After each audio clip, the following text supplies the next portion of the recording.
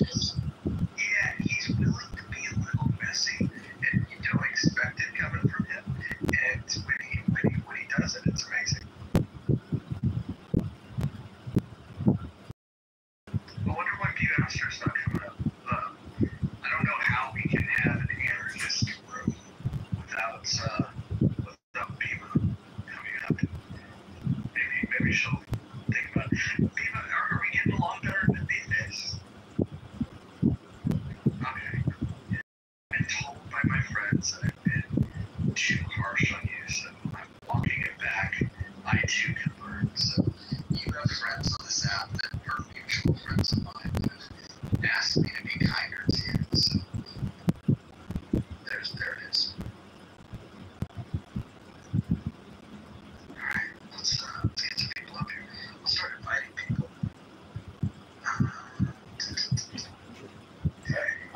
I stepped off into my other room when Anson supposedly dropped his F bomb. What was he referring to when he said it? Well, first he apologiated that, hey, we all cuss sometimes, fuck. And he just, it was a very senior version of the F word, but it was unexpected and it was good. It's kind of like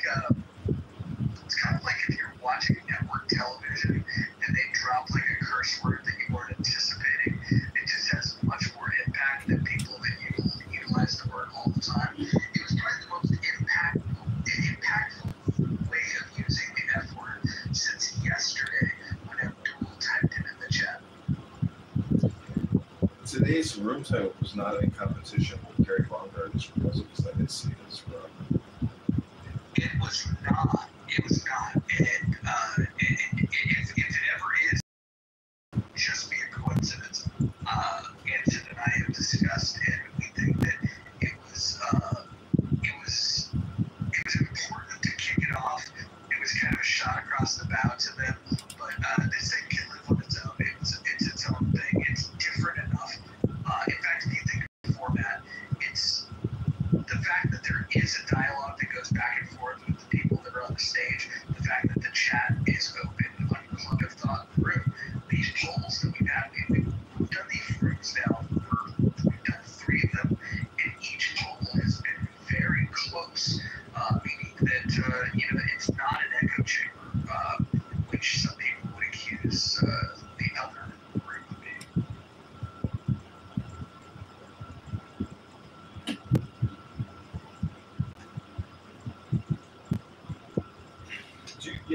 When I hear TDS, if it sounds effeminate, if it sounds angry or frustrated or full of anxiety, you ask someone, what's one thing that Donald Trump's done that you like or approve of, or even suggest. I mean, it's like an attitude about, no kings, resist always, orange man bad.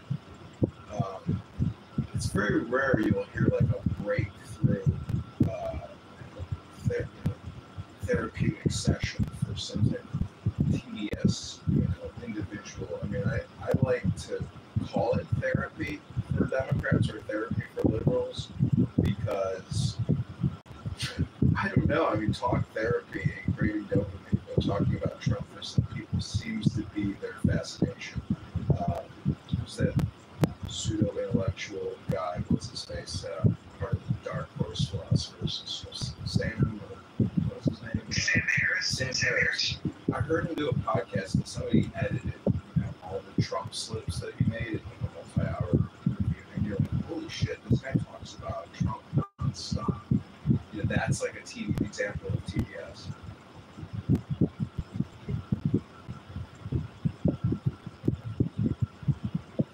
I also want to thank people who participated in the poll that we had earlier in the month, where we were asking about the best moderated spaces on Clubhouse. The options were politically correct, closed out, down the polling, and the other 3 were pretty close, tying for second.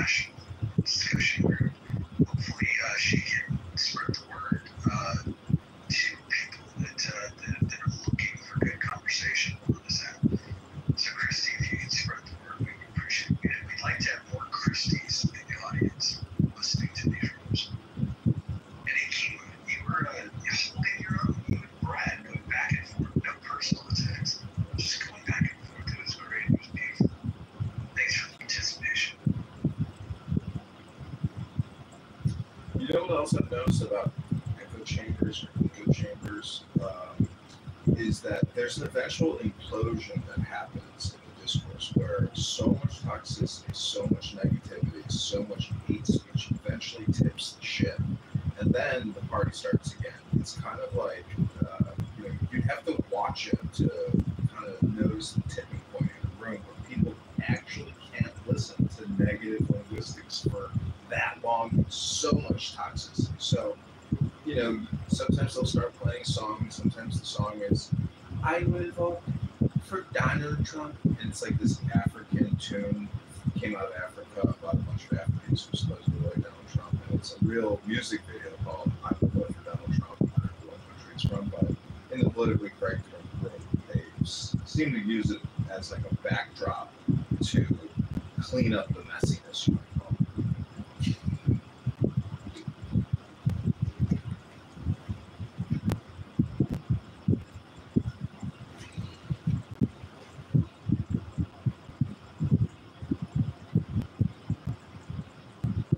Sorry, I got a message from Hanson. Tomorrow's room, which I will not be able to attend, is going to be about K through 12 education. I don't have a title yet, but he wants to identify the problems with K through 12 education and ask the question, how do you fix it? So for those that care about education, maybe Joe B, consider participating in that. That would be fun. I'm going to get a poll going. Guess, give me a number. Oh, welcome, Nye. I like how Nye has emerged as the app's default moderator when people are looking for that balanced approach. It's going to be a blessing and a curse to be that middle, that neutral person. I know that you caught some strays today because of it, but I thought you did a good job. Mediator. That's what Grace is. Yeah, no, there was no way I was going up on that station. Yeah, somebody has to do it. If I'm the go-to moderator, mediator, not moderator, mediator, the fuckery. It's a hat that I'll wear occasionally. Trey and I have battled before, but when I left the room, he and I had a nice little cute discussion in the back channel. We settled our grievances. We're not fighting. We're not enemies. And, we've had heated exchanges before. And I'm glad we reached some common ground. So going forward, we might be cool. Maybe. We'll see. Hopefully.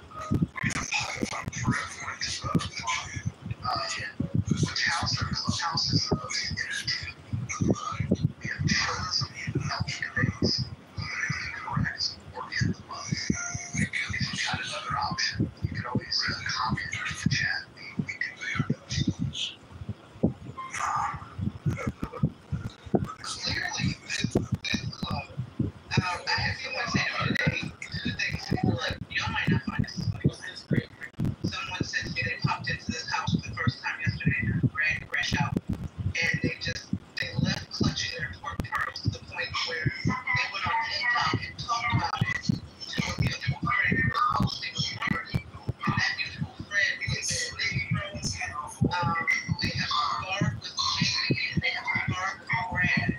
And that person said, if you ever find 9 on this app with white men named Brad, Jamie, get your popcorn ready. This is gonna be wild. And I thought that was perfect, accurate response. That's how any role that Brad operates.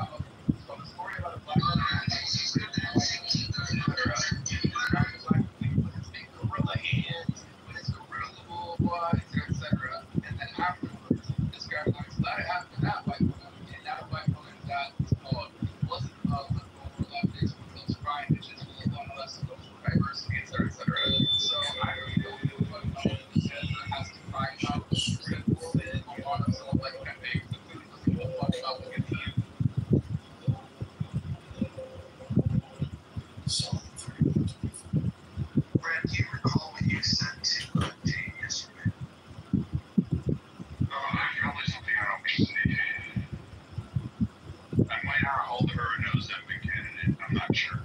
No, it was worse. It was worse. I don't even want to say it out loud and repeat it, but I'm going to back channel you what was said.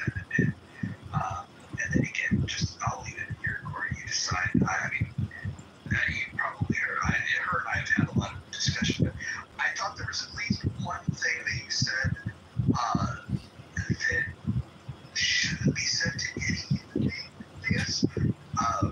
But I will back channel what it was, and then you let me know if you think that I'm wrong, right? And I'll just leave it right there, and I'll shut it up. XG, can I ask you a question there?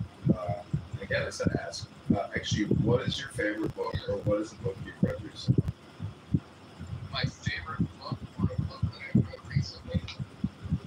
It's gonna be some of my K-pop. No, my favorite book, Earrings Gone World, that's a really good fucking book. And let's see, what I read recently. Or the only one that's close to me is the fucking Marx, so in Marx House Church.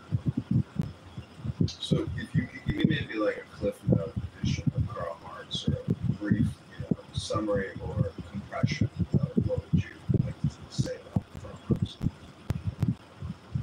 Pretty cool, dude. A lot of people blame for some shit that is not attributed to him. Yeah, that's all I'd say. It's a pretty good dude. I like his economics, some people don't. That's about it. You know what I like?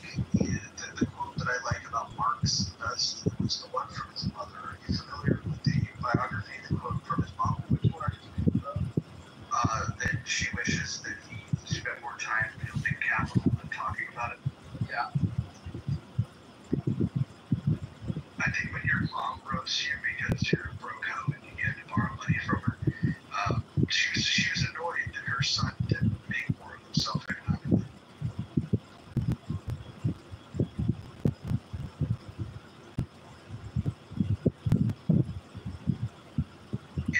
It's actually a great quote. Like if you think about it, like I don't care who you are, if your mom is roasting you, that's pretty fucking bad.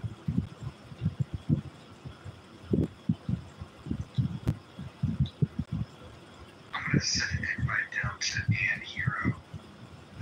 Some days I really like her, other days I don't. It all depends on the way she behaves. And invite her up. Hi Ann. How you doing? Hi, I'm blocking you now. Oh, that's ironic. I just unblocked you.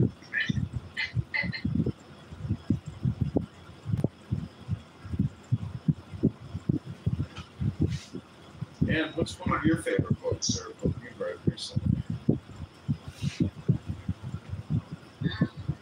Well, as of late, I just read the Bible. I haven't read anything other than that, a little bit.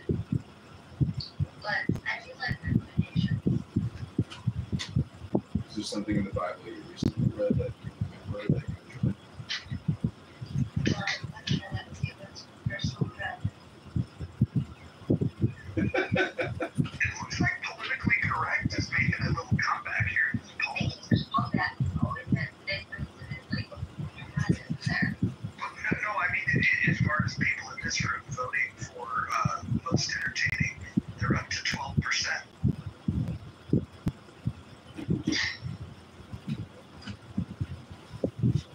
Poor children with only 6%. I went in there the other day, Monica, no disrespect, I know that's your house. But I went in there the other day, Monica, and everybody was screaming over the mic. You could not hear anything at all. Especially Concrete was the only voice in there worth listening to.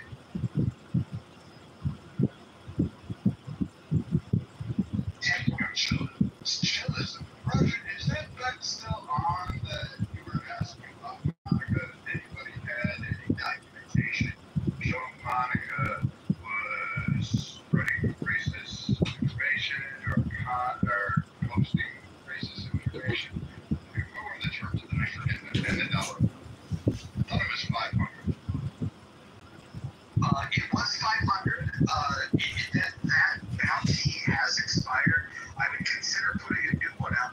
The last time this has been brought up, though, was brought up by Rich. The one thing I would just just caution people of doing, because I do not like dragging people that are in this house. I have respect for everyone. I want to show mutual respect to everyone. And so when Rich brought it up, I'll just say this. Rich brought it up and said, hey, I've got evidence that so-and-so said this really bad thing. And then, right after that being said, two different people put something in my back channel about Rich saying the same fucking thing, but repeatedly on a loop. You can't make these things up, right? And so, Brad, I would just say, if you want to go down this route of accusing somebody of saying bad things, what's going to end up happening is people are then going to send me the audio clip of you saying those things. And I just don't want to, I would rather save the embarrassment for everybody and just, why can't we just move forward and acknowledge that all of us have done and said things on this app that we probably regret, and we should just move forward. Yeah, I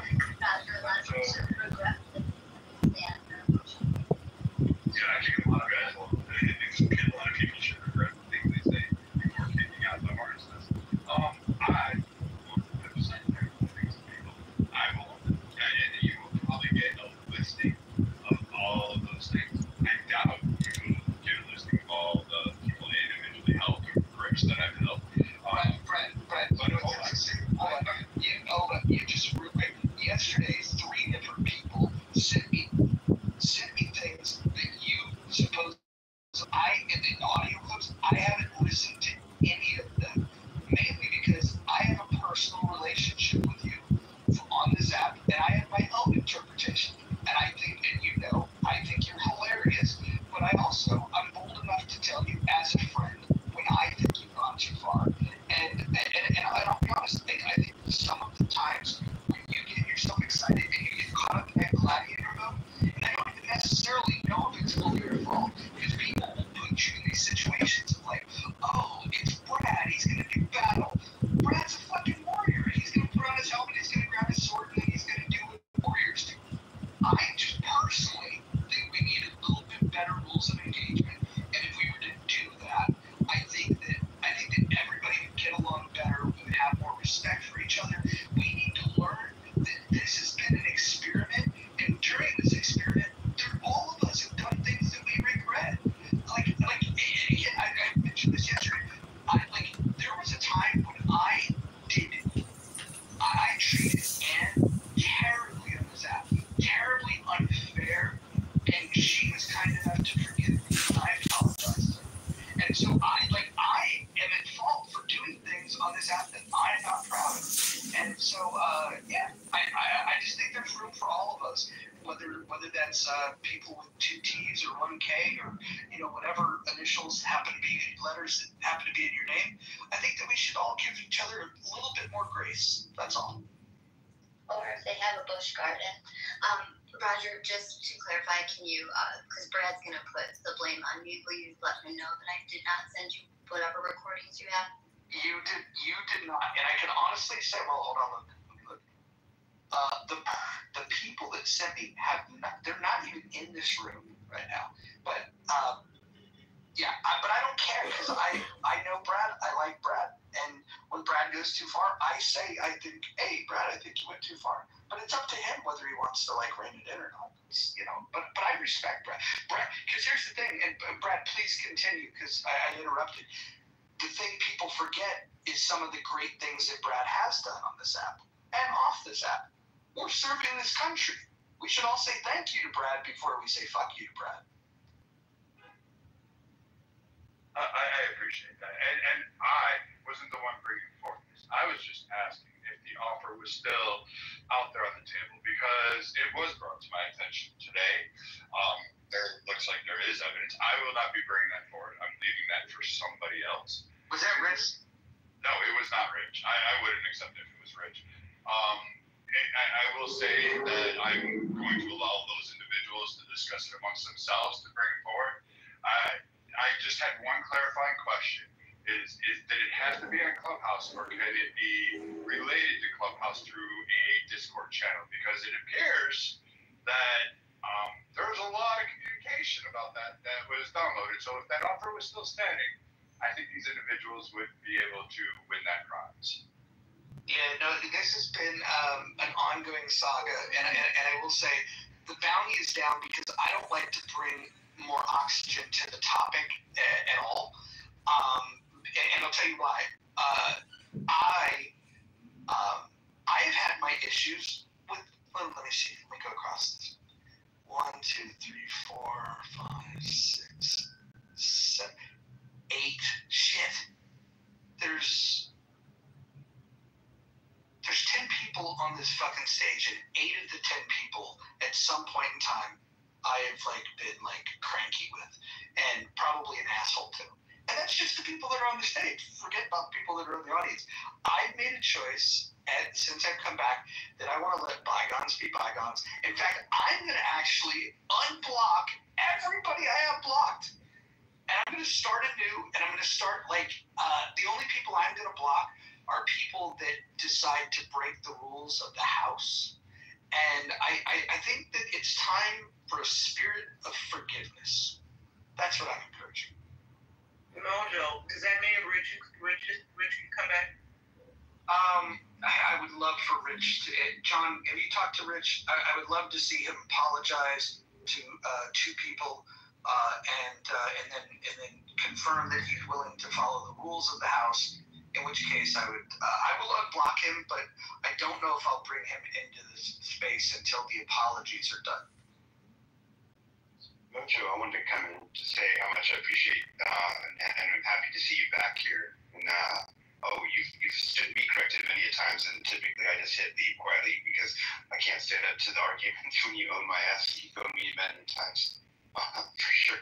I do want to say I am disappointed today that a replay was deleted in one of the 2 rooms, which we all know we're talking about. Which replay was deleted? Shy and Jasmine deleted their replay. Keegan kept his. Well, hold on. Please refer to rule number 9. Oh, I'm sorry. I didn't mean to talk about other. Okay, so I just wanted to keep it anonymous, so I won't say, but one of the replays of 2 regarding today was removed, and I'm disappointed in that. Because if you have replays on and then you delete them, what's the point of a replay? So can I ask you a question? And please. Why do you think that I can do something about somebody else that deleted their replays? How does this grievance? I know people think that I'm the wizard, the guy behind the curtain that's got all the levers that can do everything. How can I fix that? Well, I think that you're very cerebral and you always provide a lot deeper content. Just put a name on it. Who deleted it? Whose replay was it? It was Shaq. That's not to be talked about. He violated rule number 9, but I'll bring it up. And I apologize for violating the rule. That's okay. There's worse rules to break. That's probably one of the more pedantic ones, and I break it probably more than you guys do. So I'm just giving you a hard time. But no, look, I will say this. I've always found Shy and Jazzy to both be very annoying. And I thought today their handling of the content, I think it was the least messy I've ever seen them. And I found myself enjoying the content they were creating. So, yeah, very interesting. So I agree. That's why I was disappointed, because I thought that replay was far better than the other replay. Yeah, well, look, it is what it is. Everyone's got different opinions. Can I just call out my friend Hakima here? And he is a friend. He's also a liar. He says he can swim better than me. But Hakima, how come you haven't voted yet? My bad. I'm literally just. I've been hearing you guys away from my phone. I didn't vote. Kristen hasn't voted. I feel like if you're gonna be on the stage, especially everybody's getting mod badges, especially if they have vaginas. I think it's important to participate in the polls. I won't put pressure on 2T's because I don't put pressure on her. I learned my lesson with that. Well, I feel like I can't vote if I'm part of the contestants. I'm part of In the Muff. And I don't think that's fair. I think it's a little bit of my bias.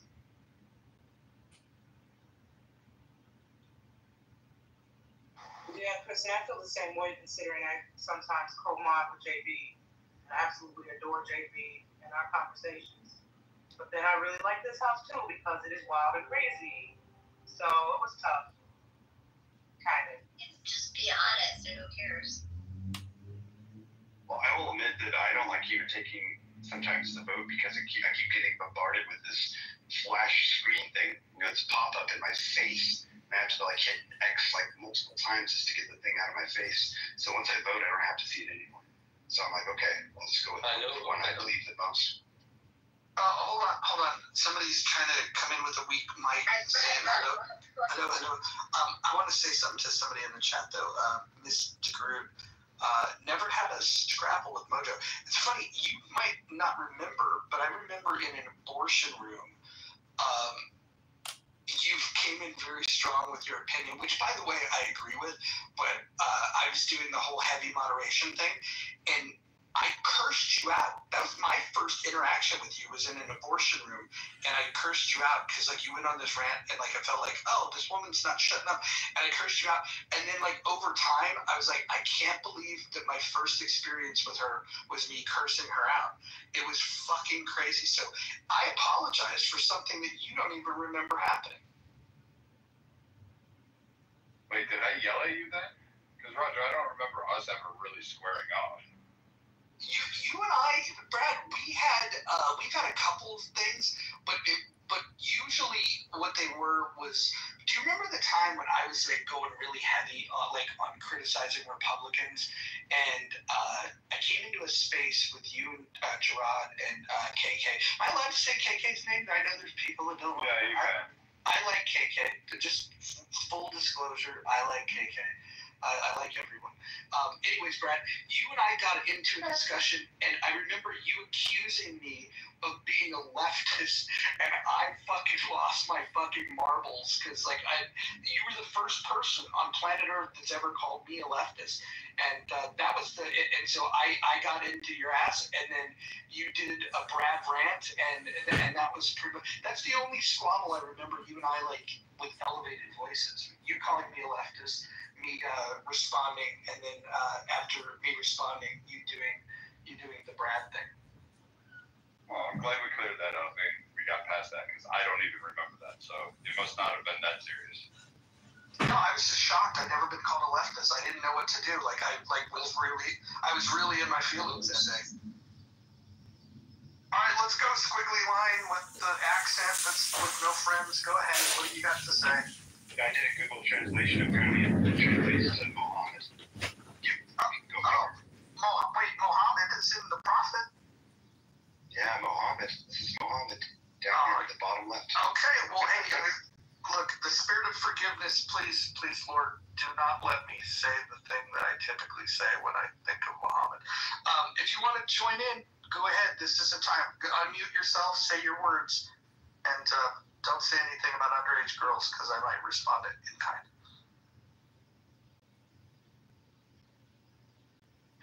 Zero friends. Yeah, he has zero friends. This is your chance. Yes, you with the Arabic language. Come on, this is your chance. You can be famous. All right, going once. Mohammed. Does he not know that he's muted? Okay, say it differently. Mohammed. Hey, Mohammed.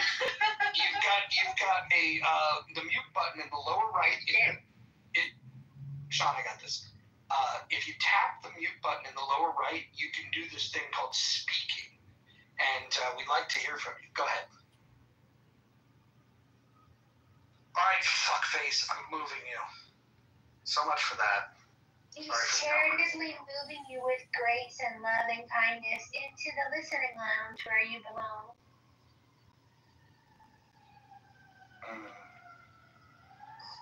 Did I just hear the voice of an angel? No, and not Mona Lisa either, apparently. Mona Lisa had a crooked smile. You had a perfect smile. Alright, before we make Brad ill, how has the muff been running lately? We've been delivering pretty much, if not 18-hour, if not 24-hour programming, 18-hour at least. Yeah, no, it's been remaining moist. Yeah, it's been moist most of the day. Here's Necro to try it out. I was asked what topic I want for the weekend replay, because, you know, I get to do a weekend room in here that's almost on my own with some great help. I'm thinking it's going to be on woke fatigue. Cindy Watson came out with her video this morning or yesterday about woke fatigue, and I'm interested in exploring it with people. Go ahead, Ann. Go ahead. I was going to say the room that, well, no, we don't talk about the room that we discussed yesterday. Do you remember or no? Which room are you talking about? What? The one about the whiteness thing. Oh, yeah. Proximity to whiteness. That's going to be a title coming soon. Proximity to whiteness. It's probably the funniest term I learned on this app. It's proximity to whiteness. You never heard it before, Roger? Not by This is why you should never mess with your coach, because when the students at this Taekwondo Academy... Yeah, no, we'll do it. Maybe we can get Hunter Shackelford to come in as a guest speaker. Yeah, spend enough time around the pro-black crowd, the militant blacks, you'll hear that term quite often. Yeah, Monica, I don't know if you heard me, but if you do the whole fatigue room, please ping me. I'd like to hear that conversation. Well, if you have time, I'd be honored that you co-mod it with me. Yeah, let me know. Let me know in advance so I make sure I have time. Oh, hold on. We got the Muslim back on the stage. Go ahead. You want to speak?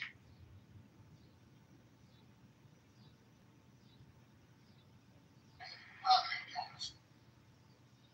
I could do this even if I wanted to. The Gaming Commission would never give me a license. I'm at least 2 done in gambling and won't make it fix. You want to sign a protest? Yeah, I don't have to have a license to work in a I casino. guess. He's on break from fucking little girls. State law says that you can work in a casino while they're Monica, that does sound like a good roulette house you're buying it.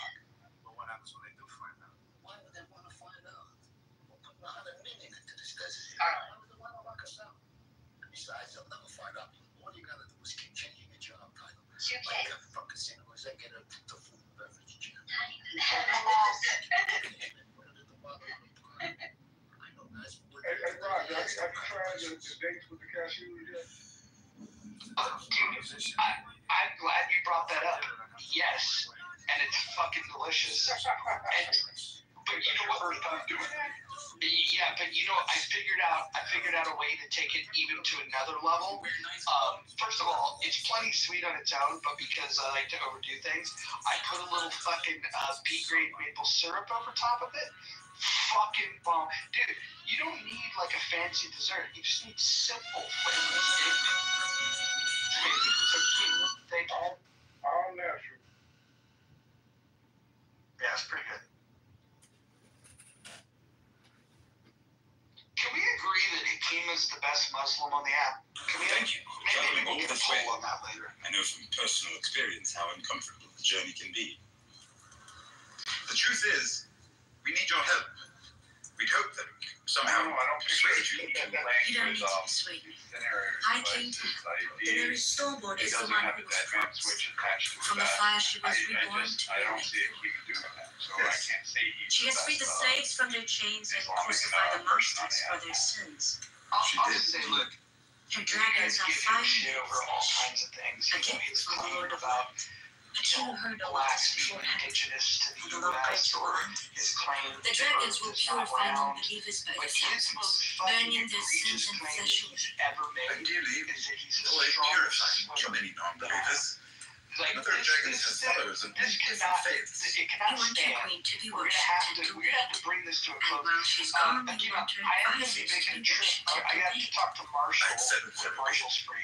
I will summon Because I the want to most coordinate the trip with eloquent. Marshall They will to go spread to the word. Illinois. Daenerys has to been help, sent to lead the people against the Kitover darkness. takeover. In But this war, when I'm in and in Illinois, the I'd great love to war meet up still with to you come. at maybe That sounds most absolutely. the campaign headquarters. Kitover, we can welcome us to the Lady Hawk. Well, I mean, we'd have to do some type of, background check or purity test, like they're not going to kill me or something, when they decide to come on board and have a cocktail. Maybe a vodka martini would be the purity test. Hey, John, I love my freedom. Section 10 of the United You don't States. have to worry about that. I'm just going to tell you guys that, the last time we let the Muslims get too close to a U.S. ship, the USS Cole happened. Just saying.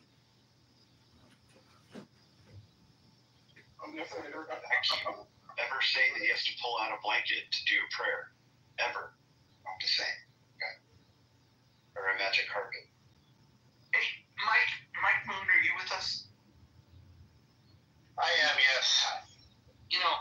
Mike Moon is somebody that has taken some unfair abuse on this app. And I just want to point out that since day one, I've always liked Mike. Mike is a fantastic photographer. He's passionate about photography. He's got nuanced political views, which is something that most people on this app do not have. And his battles with GOAT, I would actually say the Moon GOAT. Yeah.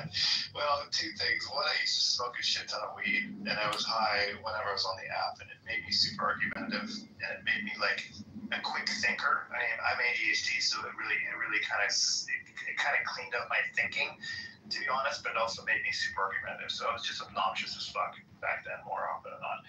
And I stopped like a year and a half ago. But the other thing is, I think I just got tired. I just got annoyed at like being hated all the time and attacked. Like, to be honest with you, I never try to I never pretend like I'm somebody else in an environment so that other people get along with me. Like, that's not my shtick. And so because I'm also kind of a contrarian person, that's my dog making that sweet noise. Because I'm kind of a contrarian person, I had a hard time finding places where I'm like fully accepted to just hang out. And so I kind of just started listening in the audience all the time more. And then I just started, there's a couple people I trust and I come on stage. But otherwise, I just do like 90% listening for 10% talking. And to be honest with you, it kind of helps me keep less stressed because I get stressed out when I talk and shit like this on here. That's fair. Do you remember you coined a term, and I thought it was brilliant. Some people ignore it. Do you want to walk us through the democratization of mediocrity? Oh, yeah. So I was a photographer for 30 years, and it got to the point where I couldn't really make a living being a photographer anymore. It's like I could before, and I still can partially. But so I went to trade school at the age of 50 to become an electrician. And so I'm an electrician during the week, and I still do photography part-time.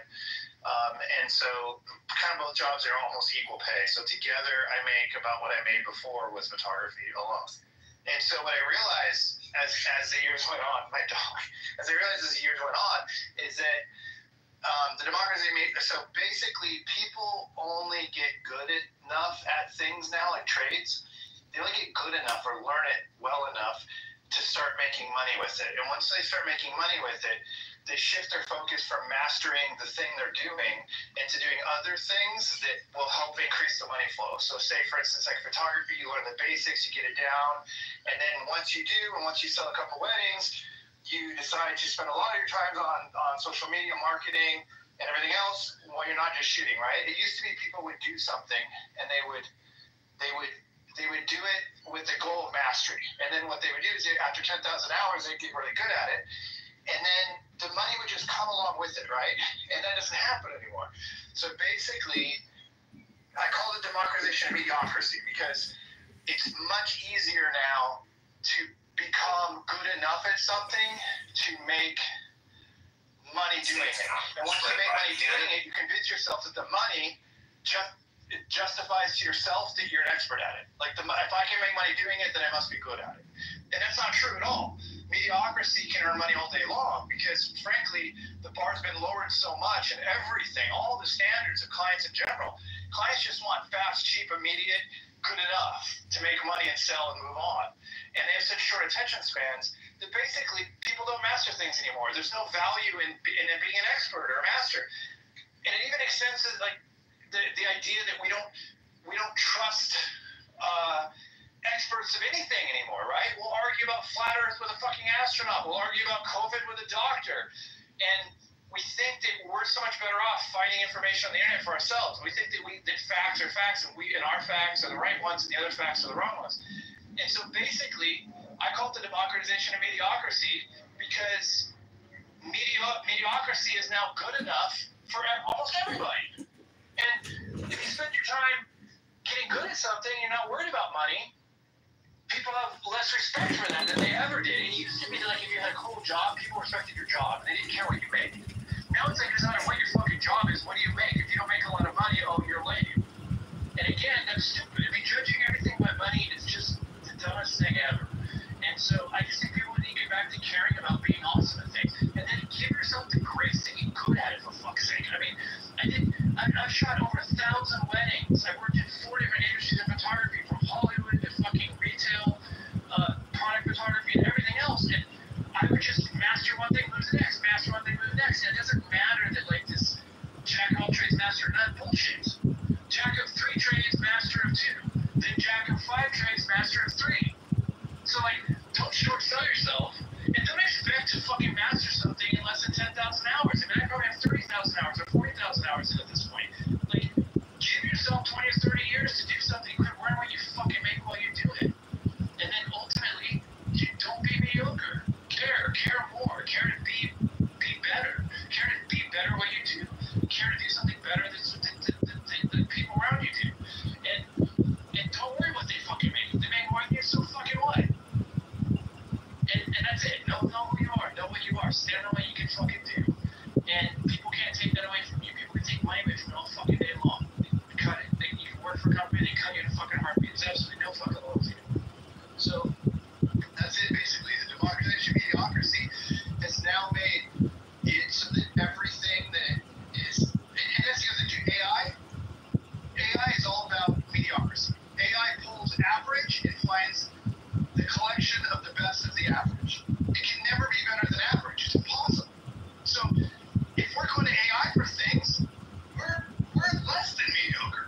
I mean, and then we go to AI and it becomes good mediocrity. Like, we can get to that level. But you're not going to be great unless you throw that to the fucking trash or use it as a tool to jumpstart what you're doing in forward. Like, that's fine. It's fine as a tool to use, but don't depend on it. Don't depend on it for your knowledge. Depend on it for your skills. Depend on it for your political opinions. And depend on it for everything else. It's fucking pathetic. I guess that's it. I mean, that's a lot, but that's, I guess, how to sum it up. Beautiful ways that my favorite people. I have to say, attention to the poll, everyone. 11. I think that's a lucky number. And guess what? In the vote, it's 69%. That's a triple poll. Yeah, that's what I'm saying. Okay. But my OCD is having a problem with the result of 102%. I don't know why Clubhouse can't fucking roll out a poll feature that can track these numbers in an accurate way. Like, 102. It's fucking weird. Yeah, it's hilarious. I didn't see that, but that's hilarious. The title of the video for Kitover 2, see if you missed it yesterday, John Kitover, who's running for Congress with the goal of educating the public on how the government's borrowing and spending is a national security crisis, as well as mortgaging the future for your kids and your grandkids. John Kitover, he finally got his website up, and his campaign is set to take donations. And right when he was able to do that, we started a room and we or something like that. Learn about that. Funds. What are we told that? We generated $510 yesterday through Clubhouse users, and I'm gonna match it. So over 1,000 yesterday, and thank you all, you beautiful Clownhouse Clubhouse people. I can't thank you enough. It's a big shock, and they take a little percentage on this antidote website, but the funds will be in the checking account. We've got Craigslist ads up trying to recruit people on the ground to generate signatures on ballots. And Mojo here, Positive Vibration Mojo has offered to fly out to Chicago to knock on doors with me and Marshall Rankin. Yeah, we're going to not just knock doors, it will be a training exercise to teach people to knock doors. We will get this campaign going. Hopefully within 2 to 3 business days, we can get enough signatures to get him on the ballot. And if we don't hit that goal, we'll at very least have an army of people trained to be able to help the cause. The first goal here is to raise enough money to have paid volunteers that can go ahead and get the ballot access. Ballot access is the goal.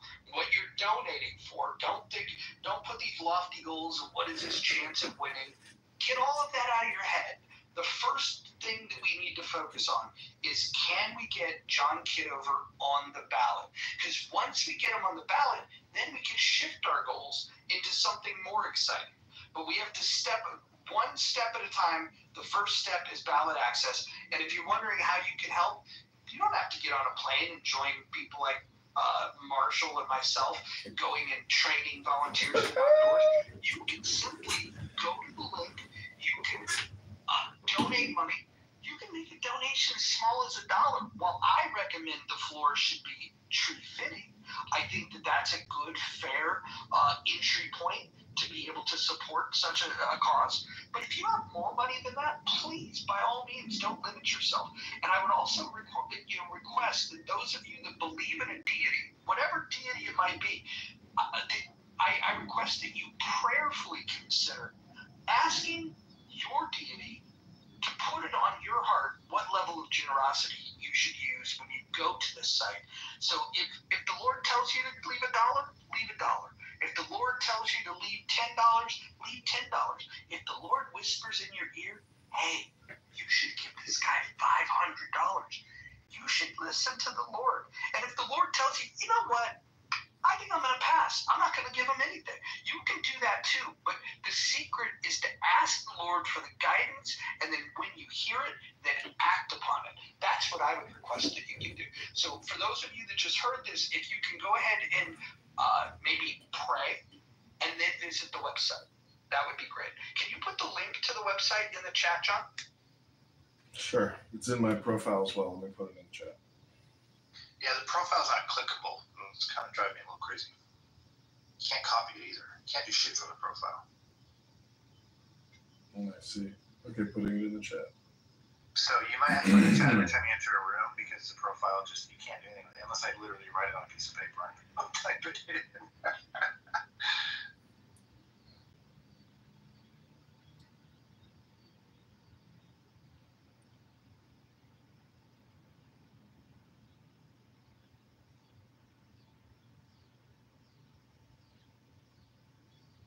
I think we've made a lot of progress just on consensus or herd psychology of the debt. And today it's been announced that the July 2025 debt is at 290, or deficit is at 291 billion. So if you multiply that by 12, it's a hell of a lot more than $2 trillion a year we're adding to the national deficit now. So it's only escalating. Well, can I just point out this poll is taking a shift here? Healthy Debates is breaking from the pack of second place entertainment houses, and they are now sitting at 13%. They moved ahead of Chillism and Politically Correct. Yeah, earlier you had a poll, right? That was which house on Clubhouse has the best moderator. And for that, I said Healthy Debates, and it was mostly because I think moderator-wise, JB is the best, I guess, for the format he does. See, Elton Myers do a little different kind of format. You're great, but it's more free flow, which is not as hard to moderate as what he moderates. Some of the rooms he moderates, it seems like they're harder to moderate, and he manages it well. And he's really incredible at getting everybody an opportunity when they show up. He pays attention. He looks at the screen. He watches. If you pop in the room, he says hi to everybody. Like he's just highly professional at it. It's pretty strict, to an extent. So there's not a lot of talking out of place and stuff. We do allow more of that, and I appreciate that more. So that's why I said he's the better moderator. He's the best moderator, but I think yours is more entertaining. If that makes sense. It does make sense. That's why I changed my vote. Because actually, that's what I was thinking of, Mike. With the moderation when I voted in this poll earlier today, I was thinking of moderation. But in hindsight, that's the change in my vote. While I agree with everything Mike said, JB runs a tight ship, very good at greeting folks, and again, from either side of the aisle. But that said, respectfully, I'm not crazy about some of the topics that he chooses, whereas some of yours, I gotta hand you. I gotta say, Butch, the reasonable debates that wasn't available today, but it's nice to see some actually, people coming together from different sides, talking about sensitive stuff, but I don't want to make Ross without talking about his love. And I gave it my joining group title at the end of the day.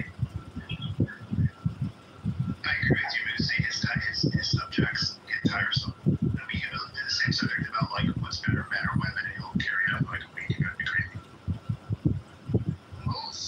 Well, I get questions in my back channel about healthy debates because, as you know, I spent a few years over there, moderating rooms, and the reason why I don't moderate over there is because Clubhouse has gotten a little more picky about the things that you can do or say, and like for whatever reason, I become a target. So I didn't want a house that has nearly 50,000 people to be put at risk because I can be controversial at times, and so I remove myself from that house in that regard. And so having a smaller house like this, a growing house, if this one were to get clipped, we could start another one tomorrow. It wouldn't be as painful as a house that has almost 50,000 people in it.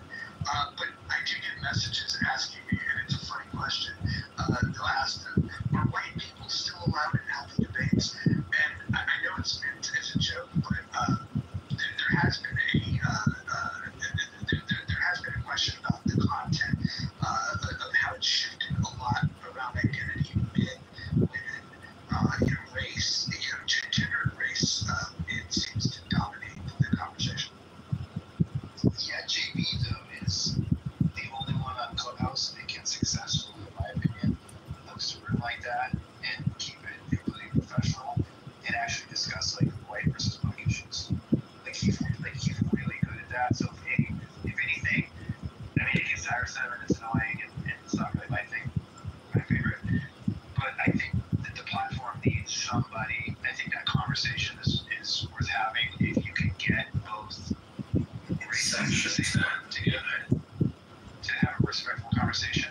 So I kind of feel like that's a conversation that needs to happen like Wednesday, 7 days a week on Clubhouse to counteract all of the bullshit that works. And if Jay wants to take that mantle, then he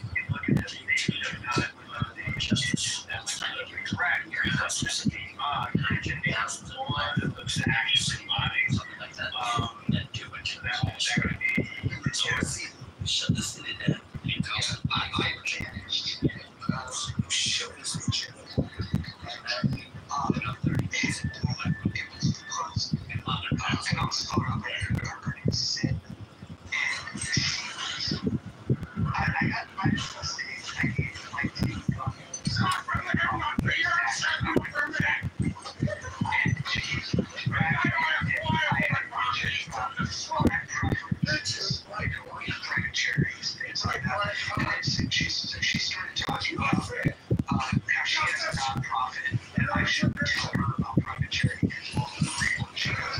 And then I just simply said, hey, that's great that you're doing these things. Why don't you go ahead and put your private charity in the chat? And I'll make a donation of $500.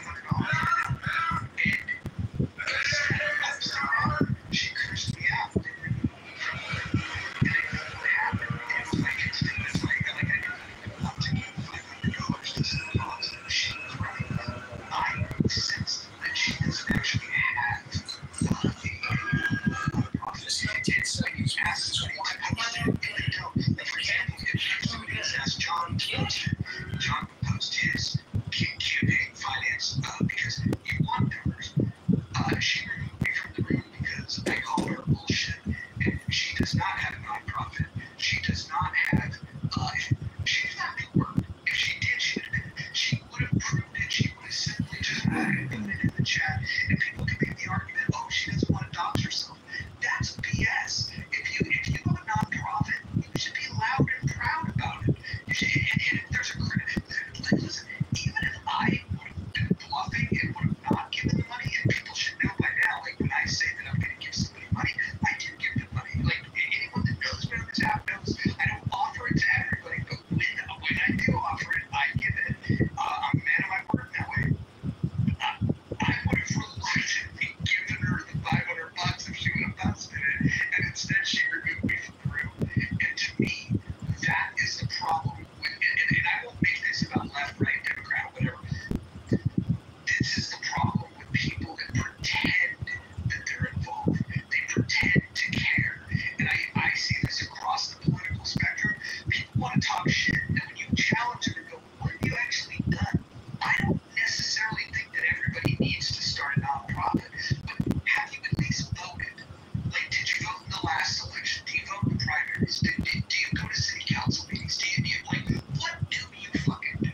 And if you're doing nothing at all, if you've never wrote a letter to the editor, you don't have to be shamed for that, but you do have an opportunity to change it, and you could start doing something.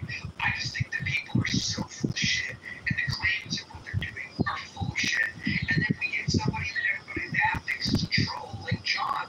John saying, you know what, I'm going to go ahead, and I'm gonna run for office. I'm gonna put my neck on the line, and now what do? We rally around John.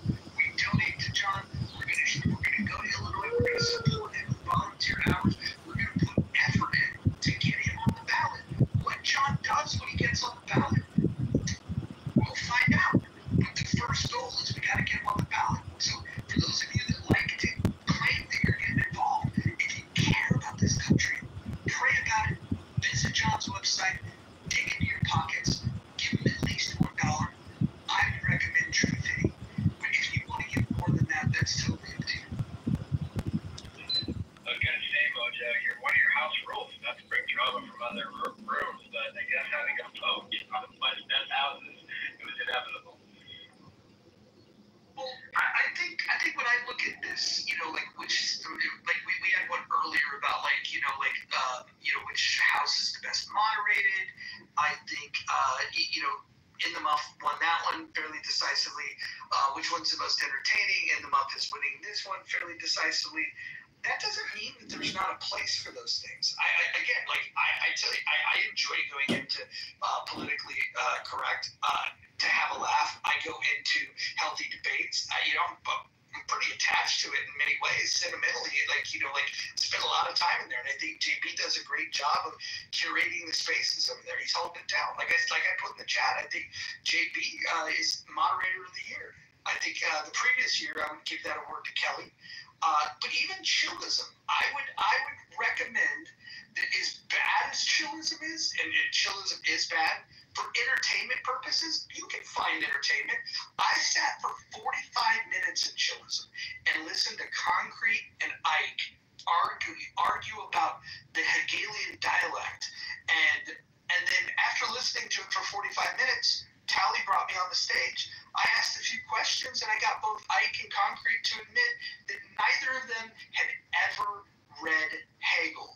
Now, I can mock that and make fun of it, but it was fun as hell to be in a space where people are making claims about what an expert they are on a topic, and then when you come to find out, neither of them have ever read it.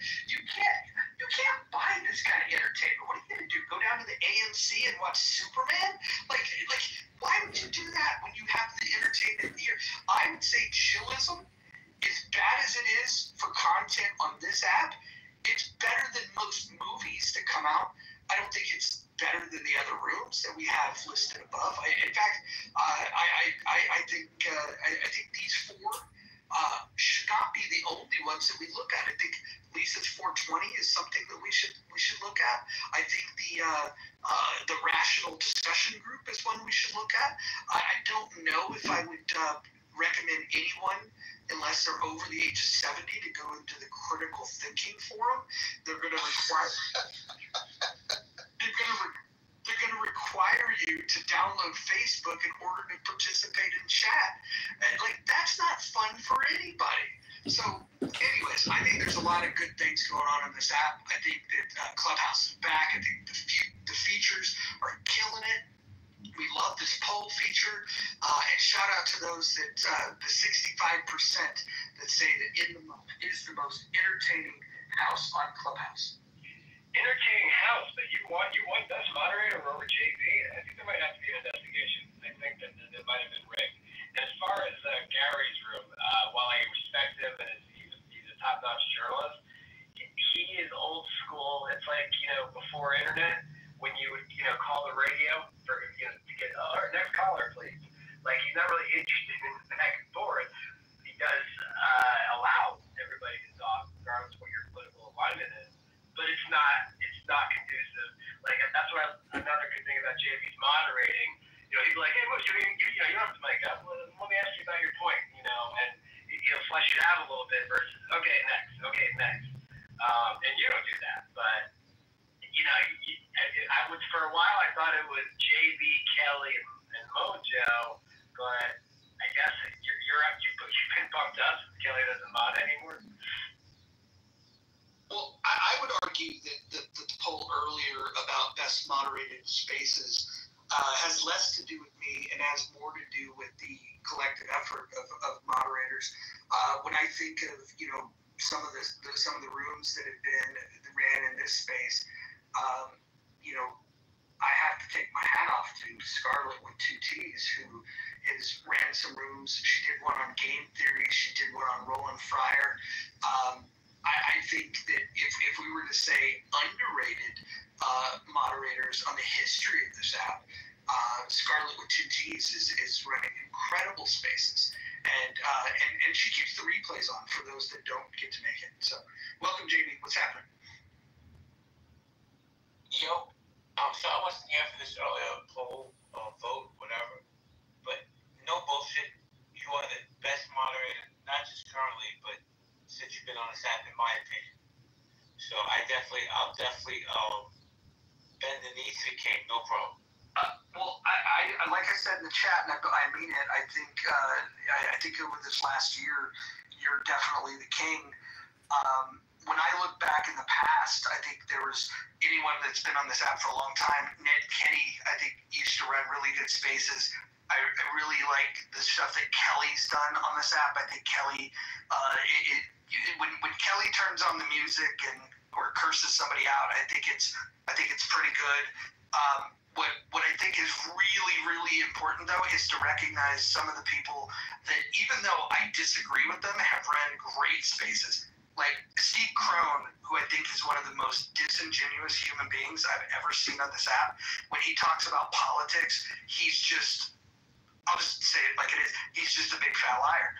And he's super dishonest. But when he was running movie rooms, Steve Crone's movie rooms, his expertise, like in film, and the people that he drew into those rooms were fucking amazing.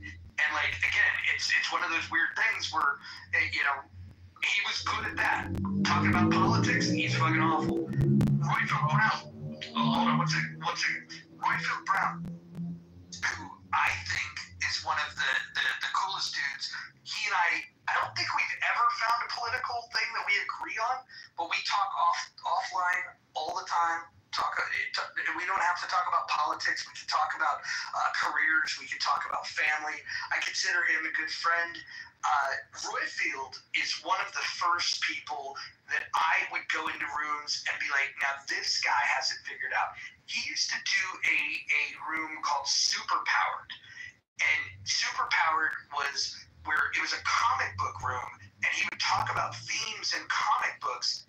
And for anybody that's ever, read comic books, or maybe you watch the comic book movies, Royfield knows his shit when it comes to comic books, and those spaces were super fucking entertaining. So there's been a lot of people that have come and gone. I think Dawn Fields, her movie rooms were really good. Daniel Mendoza did really good movie rooms. There's been a lot of high quality shit that's been on this app, and there was a time in Healthy Debates when there was a crew of moderators where there's been division that separated some people, but I can remember a time when we would do a room and there was diverse personalities from JB to Rowan to Dr. Jordan. You got Kelly cursing people out, and then you had Brent, who some people love him, some people hate him. He could add a lot of value if you were talking about court cases and how the law works, shit like that. I think that this app is on its way back. It's rebuilding. I'm starting to see people that have been off the app returning to the app. And so, you know what? Well, Roger, you forgot Uncle Steve.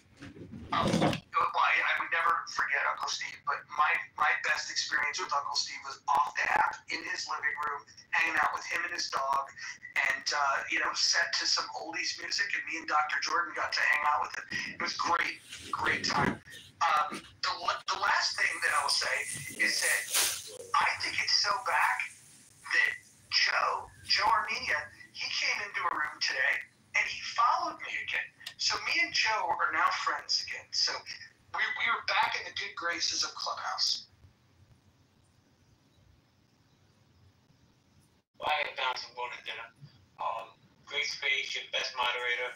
What's up, Roland? Good to see you. Catch you guys later. Nine, love you like a fat kid loves cake. Love you too, Lou.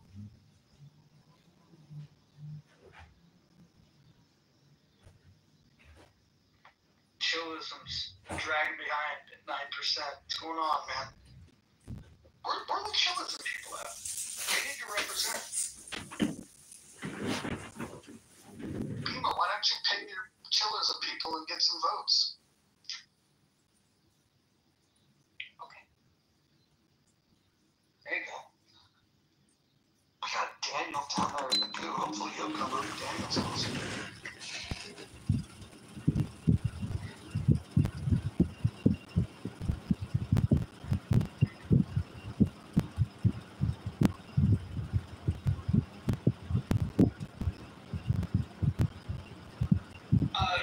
John, do we accept donations from Australia?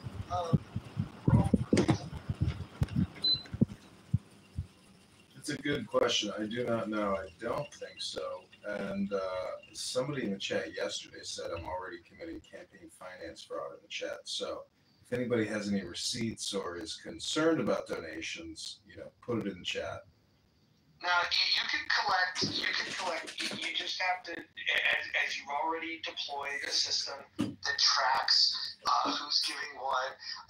What your opponents may do at some point is they'll point out that what percentage of your donations are coming from outside of your district, and they'll try to use that against you. But you just got to remind them that while you're representing your district, you're also representing the United States of America. Yeah, agreed. I mean, you can try to donate on the link in the chat. At some point, if you want to change the survey out to make it easier for people, you can do that later. But yeah, I mean, you can try to submit and we can see what happens.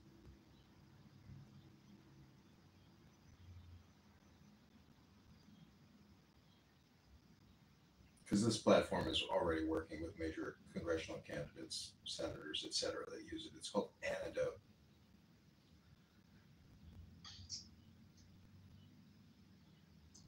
Hey, Ro.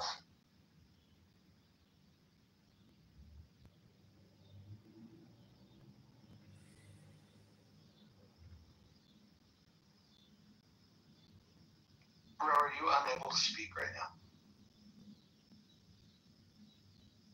All right. Well, we've had a fun day on the app. We got 38 votes. 2/3 of the people believe that this is the most entertaining house on Clubhouse. I'll take it. Healthy Debates moved into second place, and politically correct third. Chillism, number 8. 8% in fourth place. It's amazing. I think this is about right, though. I think that ranking is true. I think we're the most entertaining. Healthy Debates, number 2. Politically correct, number 3. And Chillism, number 4. Does anybody disagree with that order?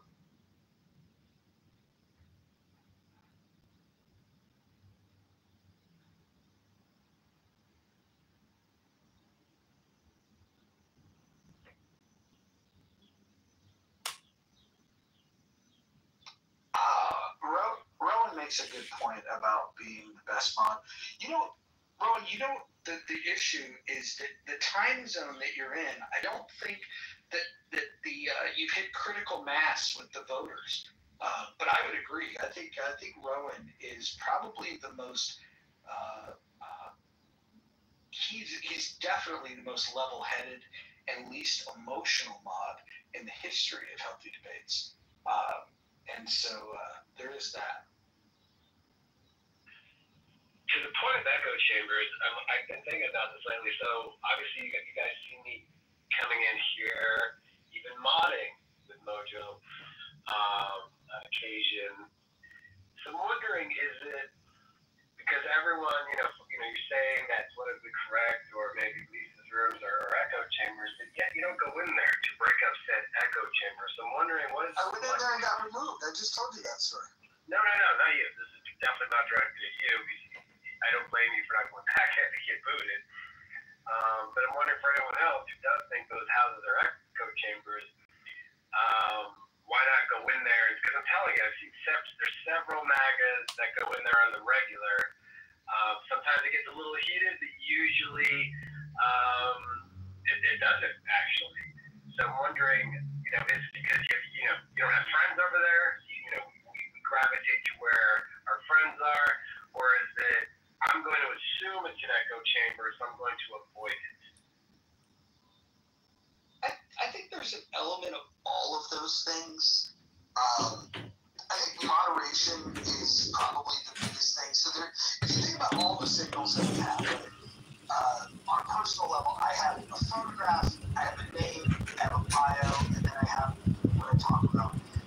When I create a house, there's the house and the rules. When we create a room, there's the title, and then there's all the other tools that we have. And so you can create like a vibe. And I think every room has a different vibe. And one of the things that I've noticed about houses like this, or Healthy Debates, or Chillism, for example, and welcome Tally, by the way. Tally's my favorite moderator from Chillism.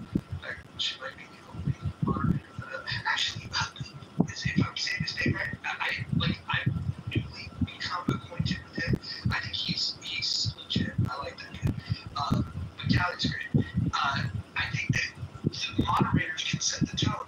My criticism, I can criticize all these things. The criticism for this particular place, this house in the buff, is that maybe we're too eclectic.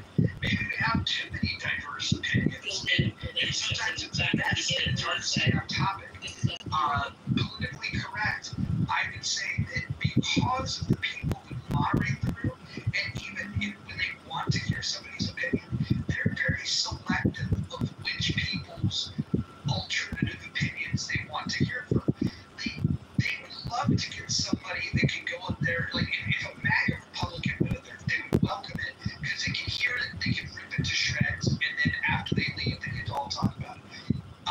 That's their choice. If I go in there with a nuanced opinion, and I battle, and they try to put me in the MAGA box, and I go, nope, I don't accept that. Oh, well, you're a Republican. Nope, I'm not that. Oh, you're a conservative. Nope, I'm not that. They don't know what to do, and so that's why I get removed from those spaces, because they don't know how to handle nuance. And then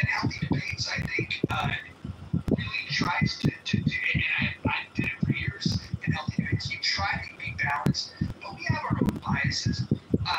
The topics now around like race and gender, not exactly my cup of tea. I'd rather focus on ideas than identity, but that's just me. And then chillism, and I'd love for you, Tally, to jump in here and tell me if I'm wrong about this. My criticism of that is that you have incompetent mods. I'm not saying you are, but there are mods that are completely fucking incompetent, and then the rules themselves allow for chaos. So people like Concrete can run over a conversation with impunity, and there's no way to have a real conversation. Tally, do you think that's a fair criticism?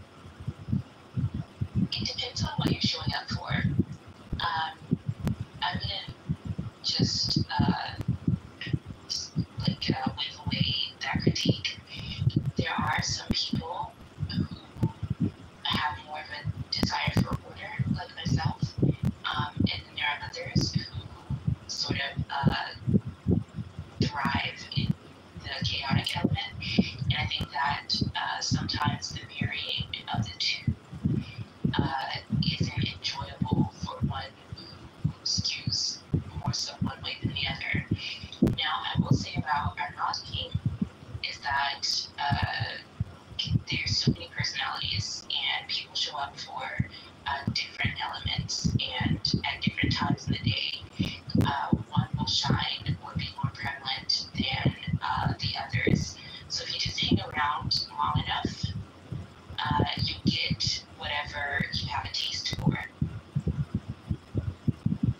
Yeah, that's fine. And I've made it a habit where I only will raise my hand in that room if you're modding, because it just doesn't make sense for me to participate otherwise, because at least I know that there is some moderation. And then sometimes I get tricks where I raise my hand and you're there, but you're not really there. Like, I don't know if you're sleeping or working or whatever. And then when I realize, like, oh shit, she's not modding, then I'll leave. But I do like popping in and just hearing some of the nonsense that goes on in there. It's almost like visiting a fucking like zoo exhibit where where you just have animals in the wild just behaving badly, and it's very interesting. But I can only take so much of it. But I understand why some people would find it entertaining, because I find it entertaining from time to time. Yeah, we consider it like an arena. It's a sport. I would say more like the Olympics. Well, there's various sport available, and I would say jump in during the times where you believe you would most enjoy yourself.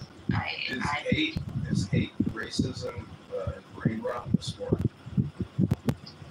Well, as I've said many times, free speech is very empowering. So people feel empowered to say the most vile nonsense imaginable, and then some other people, like myself, use the free speech to explore ideals that might get us kicked out of rooms like politically correct, just for having thoughts.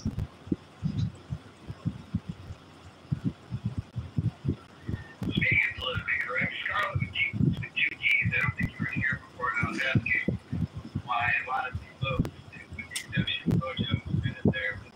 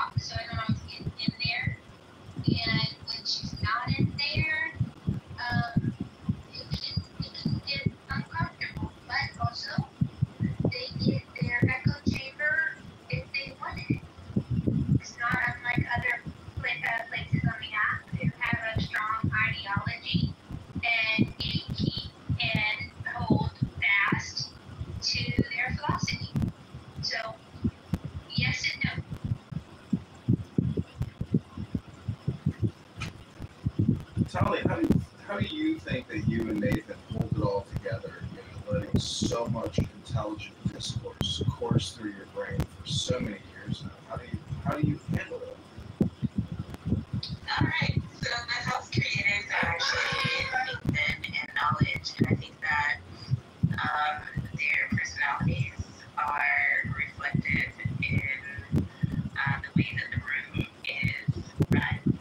And I will say I have become a better speaker. My thoughts, not that my thoughts were disorganized before, but better communicating in a way that is receptive to the audience or the other participants. And I will be grateful to both of them for allowing me to explore that way and become a better speaker. Let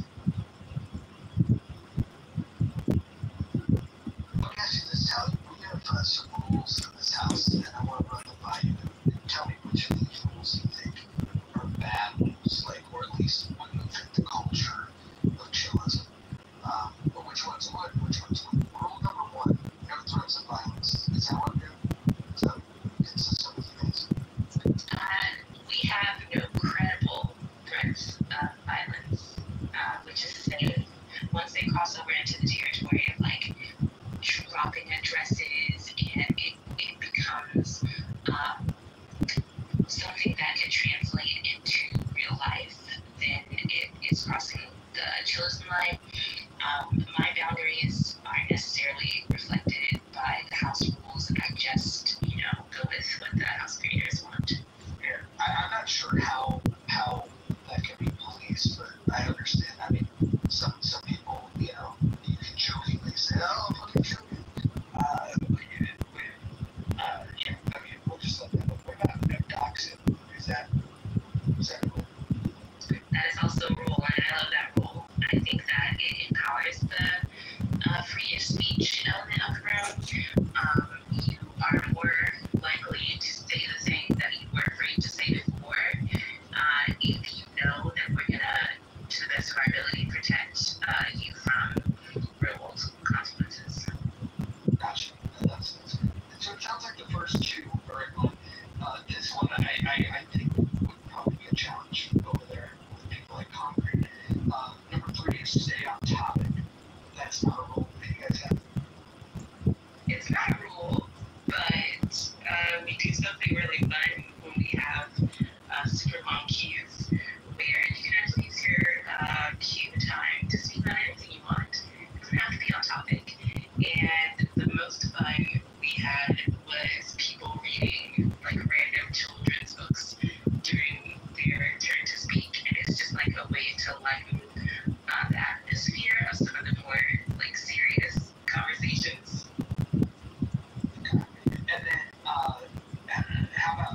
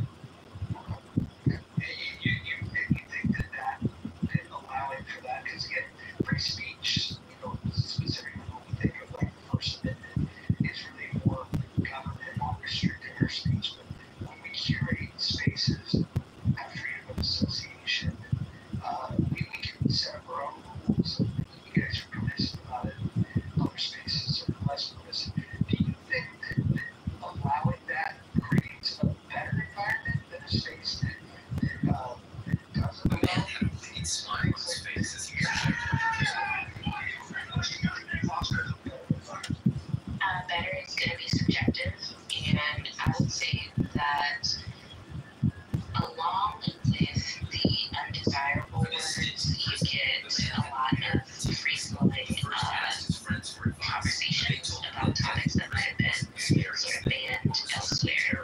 So you sort of have to take the good with the bad. Now, it's not that you can say whatever you want with no repercussion, because people definitely push back against not only your ideals, but also your use of such words. And I said also push back loudly. The man decided to become his disciple, to undergo intense training before heading to prison. At 5 million, he was warmed up with his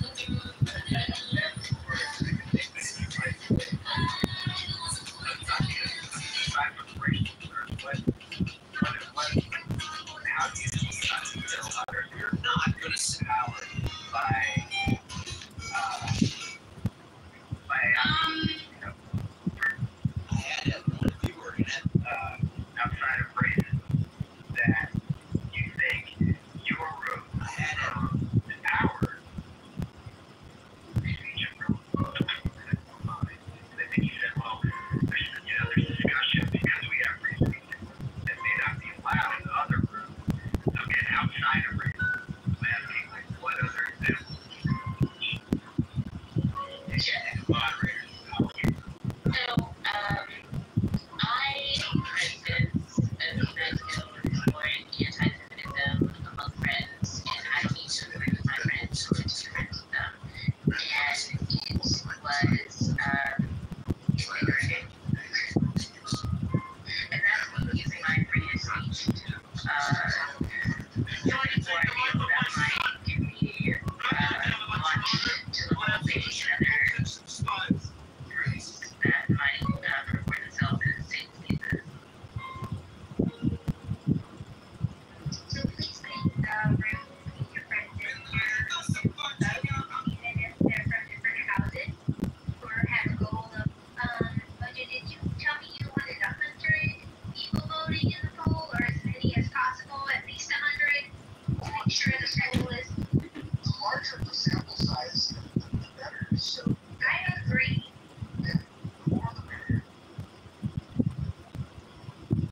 You know, we don't have control of rigging this vote, like our elections. So, you know, even though the poll might tally 102 or 105%, that's not us, that's Clubhouse, and we do want as many people voting in this vote as possible.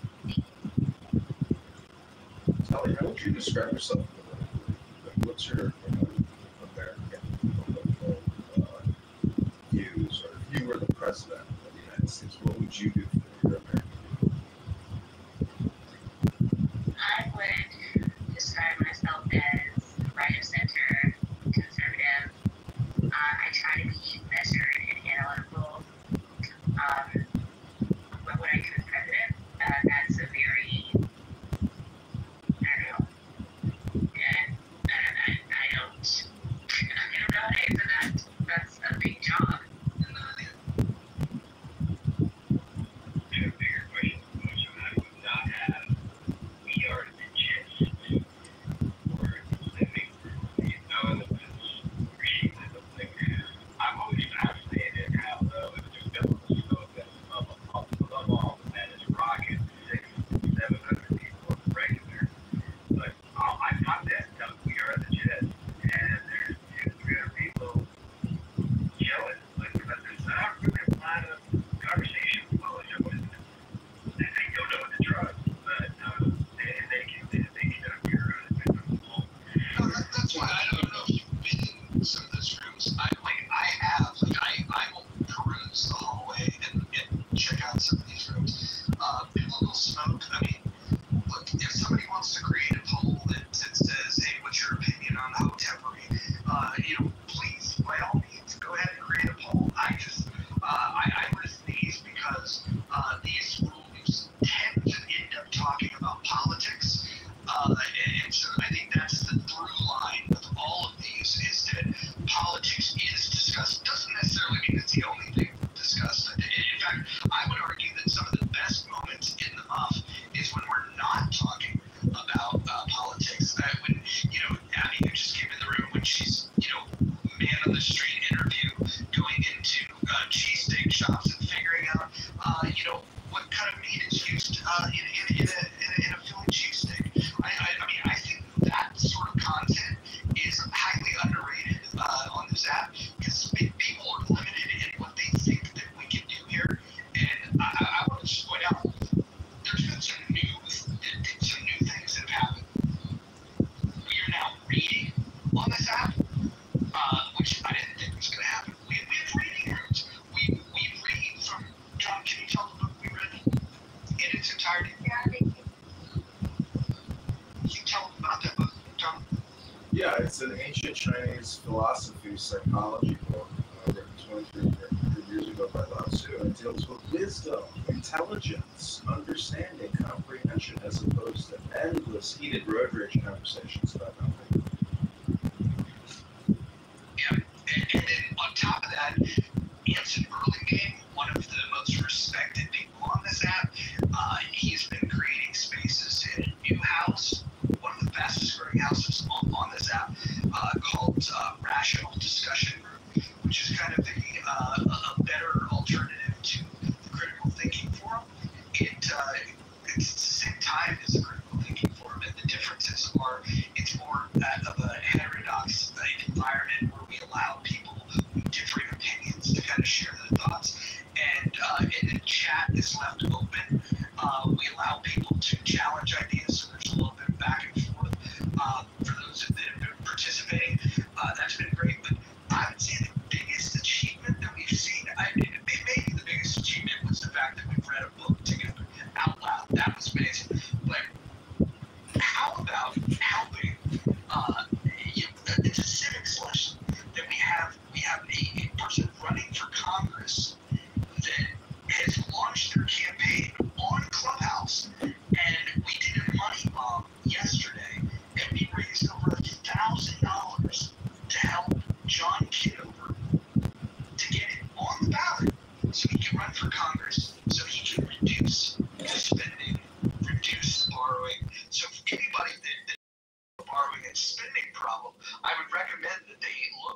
John Kitover for Congress. John, how many people in the room do you think comprehend that book that you read? The Tao Te Ching? Well, I would just say the fact that we were able to organize and actually, STFU, shut up, and actually read a book together and do it efficiently was a practice in team development and building. It was a great experience. So I don't know how many people comprehend it because I've read it many times, and every time I reread it, I go, oh my, I cannot believe how profound it is. And why? Because it acts as like a gestalt to a certain extent. Like you can use it as a tool to reflect on whatever you're thinking about. I don't know. It's an important and intelligent book. It sure is. And as somebody who's acknowledged your intelligence from the moment I've met you on this app, thank you for presenting that information in that book to this crowd. Yeah, and it's interesting is I heard a lot of opposition that the Chinese communists utilized that book as inspiration for their revolution. And I would just say that if you don't agree with some of the phrasings in it, well, then it's a challenge for you to read it. And everybody read it like a pro. It was impressive. Thank you very much. And you're awesome. We have a very close race for second place for most entertaining house on Clubhouse. I hope that people will fully participate in the voting process. I don't want to call people out, but I can see if you voted or not. And so when I'm looking at your profile photo and I see that you haven't voted, I don't want to call you out by name because that would be uncomfortable for some. But man, wouldn't it be cool if more people voted? Yay. Yay, democracy. Let's see, we've got 49 votes. Let's see if that little shaming can get us to 50. Let's see. No, nobody showed up. Nobody responded to that. Dude, you better vote. Joe, you better vote. I'm posting in the Discord and also the Telegram that I have. I don't care about names. Bro, you better vote. Kristen, you better vote. I'll just say it. So how should I vote? Which one entertains you the most? And by the way, you can determine what you view as entertainment. All of them are amazing, and they have. I don't know. It's kind of like I don't know. I would just rather just not vote right now. Well, how long? We're trying to get to 100 votes anyway, so Mojo, will we have that? Can I just say that that's the most woman thing I've ever heard? Like the indecisiveness. I mean, you're entitled to it. You don't have to vote, but anyways, it is what it is. No, please elaborate. No, like I don't care. It's like I don't care what we need. You want to talk about me? I don't want that. Well, I don't want to. All of them are just they're incredible. I'm not a very competitive person. Well, this is more about appreciation than competition. Think of it this way. I know. Well, okay, Kristen, do you have a favorite deli? All right. You want me to make a decision? I'll make a decision. There you go. That's it. You got what I was thinking. Awesome. You know what my decision is? Not to vote? Yeah. Yeah. Oh, I love that for you. Yeah, that's fine. That's fine. We need nonconformists too. I appreciate that. I would probably not be responding if somebody was pressuring me to vote either, to be quite honest. Can we get little stickers that say I voted? Oh, that would be great. You guys could PTR I voted or use the GIF function. We could do Clubhouse. God, you got me saying Clown House now. No, Clubhouse. You know how they used to remove your profile picture and used to put your own everybody. Then if you voted, then you need to remove your profile picture and put Mojo's picture. You know what's crazy? You know what's crazy? When we vote, there's this little thing on our PTR that proves that we vote. I know, but you're talking about stickers, and then she put the sticker. I'm gonna guess that Rowan is on Club Deck and can't vote. By the way, if anybody's wondering, what are they talking about? What poll? if you can't see the poll at the top of the room, you probably need to update the app because there's a new feature that you're missing out on, which is really fun. It's the thing we're all talking about right now. Right now we have 53 votes, and in first place, I won't even tell you who's in first place. You just go ahead and vote, and then you can see it yourself. You'll unlock the results for yourself by voting. Adams, I have a question for you. As long as it's John Kitover unrelated, then I'd be happy to answer it. I don't know if you're probably asking, what it's relating to. You might want to go back to Kitover when I ask you this. What would you think about reinstating Rich to In the Muff?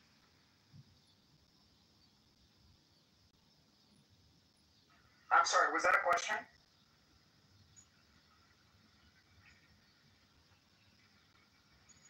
Y'all can do what y'all want to do. I'm not going to tell y'all who to spend time with. I'm not even going to go down that road. To be honest with you, I have a lot of things going on, and I may just spend a little bit less time on this app as it is. So that's what y'all want to do. That's what y'all want to do. But I'm going to be very, very, very, very, very clear that I'm going through something right now, and if he makes an effort to either bring that out onto this app or to pry into my personal business, I'm telling you right now, he's not going to have any money to send his kids to college. So I would caution him to be very, very careful reading out people's personal business or giving insight as to how he perceives people's personal business. That's fair. That's fair. You're not the only one that has challenges with this person, but I went through this exercise where I was unblocking people, and his name comes up of like, hey, can he be allowed back in here? And what I had said was that 3 conditions have to be met.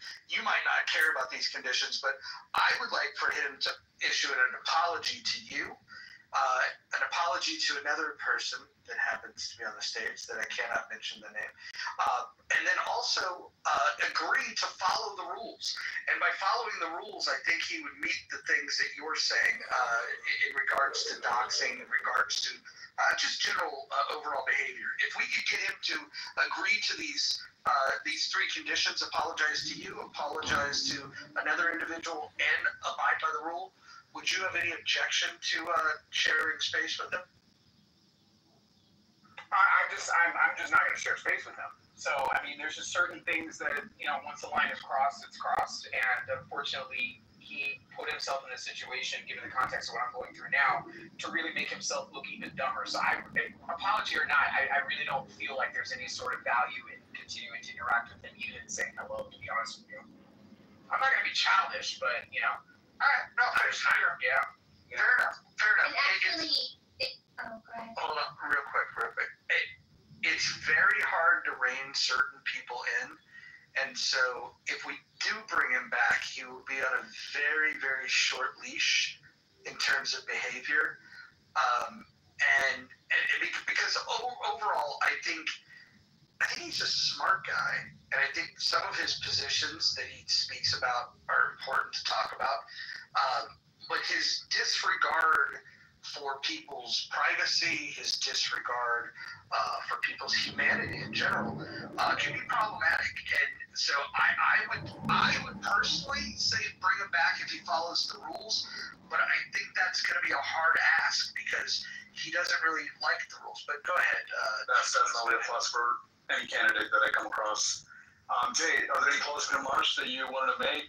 Anything in closing to the community or? Just thank you all for what you're doing. And for people that are thinking about getting involved, thank you for thinking about it. I hope you find something that works for your schedule. Picked up on so quickly. So, Rich's apology would mean very little to me. I actually think I would require from Rich $100 donation to John Kitover's financial campaign or election campaign.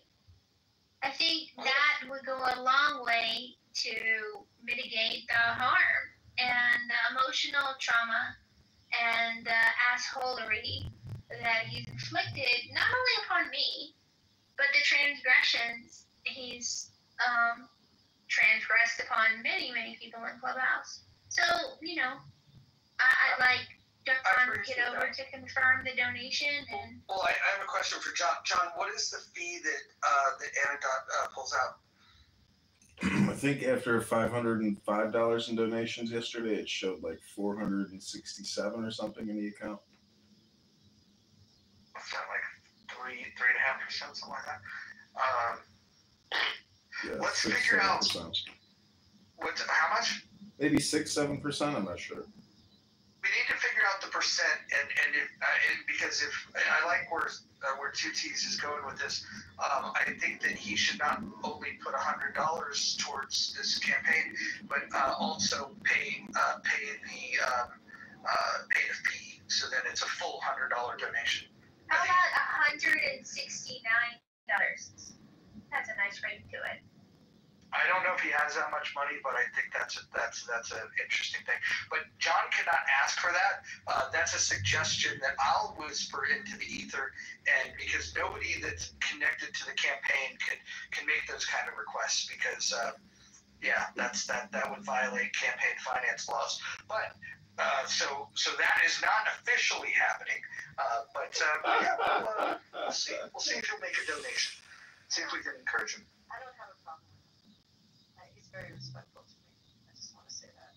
Just you asking how everyone feels personally, I've never had a problem with him. It's likely because he values and respects you, Abby. When he always had good dialogue with him. I'm being honest. I don't know, No, shit on for the sameness, but it's been very normal. Right. Well, so Abby, let me just offer this up to you, Abby, and I admire and I respect you as well. But I will just say this: be very cautiously optimistic, because while they may not directly pick a fight with you, they may put words in your mouth to insinuate certain things, using the legitimacy behind the words that you say to win an argument and put you in a situation with somebody else. So I'm just saying, be very, very, very careful. Thanks, I appreciate it. I'm pretty cautious, like with almost every sentence someone says. I usually try to hold them to it. But as I said, my experience has been a positive experience. I've got a question for you, Abby. Abby's kind. Dr. Adams, have you been really kind to people on this app? Do you think do you expect that sort of way that you treat other people? I don't feel like I really owe your bullshit opinion with any sort of response, considering that you're not the authority or morality to even putting a litmus test to how you think I should be behaving. So I gave you your answer. So let's move on. Let's I owe you nothing. Hold on, dude, come on. You're messing with the chi. Let's see here, Abby. I have a question. Would you feel comfortable connecting John to talk to the right people in the state of Illinois within the Republican Party that might want to at least hear his pitch of why he's? I really don't know much about Illinois. What I'm involved with doesn't interact too much there. I don't think my particular group has a chapter in that state because the state is blue. But I would think he hopefully has been vetted through the local party and through the local party is actually supporting a cuck that is a big government, inflationary economic interventionist. And so what we're looking for is more of like the Republican Liberty Caucus folks within the state of Illinois. Can you tell me, John, I never asked you this. Can you tell me your district? What's the, is it D? I assume is it D there now? And what's it D? No, it's a Republican Congressman. R plus what? Darren LaHood. It's in the 16th district. 16th. And what's it? R plus what? R plus what? I mean, it's the 16th congressional district. No. She's referring to like the likelihood of Oh, it's very high. It's very high. It's very high. What is it? Do you know? I don't know. Maybe 85% up there. No. John, do me a favor. What I just asked you, you need to know the answer to that when you get asked that. If if you're running in that district. I've seen it. I don't know that R plus in number. the U.S. how we rate congressional districts. John, you, me, and Marshall will have a chat maybe over the weekend, and we'll walk through some of this information that you're going to want to know, especially if you start, publicly speaking on this. These are small but important details, and I appreciate Abby for bringing it up, because there's going to be people that are going to want to know this, especially donors are going to ask these types of questions. It's the 16th district in Illinois. Would you say is the sitting member now? They're in the hood. The hood. Okay, give me a second. Don't forget about the southern part of the state, because it's a lot more conservative down here than it is like in the northern or the bigger like Chicago area. That sounds like a potential volunteer. Ashley, have you met John? I don't think so, but I'm near the bottom, like the very tip of Illinois, so we get ignored down here a lot. In fact, our governor was announced before our voting polls had even closed, so we get ignored. Awesome. Well, this has been a good read so far. I like that we're carrying on the money bomb last night, and the Kitover takeover night 2 is in full effect. Abby, we raised over $1,000 for John last night, and we're now setting our sight on $10,000 in donations. Every dollar goes a long way. He's spreading every dollar in important ways in terms of getting people to knock doors. The goal right now is ballot access. Getting John on the ballot will be a huge test because there are people within the state that don't want to see him on the ballot. Specifically, the party that he is a part of doesn't want to see him on the ballot. And I can tell you that that's going to be the biggest challenge. But every dollar that we raise is going to mean that his opposition is going to want to raise about $20. So we can at least, at very least, make them waste a lot of their money.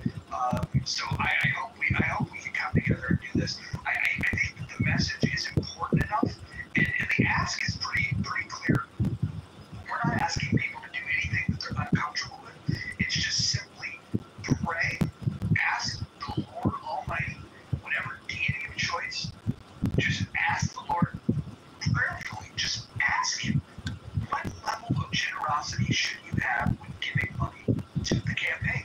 And the Lord will whisper to you. It's a whisper, so you have to listen carefully. The Lord will whisper to you, either don't give any of your money. Maybe the Lord will say, well, what's the minimum? $1? Okay, what would that hurt? But the Lord may say, this is your calling. You should give big. This is the thing you've been waiting for. All the things that you believe, those are the things that John believes. And the Lord whispers that in your heart. That's when you should give big.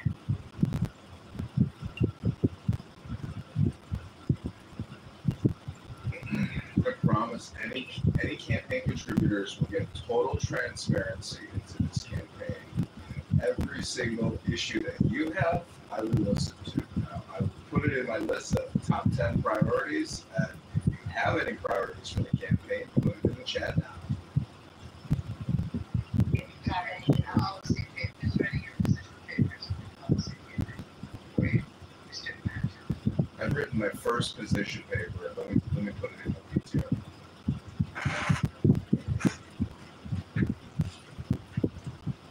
Any things that are the forgotten part of the state? I know you get a lot of voters down here because we pretty much get the leftovers, and you don't even see a lot of campaigning down here.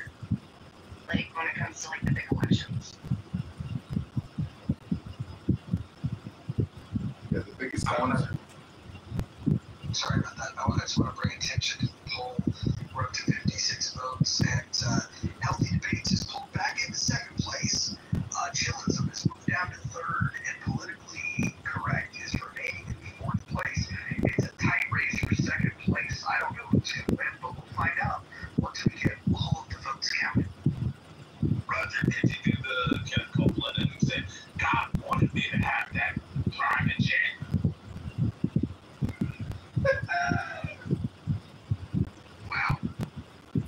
Rich, I'm not sure. He sounded like his complaint was fucking amazing. God, what you keep on college?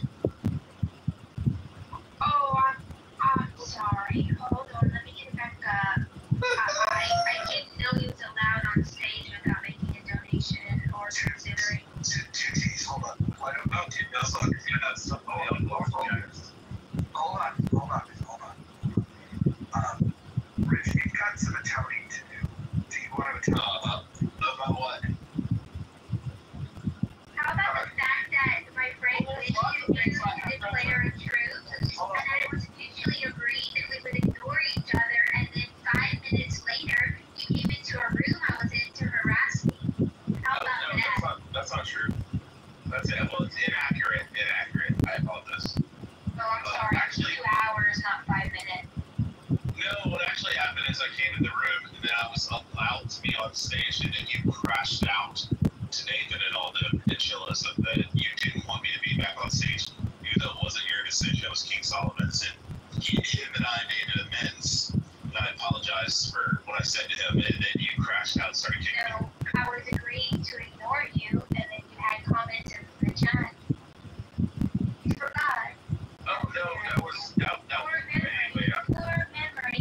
Yeah, that's inaccurate. That was way after you'd already jumped in on me. Don't think so.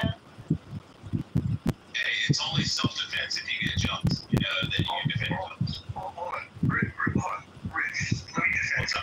I was just going to ask you a point. Did you miss being in the muff? Yeah. Well, I miss the drama. The drama? What about the Well, like the drama between you and Nathan and JB. What about the rewarding experience that we've had of reading books together, of raising money for political campaigns? No, not at all. I was like some kind of dope shit. But this is for me. It's like the telenovelas, you know, like and watching you and JB and Nathan crash out on each other is just fucking amazing. I told you. When did I crash out on JB?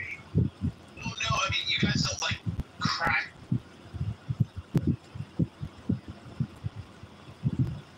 Is his audio going? I couldn't hear that. It's been a clubhouse glitch today. I'm curious about what this crash out is. I haven't crashed out once a time. He likes the games. I told you. I was so grateful that you were like, you know what? Give him a chance. And I was like, yeah, we could do that. I really like this mojo. It was really doing some good things in my heart. I'm like, all right, we'll see. I'm telling you. I'm done. All right. I just want to warn you, I've got eyes on other women right now, so you're trying to compete for my affection, and the object of my desire might even be in this room, so this is becoming awkward. Anyways, okay, so Rich took care of himself there, that was interesting. John, I thought Rich was your friend. We're not going to get a campaign donation? What's going on here? Yeah, I don't think so, and I don't think you're going to extract any atonement from him. So, I would say enforce your house rules at all times, but still see if people are willing to make amends or ask for forgiveness, because, personally, Yom Kippur has been a monumental, psychological, revolutionary, religious way to essentially go clear and make peace, as opposed to living with a grudge or having conflict with people. Asking for forgiveness is a challenge for a lot of people, but I've done it a lot of times in my life. And, the back end of it is way more glorious than living with anger and hating her. Hey, John, not to change the subject, but have you, how much work have you done reaching out to the, I'm assuming you're a Republican running against a Republican, is that right? So you're going to be fighting. Okay, so when are your primaries next year? In March, yeah. Okay, have you reached out to the other Republican committees in your district to see, like... I live in Chicago, and I've been gone to many Chicago GOP, aka Long GOP, that's what I call it. And my feedback is that they're a waste of time. It's like an exclusive little clique of individuals. I don't want to go into great detail about it because this is politics, and when you run, as I know you've run, you figure out very rapidly that it's not about the party or about the country or about the well-being. It's about controlling a private little clique. And Clown House with the green beans and the rooms in the houses, it's all very similar. And a lot of people, it turns out they're kind of two-faced, three-faced, four-faced, five-faced. And so, I'm running as a Republican against a Republican who has created over $20 trillion in debt by voting on HRX. And, I'm just bringing a very fiscal conservative message to the voters of the 16th District of Illinois, which the Chicago GOP never does. The Illinois GOP may do a little bit. But anyways, I'm just saying I am going to take a break from Clown House because being here for 18 hours a day is a little too much, and I need to take a power walk and go pick up some chicken for dinner. So I pray for you all that you can hang tight, but I will be back in 30 minutes. Okay, I just realized you're the guy who's because this was here as a prosecutor on the counterterrorism. You're like pretty powerful in ways and means. I mean, this is also chair of the intelligence subcommittee on China relations. This is a very serious member of Congress since the scene. So, Abby, T plus 11 C. I mean, R plus 11, sorry. R plus 11. So Abby, we did the money bomb for John last night. We'll continue doing it. We're going to also do one for Mark Rice. Will you participate in the one that we did for Mark? I know you're familiar with Mark. I'm staying out of those, truthfully. Okay, very good. Fair enough. We have Marshall on the station you can talk to. I want Marshall, I want you to come with me to Chicago. We're gonna go and train the volunteers to knock doors. Can you make yourself available either at the end of this month or beginning of next month for a couple days in Chicago? Probably not. I mean, you'd be busy the next month and a half. Okay. So let's talk offline. I'll text you and we'll figure out coordination and maybe there's some things you can help do remotely. But I want to get your thoughts on looking at some of the voter data and putting together a plan, like a block by block plan of making sure we get the signatures to get them on the ballot. But I'd appreciate you get just an extra set of eyeballs on it. yeah, we have to. I learned that potatoes are not like a native species. They were actually they were a mix of tomatoes and this other thing called brussels. Did you guys know that? What is happening, Bima? What are you... I just wanted to share that information. Okay. All right. Look, all right, I'll just be back up.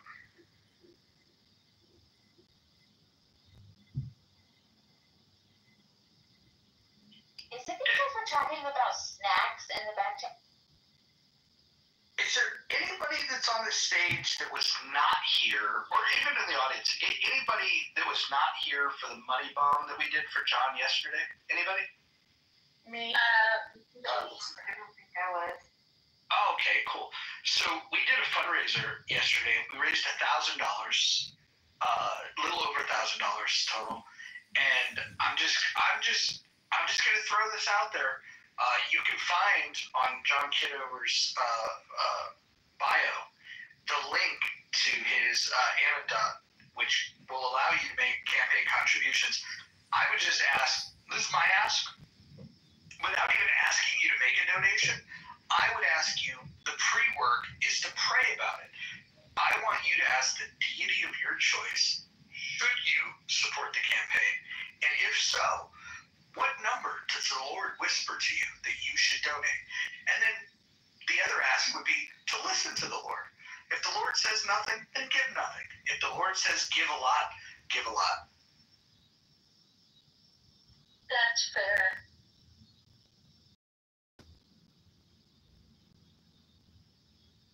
Christie has an interesting deity. Christie's deity whispered to save her money. Okay, that's a fair position, Christie. Not all deities are as generous as the others. And so, for those of you that have generous deities, have that conversation. Poseidon says to donate. Odin says you don't have any money, so they're fighting right now. Ashley, you will not buy. It was a joke. It was a joke. Oh, I will. I will get one. I'm looking at one. No, I was gonna say, do you know how easy it's to propagate a begonia? You could pick which one you want in my photo, and all I gotta do is pluck a leaf and stick it in dirt, and then in 90 days I can send you a baby of it for free.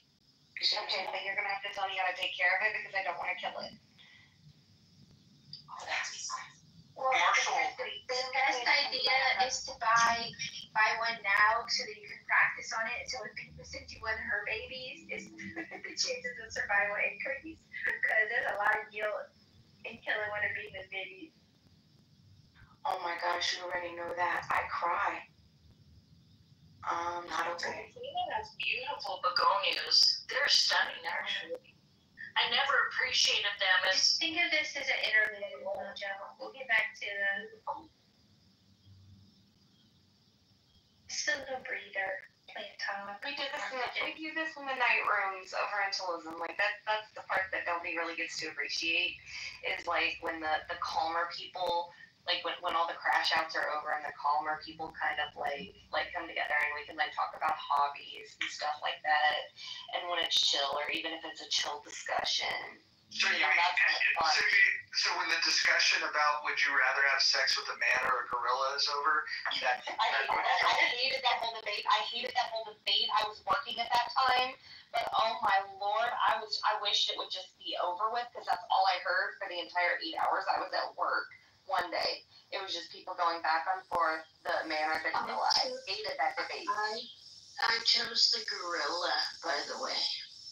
Of course you did. Of course I did.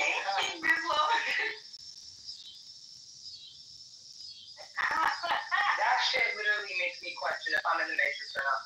Like if this is real life or not. Those types of things. Yeah, same pocket. Oh, that would be brilliant, dude. Yeah, that's gotta be great. I'll literally smack myself just to make sure it's good.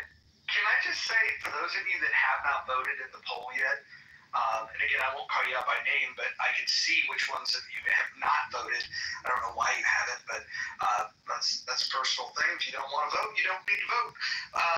We have 63 votes so far, and it is tightening up for second place for which house on Clubhouse is the most entertaining.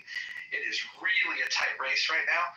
I don't know where this thing's going to land, but I'm going to keep the voting open until we get to at least 100 votes. We're at 64 right now. Just vote. If everybody just does their civic duty and votes, that would be great. The reason I like chillism, not gonna lie, is because it makes me feel more sane. It brings up my confidence and my intelligence and my choices in life and what I think about. So it really inspires me to be like, you know what, I'm on the right track. You know, I'm doing pretty well. So it's I hear you. Like the day that I went in there and listened to two idiots argue for 45 minutes about Hegel, come to find out that neither of them had ever read Hegel, it made me appreciate the fact that even though I don't read quite as much as I used to read, at least I have read, and at least the conversations that I have about certain authors, I can at least say that I've actually read them. I think that that's one of the refreshing things. So if some of you think that you just don't do enough reading, go into chillism and you'll find out that there's people that don't do any reading. And they claim to be experts on topics. 45-minute arguments about Hegel, and neither person, that was Concrete and Ike, two of the biggest dum-dums on the entire app, they were arguing about Hegel for 45 minutes. Neither of them had ever read it. And then I thought, okay, well, that's just limited to them. Then there was an individual by the name of Nex. I don't know if you guys know him. He's newer to the app. He came in saying that his favorite part about the app is to tell Christians to call them out on their bullshit. So then when I asked him, oh, so you're familiar with the Christian Bible? Next response was, well, I've never read it. So, but he's going to sort you Christians out on your belief system about a Bible that he's never read. It's fucking amazing. Like if you want to hear people argue about things that they've never taken any time to learn about, go to Chillism. Welcome to Clown House. This is the time of night that I would like to introduce my friend Timok. Timok is a major movie star from the 1980s. He's an action star. I would argue the first positive black action star that we've ever had. You can go back to the 70s and find the Jim Browns, the Richard Roundtrees. But if you want positivity, Timok is the guy. He is the Bruce Lee of black actors. And if you have not seen The Last Dragon, I would recommend that you go see it. Timok, do you want to add? What's her name? Timok. Timok, go ahead and tell her. You got a potential fan. Yeah, it's Timok. How you doing? I come here to police the room every once in a while and to help Mojo from having a heart attack when he's in a certain headspace. Yeah, keeping the love in the room. And I got some good news, Mojo. They're expanding out to another 500-600 theaters, another company. So the film that I did years ago, it's already going to be re-released October 19th by AMC Theaters and Sony Distribution. But Iconic Entertainment, they'll be releasing it at an extra 500 theaters. So it's nationwide. If you want to have fun, you'll know. Just go to AMC and you can click a little reminder. And Iconic Entertainment. Yeah. What's the movie called?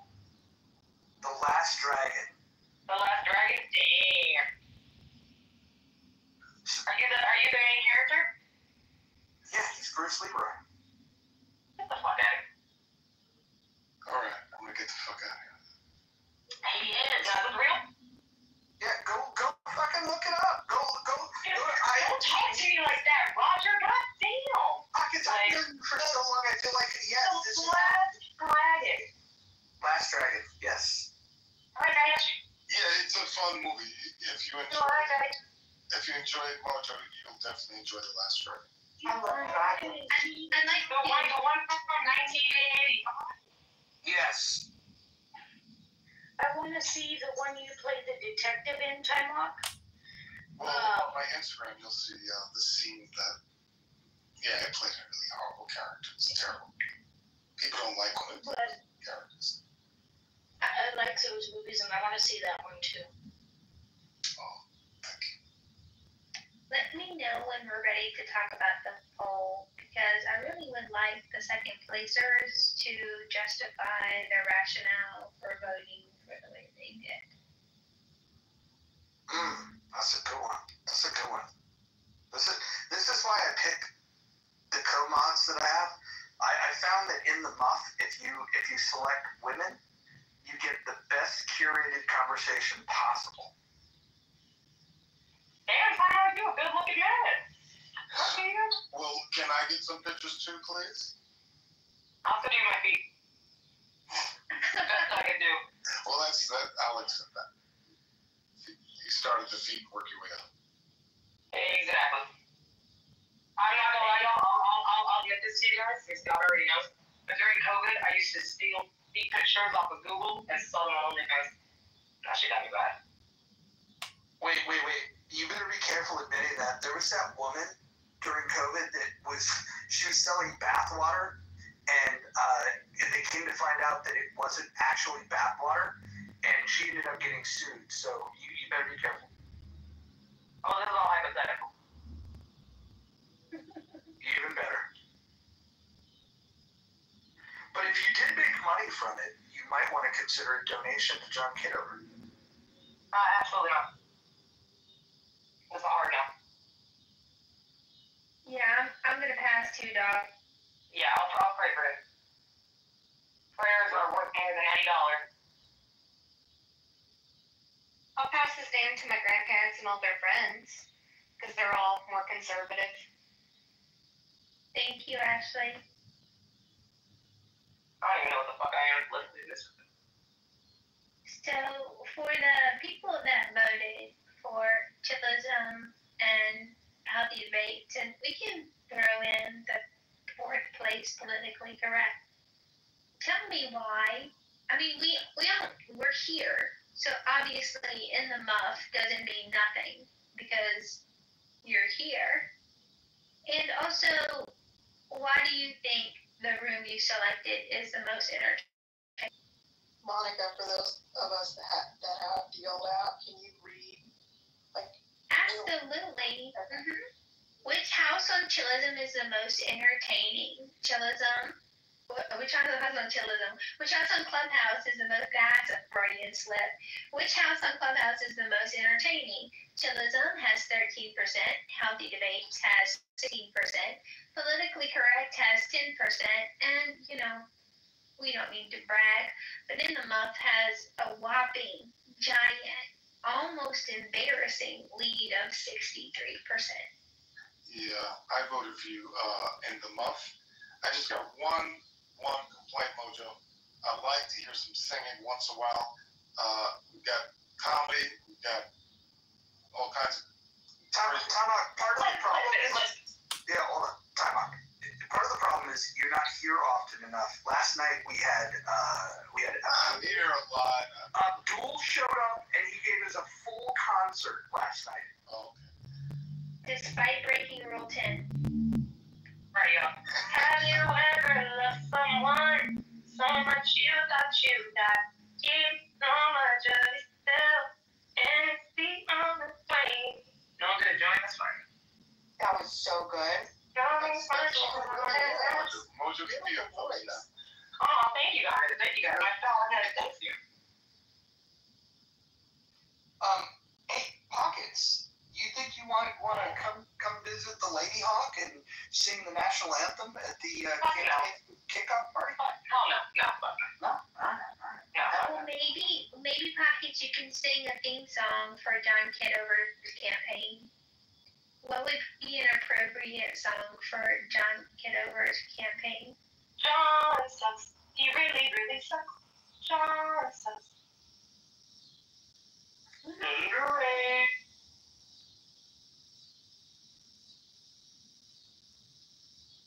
Well, I think... Oh, go ahead, Mom. Sorry. I was going to make a bad joke, so go ahead, Bima. Oh, I stopped. I'm sorry. So, I gotta hear it now. Make that tell me. Oh, I don't think it was funny. I think it's bad. So it's probably lucky that you saved me. I love that. I was thinking joy to the world, joy to the fishes in the deep blue sea. John's Joy to you and me. Right. So I have a question. I'm reading this article right now. It's talking about sex reversal in birds. The 5 common Australian birds. It was just like this random study, and they were shocked. Kookaburras, rainbow lorikeets, some pigeon things, the magpies. They actually discovered sex reversal. I'm talking like a genetically male bird laying eggs. Now here's the question though. Do you think that this has something to do with, because what I'm understanding from the article is that it was due to how do I say, what was it called? Endocrine? If I'm pronouncing that, something disruptors? How do you say it? When you're finished with this submission, will you please go read the House rules, specifically rule number 3? But go ahead and finish. What is that? Is that not eating and talking? No. Just finish. No, which one is it? No, tell me. Stay on topic. Oh, I didn't think there was. I thought we were talking about John Kitover for Congress. Oh, I thought we were talking about the poll. Wait, hold on. So, just... Hey, so you want to talk about the poll? So we have to talk about whatever's in the title. One in the Jumbotron. But Bima, when we do talk about that, I have a comment on it, so we'll save it. about the gender swapping birdies. Yep. We can talk about it now, real quick.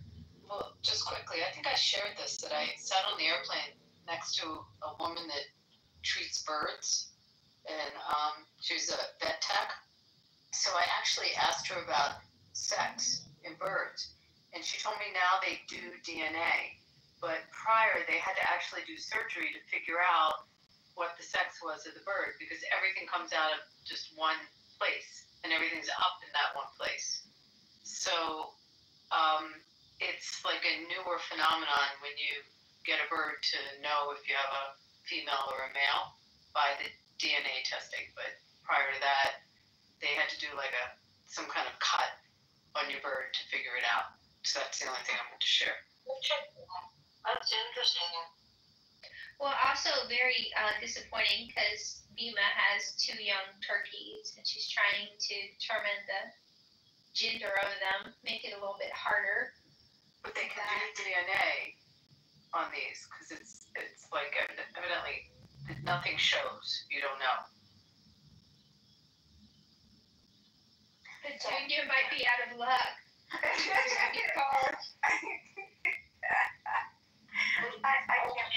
Hold on, guys. Hold on. I'm looking through the goo, and the friends with the speakers. You got Ben, Lynn, and Mosh. None of them have completed the poll. In the next section, there's half a dozen of you at least that have not submitted to the poll. And then on the stage, we have people on the stage that have not even answered the poll.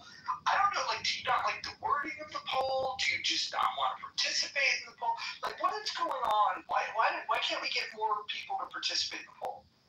I think it's because it shows up on your profile, and when they're going to go in the other houses, as they must eventually, because they have friends and conversations there they appreciate, it will show up and they'll have a scarlet letter because, they want to vote for us, Roger, and it's just not going to, Alert.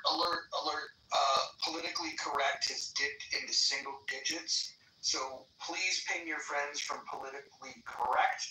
We want to make sure that they're look, I'm all about democracy, so we want to make sure that their people show up. So make sure you ping in the people from politically correct. They're down to single. We don't like this. I think they're afraid of poll writing. I think they're afraid of just poll writing or polls in general.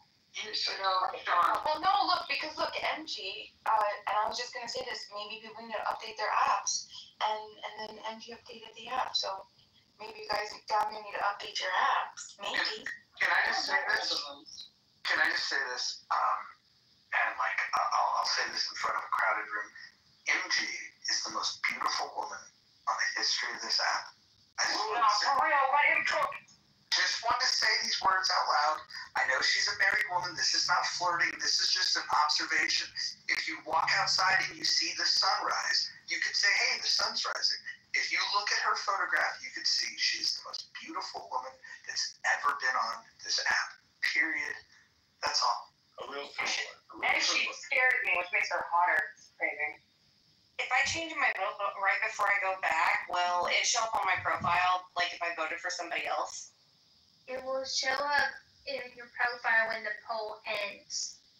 And we still have 33 votes to get to 100. And so, I'd like to share why I'm voting for chillism. Yeah. Scarlett, initially why I didn't vote was because I don't really go to these other rooms. So I didn't know much about them. Well, I appreciate your voting now. And, chillism is one of the most freest speech spaces we have. Yeah, you can say the N-word. Go ahead. Yes, you can. And that's great. And you also can say... Well, hold on. Scarlett, let me ask you this. Do you think that it's a value add to have a space where you get to say the N-word, or do you think it's a value add to forbid people from saying the N-word?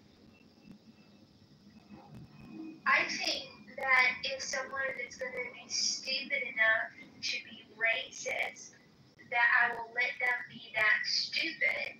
And if they're going to use racial epithets to demean, dehumanize, devalue people, I'd rather know sooner than later.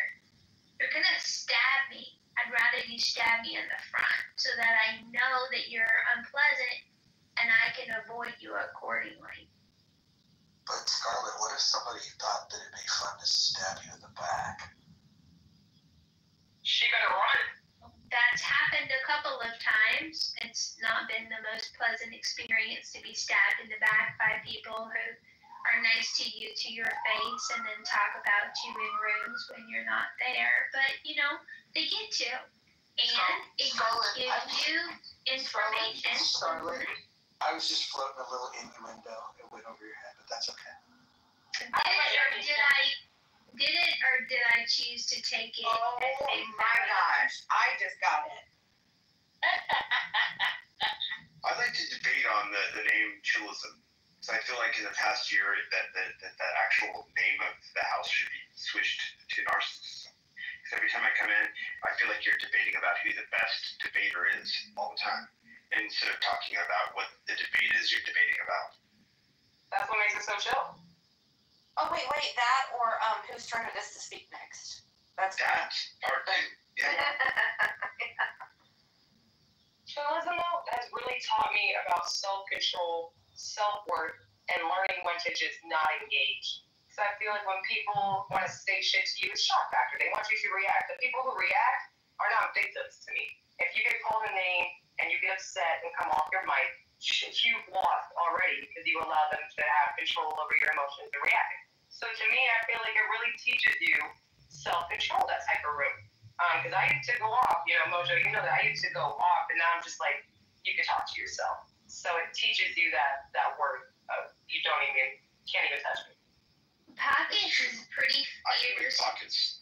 In Pockets tonight, you've got Alright, Sean, I'll go after you. Yeah, please, I'm sorry, I didn't mean to interrupt you, and I don't mean to interrupt you are a bot, and I did violate a rule. I apologize for that. No, but I'll say that Pockets, I agree with you. That is a good point. And Pockets, I know you from back in the day. Pockets used to be the master of ad-libs. Right, Pocket? 100%. I got muted. She was a master of the ad-lib on the, like, in all of Clubhouse. Pockets, I agree with you there. Like, I think I've grown a little bit. Like, when I first joined Chillism, yesterday would have broken me down, and I would have been going off and yelling and screaming and having my own little fit. You know, I had several people hit me up, you know, and make sure I was okay, and that's the people that keep me there. But, yeah, I agree with you there 100%. It desensitizes you almost, and even if you think you have thick skin, it'll give you thicker skin. 100%. I just play Call of Duty and pretend all the people in Kitover are people chill. I'm playing hard. I'm building my wall. For real, I'll kill somebody and be like, fuck you, Nathan. Nathan, oh, that's a good idea. That might make me better at Call of Duty. I'm just yeah, for real. It's like a 12-year-old. Yeah, it's great. So, you know, had this poll been done last year, well, before in the muff, I would have voted for healthy debates too. But then I would have really been voting for Mojo, Callie, Rohan. I never get it right. Rohan is one of the hardest things for me to say. You're never going to get it right. You know this fucking asshole, and he's my good friend, but I called him Rohan for over a year, and he never corrected me. And then somebody told me, hey, his name's Rowan. And I argued. I said, no, he's my friend. His name is Rohan. So then I asked Rohan, hey, how do I pronounce your name? And he goes, it's Rowan. So this motherfucker let me call him by the wrong name for over a year. You know, back in the pinnacle of healthy debates, when it was the place to be on the app, we would have a very different poll, I think. It would definitely be blue all the way, a blue poll. But, yeah, times have changed.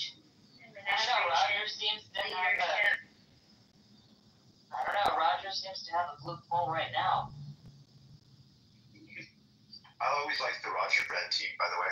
Let me just say, I always thought Roger and Brent were like unstoppable as a team. I had no good experiences in healthy debates. I think I'm a little traumatized by it, to be honest with you. That was one of my first rooms that I found when I came to Clubhouse. And just everything that happened, you know, thank God I was able to find chillism. But healthy debates, no way. Did nobody ever? Politically correct. Oh, no, and there was a guy named Roger in there. And he wasn't that bad at the time. There was like a very specific time in history that he like went a little, it was just crazy. And then there was these other people that were like admittedly just constantly rude, and it's not fun because, you know, if I'm gonna be stupid, let me just show you that I'm stupid. You don't have to like pre-game for me and tell everybody how stupid I am, right? And that's just not fun. When you come into a room and before you even say anything or after you say something, people don't engage with what you said. They just say, oh, you're so stupid. Oh, this person is so stupid. This person's so stupid. And I have a dedicated hater in healthy debates. And it's refreshing. Anyway, point is, healthy debates, no way. Worse, no. Chillism, that was able to take my heart when I was abandoned in the streets alone, sad, and they picked me up. They took me in. And I was able to talk about what I wanted to talk about. I think you're a prisoner. Well, I kind of was. And my I'm curious, when you're actually writing a book about this, and it's going to be a magic, like it's going to be fucking epic. But then in the muff happened, and I'm going to say that I am almost conflicted because I'm very loyal to knowledge and chillism. But in the love, there's this new guy named Mojo, and then this really incredible team of amazing women. And I don't know, I can't seem to get enough. And the movement, the progress, I mean, like, it's just safe in the mouth, Lima? Do you feel safe in the mouth? Do you know? I honestly do, yeah. I mean, well, the past, yeah, no, I definitely do. I do, yeah. Can we have it in the Look at Rohan coming off of my house. Please, thank you. Yeah, Rohan, good to see you. Good to hear your voice. I have a story about Rohan. I don't know if we get in trouble saying it or not. I was doing one of my morning rooms, and I had a title. How'd you say his name? You know my titles. I was deliberately saying it wrong. Rohan.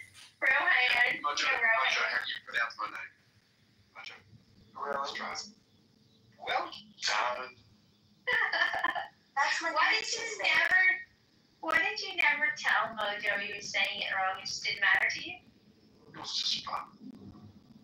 Then he said it wrong. And the third part is when you come and it's anything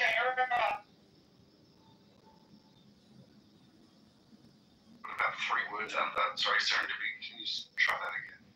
You got stuck in the mouth for a second. Yeah, sorry, I'm driving. Don't stop. Stuck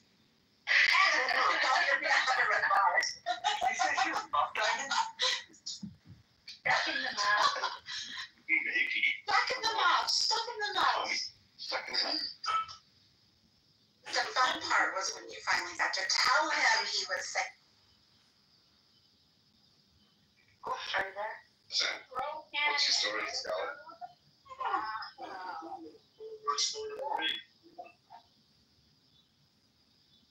You know, Mojo, there's a similar story, you know, like the Rowan story that you had.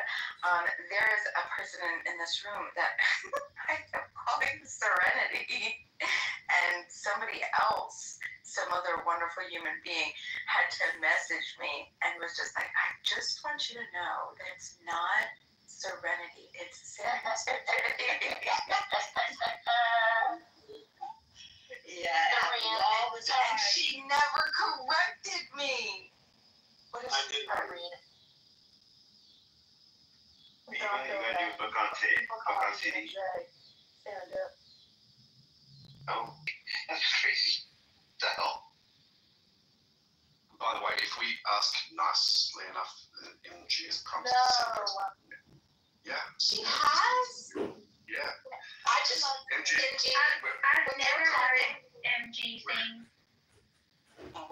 talking at the same time. I'm sorry. Angie, I just wanted you to know when they were talking earlier about how beautiful you are. I just want everybody to know she's just as beautiful on the inside as she is on the outside. Oh, see, that's a sweet comment. See, that's a good friend. That's so sweet. Thank you, love. You're welcome, love.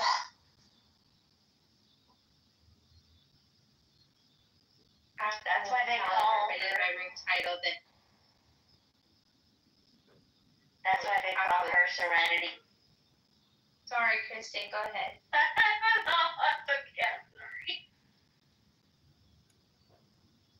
There are two people on the stage that have still not responded to the poll. No pressure. Maybe they haven't updated their app though. Well, it might be a little bit. Updating your apps. It'd be a little sticky for Rowan, I would think. Divided loyalties at all. I was just counseled today. It's not about divided loyalties. The question is which house on Clubhouse is the most entertaining? I'm actually contemplating changing my vote to politically correct, and not just simply because it's got the lowest amount I want to balance things out. It's really because if I think about it, it is pretty entertaining, especially like when there's a good news day where like Trump does something that's controversial. Watching people crash out in that room, there's a lot of joy to be had in that. So I think I might change my vote, and I've moderated in the muffs and healthy debates, and I've been kicked out of politically correct, but for whatever reason, it is entertaining. There's nothing better than watching progressives cry.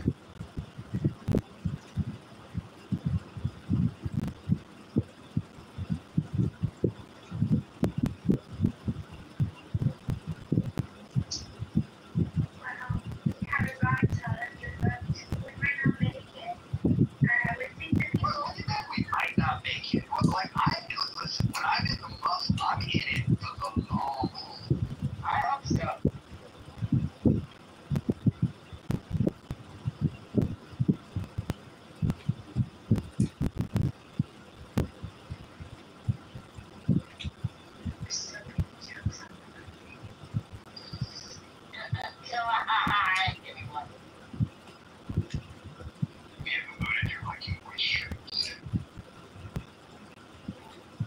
Dry.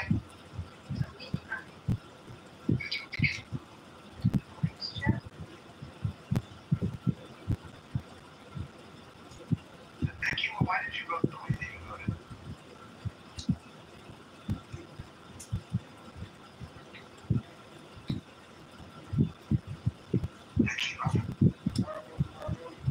Yeah, I just want to hear an explanation of why you voted the way you voted.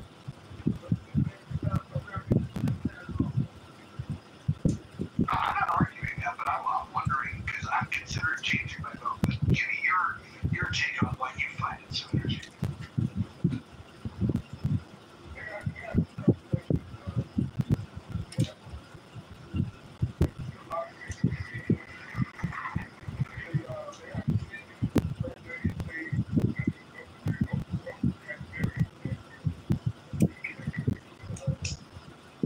He's not there anymore, though, is he?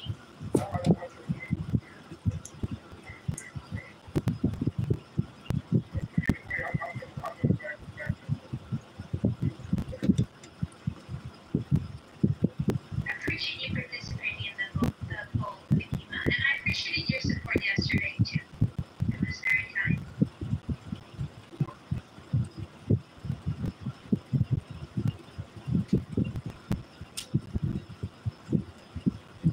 So I wonder if the Chilliton people think it's a trap, because it's really not a trap.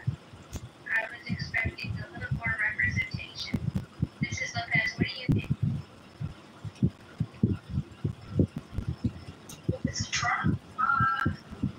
And the poll, I think, is rigged, that they won't get proper appreciation by coming in to vote for it. I think it's Gilly, even though. Wait, hold on. Who said that? Who said that?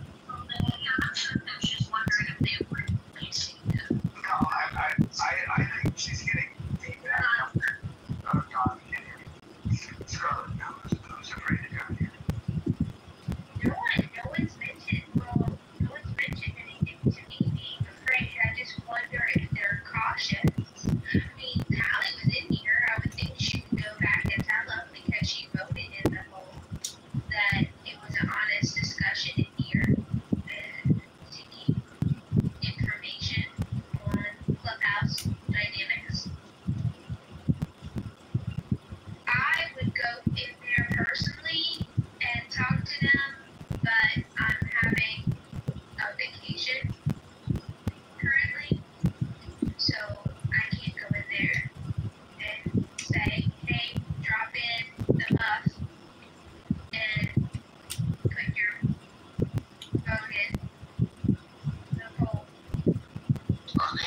Are they giving you any pushback for your participation in these rooms?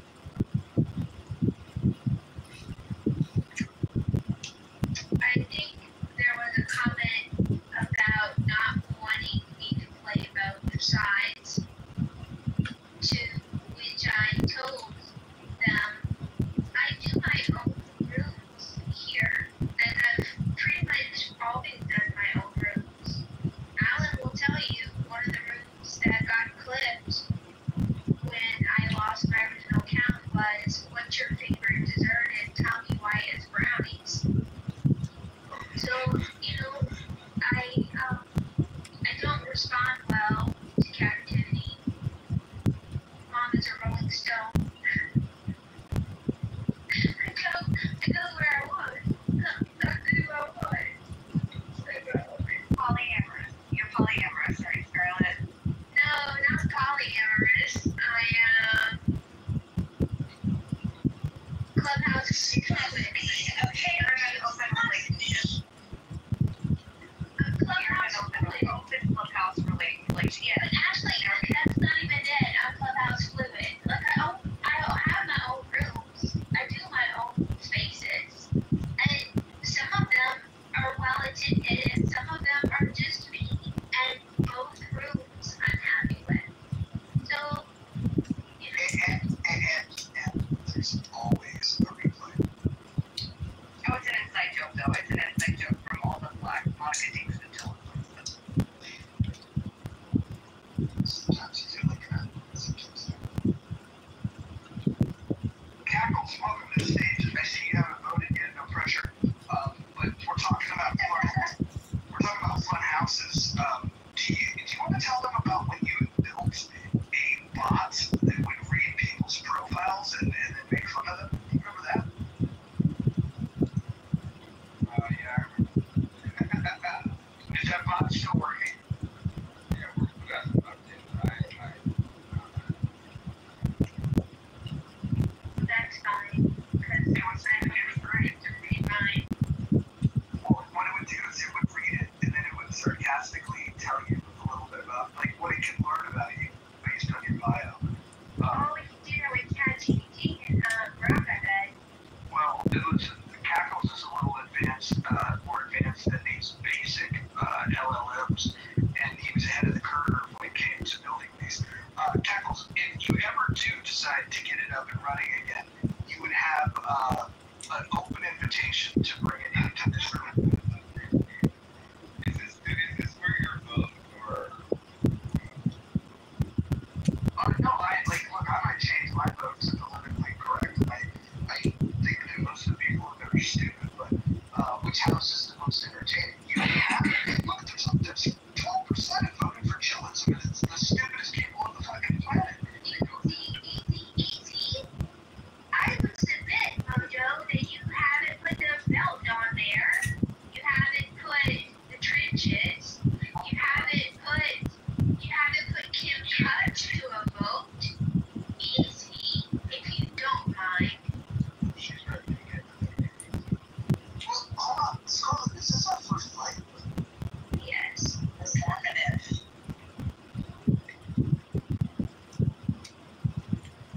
Okay, so I was thinking about it today. How would concrete explain the dilemma that I'm in?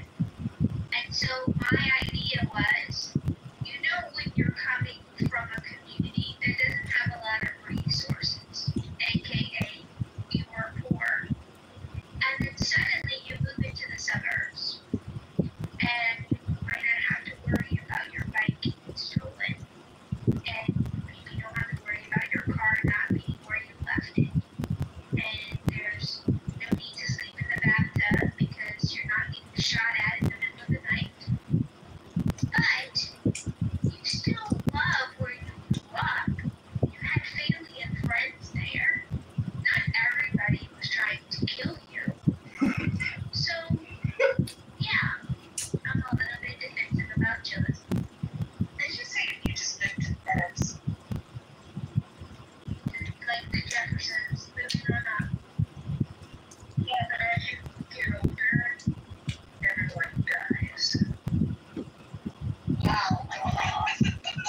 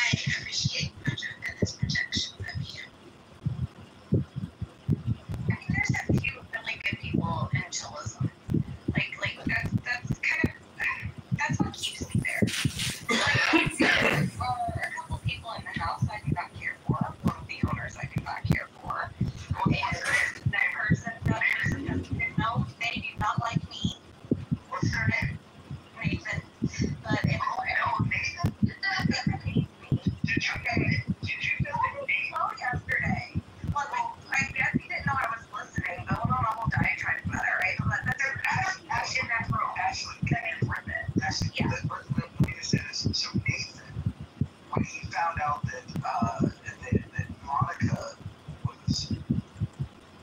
I won't even finish what I was going to say. Let's just say that Nathan, for whatever reason, got jealous of Monica's proximity to Mojo. He didn't, like, he didn't, like, in-house too. He stole my photo. And flattery is the most sincere, the imitation is the most sincere form of flattery.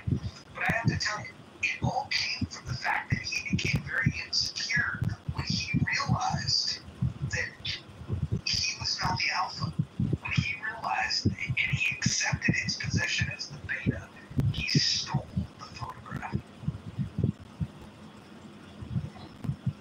Interesting. Well, I enjoy knowledge. I enjoy writing his back and forth. We talk about Universal Studios and Disney because I'm a Disney adult. I'll be first to admit it. Eric, at first Eric kind of rubbed me the wrong way, but the more I got to know him, the more he became one of my favorite people in there. And I know a lot of people hate lying, but when you learn to look past the exterior, deep down he's a good guy. How did he end up with Lady if he's not a good guy?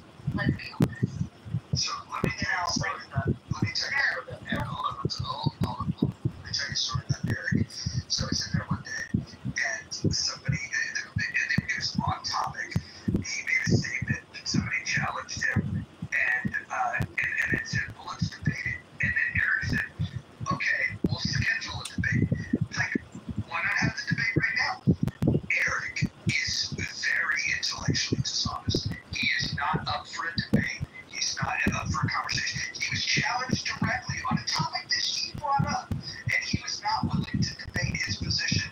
I would say that he's the biggest coward in that room.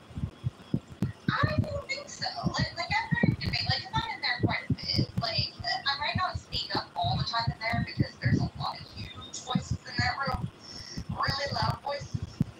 I can be loud because of my headphones, because I get passionate, but there's also that too, but there are some good people, like she comes in, and I got Kito. Kito's a great person. Concrete Girl, I never thought it would happen, but it did. But forever. Concrete Girl on me, okay? It's not fine.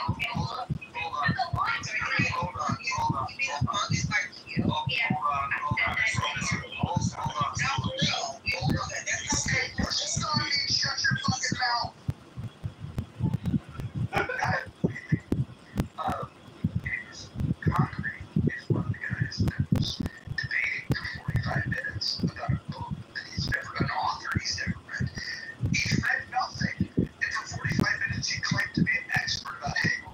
45 minutes, and the moderators just let him go on and on and on. Finally, Tally loosened me up, and I asked the question, Concrete, have you read Hegel? And he acknowledged, the one piece of credit I'll give to him is he acknowledged no. And his argument was with Ike, who was also arguing his expertise on Hegel. And I said, Ike, you've read Hegel, right? And then Ike said, no, I've never read it either. So these two fucking buffoons argued for 45 minutes about an author that they'd never fucking read. But that's one of the things that I really appreciate about Concrete, right? Because he's a fucking idiot. No, it's because he can argue stuff that that he doesn't personally believe in, but he can make the best arguments for it. Hold on. That's why I appreciate about him. Hold on. He didn't make a good argument, which is why from the goo I was like, this guy's never read this. He doesn't know what the fuck he's talking about. The only people that think that he's making a good argument are people that are stupider than he is. No, it's more stupid. Or people that haven't read themselves. But see, once you kind of learn, I learned it first. I hated Concrete when I first started. Okay, me and Concrete, we had some vicious back and forths. But over the last year, he grew he did.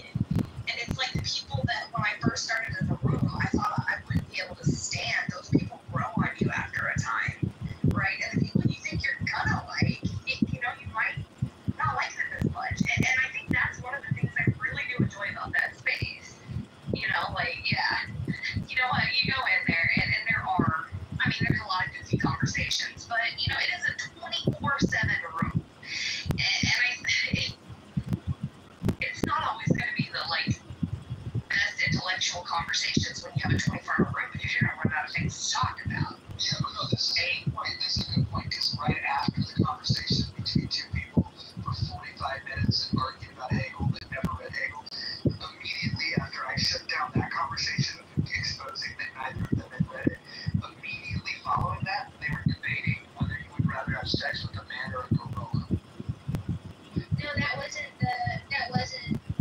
It was immediately following.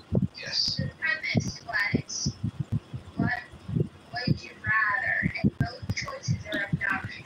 Deliberately so. So. Specific kind of gorilla? Well, so we have to see now. Mojo's gonna read. Hold on. You can't, but I just want to welcome Pepe back into the fold. We read the down date sheet, and so I made the decision to unblock everybody, which includes Pepe. Welcome back to the space, Pepe. Hi, Pepe. Amazing. Whoa. You know what I like about you, Pepe? Yeah, fine. You have to, man. You're not 25.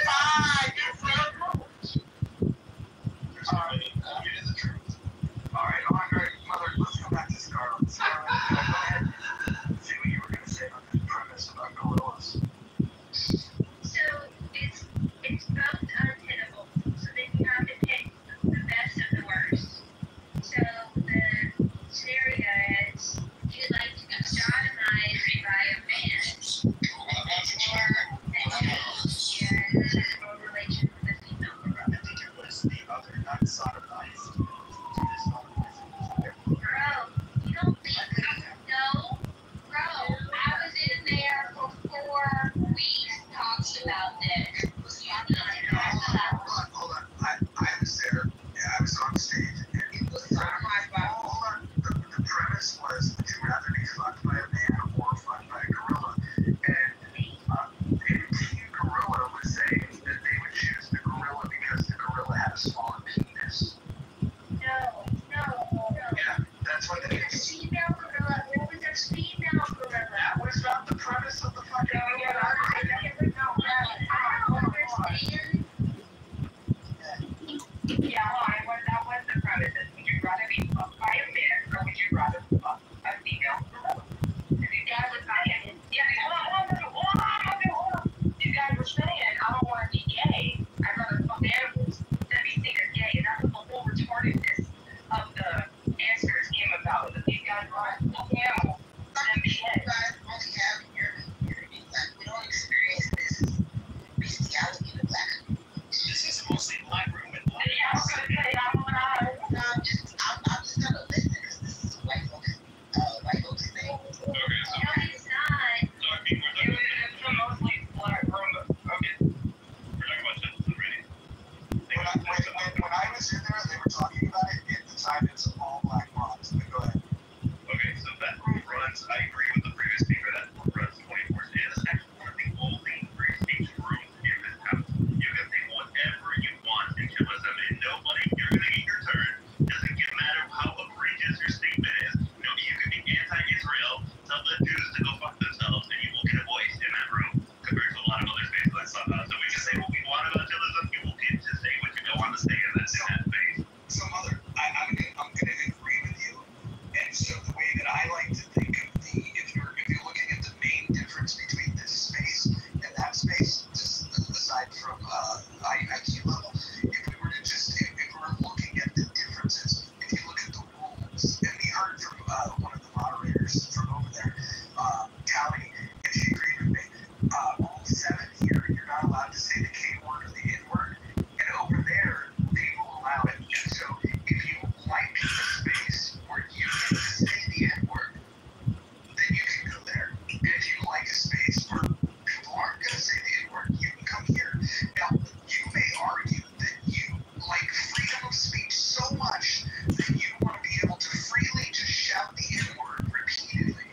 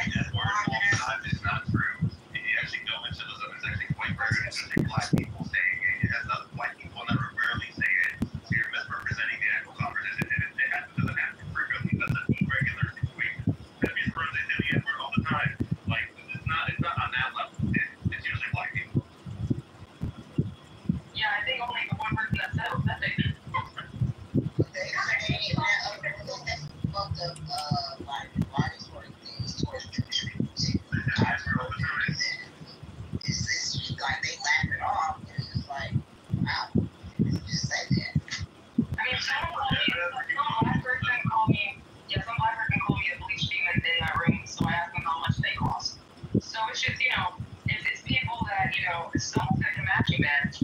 It's game on. Racism aside, it's game on. No kids though. No kids. But to be fair, like I haven't been in Rogers' rooms much yet, at least in the month. Do you guys allow like outright anti-Semitism and just like whatever?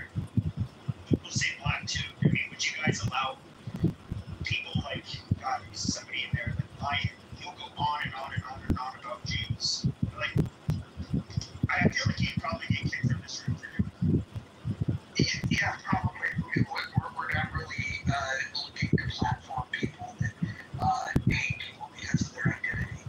It's just a different thought process on what kind of conversation that you want to foster. Well, they hate white people over there too. So like it's an equal opportunity hate fest. The only one that was gonna say that they're only fucking thing I've ever heard that was listening from someone that's from Chile was like, all they said was you're not a real white person, you're not a real Anglo-Saxon, you're not a real descendant from the Mayflower. Like you're like even Concrete. I got called it either my sister or I had to look up. Like Concrete, when he chips out, he'll call Jews the K-word, he'll call us crackers, all kinds of shit. Like, he's actually really funny, smart to listen to sometimes, but he's mostly annoying. I don't know what it is, man. I think racist shit is so fucking funny. Like, just the fact that people have to stoop that low is hilarious to me. Like, I really take this as comedy. I rarely take discussions seriously. So you just gotta change your mindset on how you navigate. Let me ask you this, Pockets. Give me an example of using the N-word that's going to help a conversation to be productive in some way. Even people, it's if you allow it to be unproductive, if you allow it to talk about a conversation that you're from, another person per se, people are going to say whatever they want. If you allow it to be Give me an example outside of literature, outside of studies, outside of movies, outside of art in general. Give me an example of how the N-word add value. I never did. It doesn't. Okay, so if we can identify that it doesn't add value, it can add chaos. It has no value. It can add chaos. Why would people advocate for people being able to use it? The same reason people advocate for firearms and gun rights. Well, black people, the thing is, though, Hold on. I want to just address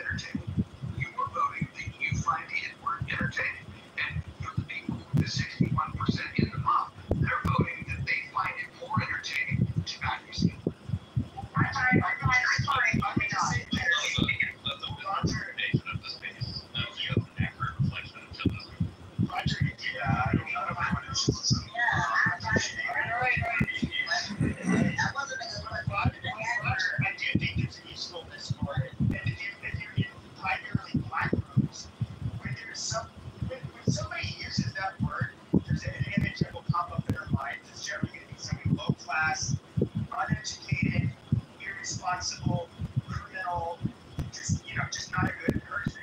And black people intentionally use the hard R to refer to each other when they think somebody just like their behavior is atrocious. In a negative context. Yes. That's fucked up. I think if somebody's acting like that image in your mind, hold on. Your piece, if you let that negative start out, I'm gonna ask him to hand the mic straight to you, okay? I promise. And I would say that, like, when you have black people, that image that we can all think in our head, we all are able to do that. When somebody's acting like that, yeah, it kind of does drive the point home. Like, hey, you know what? This is what you are. And that's fine. I don't really see a big deal. I think it actually hits home and it makes things a really succinct point. Picking your tires. They call it tires. All I'm gonna say is that I think the question should have been asked in pockets. I mean, okay, how does she feel about here's the hard ER? Because sometimes you have to make it a little bit more closer to home. But how do you feel when you're in a room and you hear some people say cracker or pickle or trailer park trash?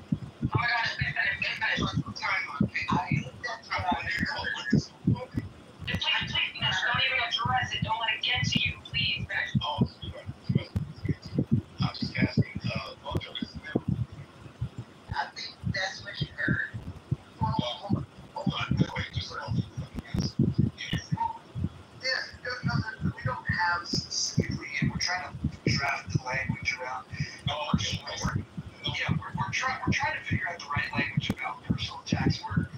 Sometimes it's entertaining to, but only if it's mutually desired. Like, so if you're about that much, yes, that is a violation. So yes, he violated rule number 5. So if he can remain muted, we can finish. Go ahead, time out. So I find you very small-minded and a small person, because you have to resort to this name calling, because that's how you think about yourself. Whenever somebody does that, it's more about them than it is the person they treat.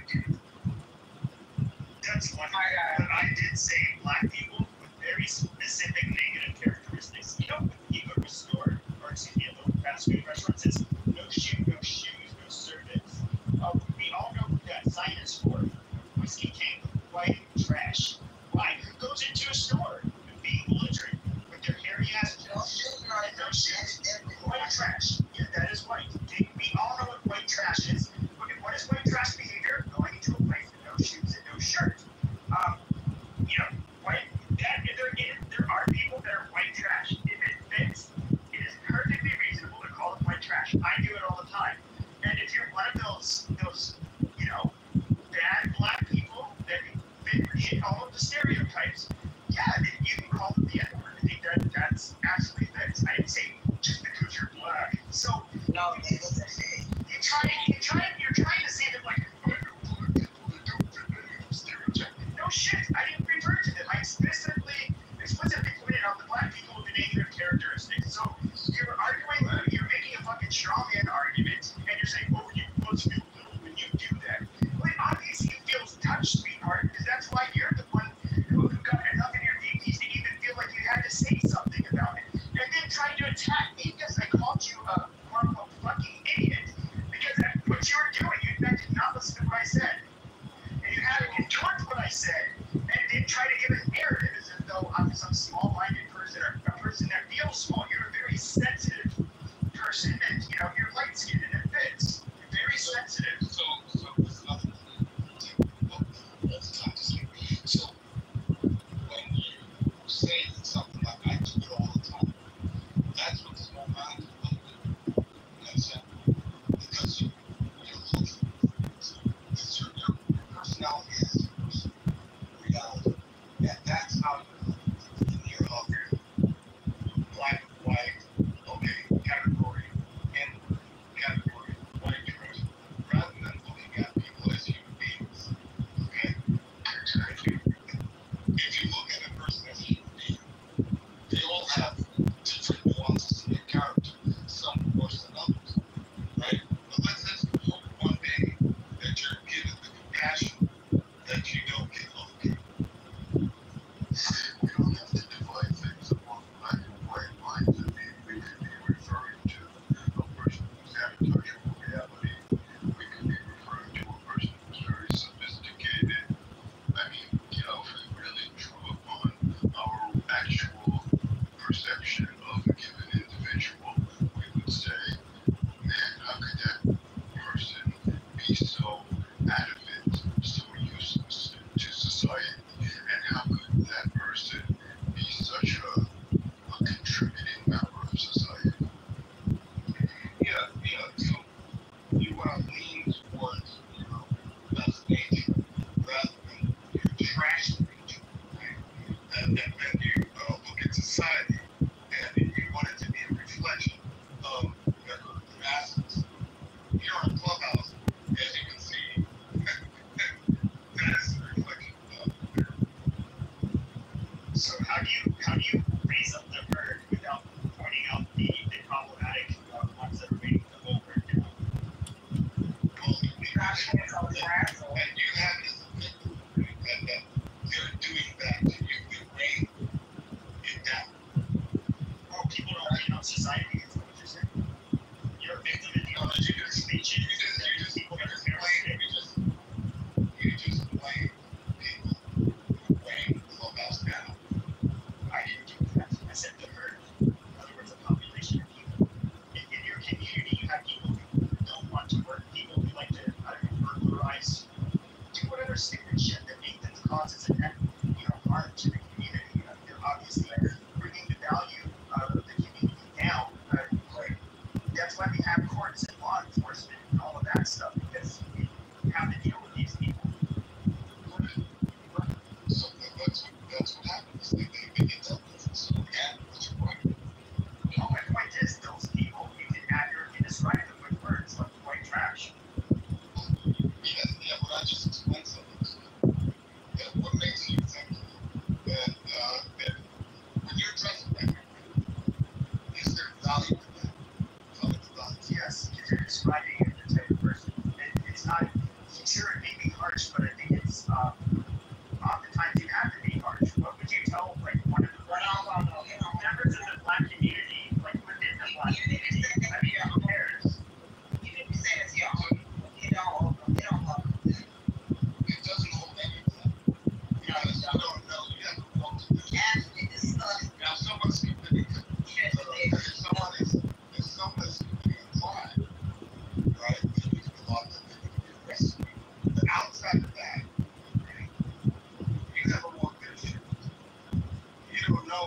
gun. So what gives you the authority to categorize people in a question like that? It's not an ability, it's a freedom to basically make judgments of my own. I definitely have the freedom to pass that kind of judgment on to somebody. You know what's funny to me is the power of words. You know what's weak? You know what's weak to me is the power of the words that impact you versus the respect you receive. I hate the fact when people take words, get so impacted by the words versus the respect. Isn't it about respect? What happened to the respect game? Okay, if you're 40 plus, you know, I'm 47 years old. Okay, I was 47. It's a respect game, but it's really insane how people go crazy over a word being used. And when you should go crazy, when someone lays hands on you. When someone lays hands on you, it disrespects you. But you get so hurt. You get so hurt based on word. I don't use the word. I don't choose to because guess what? That's disrespect. Yeah, hold on. Talking about disrespect. Yeah, hold on. Yeah, hey, can you guys kind of hear my fucking voice? No. I'm the goddamn Matrix or something? Yeah. My name's I'm in the Matrix. No, we can hear you now. Okay, got it. Listen, here's the truth. Some people, they have no personality, they have no intelligence, they have nothing to offer a conversation. And so all they have, the only tool in their toolbox is to be provocative. And they know that there's little cheat codes in being provocative. They know that the N-word is something that they can say that's going to cause a stir. They know that. And because they don't have the vocabulary, they don't have the knowledge, they don't have anything to contribute, they add this one word to try to create drama.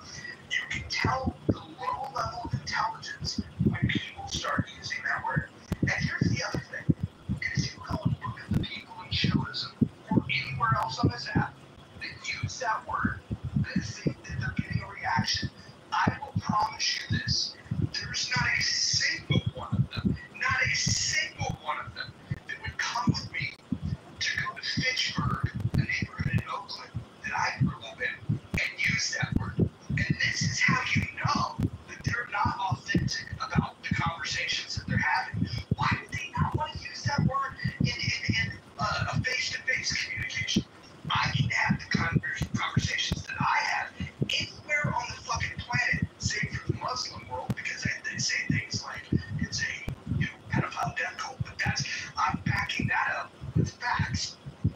If anybody wants to have these conversations, I'm just gonna say this: for those that love the N-word, those of you that love chillism and love to be allowed to say it, hit me in the back check. Let's go to Fitchburg together. Let's go pull up in a bar. And it won't be an all-black bar, it'll be a predominantly black bar, probably 75-80% black. And I want you to come, and I want you to sit down at the bar, and I want you to start a conversation and start talking about the shit that you would talk in chillism. I want you to drop the N-word in a bar in Fitchburg.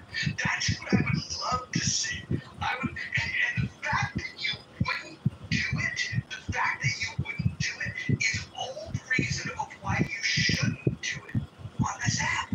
You're a candy ass. If you really are about that life, then come with me. Let's go to Fitchburg together. I'm happy. I'll buy your drinks. I'll drive you there. Matter of fact, we can go to a dinner. I'll buy you a nice steak dinner before you deal with what would happen. And we will go. And I'll tell you what. I will do this. I will make sure that they don't kick you when you're down. I'll make sure that when you get knocked cold, I will make sure that they don't kick you when you're down. How about that? Also, Roger, so if I was to go, I think, for example, outlaw motorcycle clubs like the Banditos, Hells Angels, the Mongols, they are white trash, degenerate criminals. Now, I do know that if I told them that to their face at one of their bars and hang out, my face would probably look a lot different after that encounter. Now, that does not disprove what I said, my judgment about them. If anything, it kind of,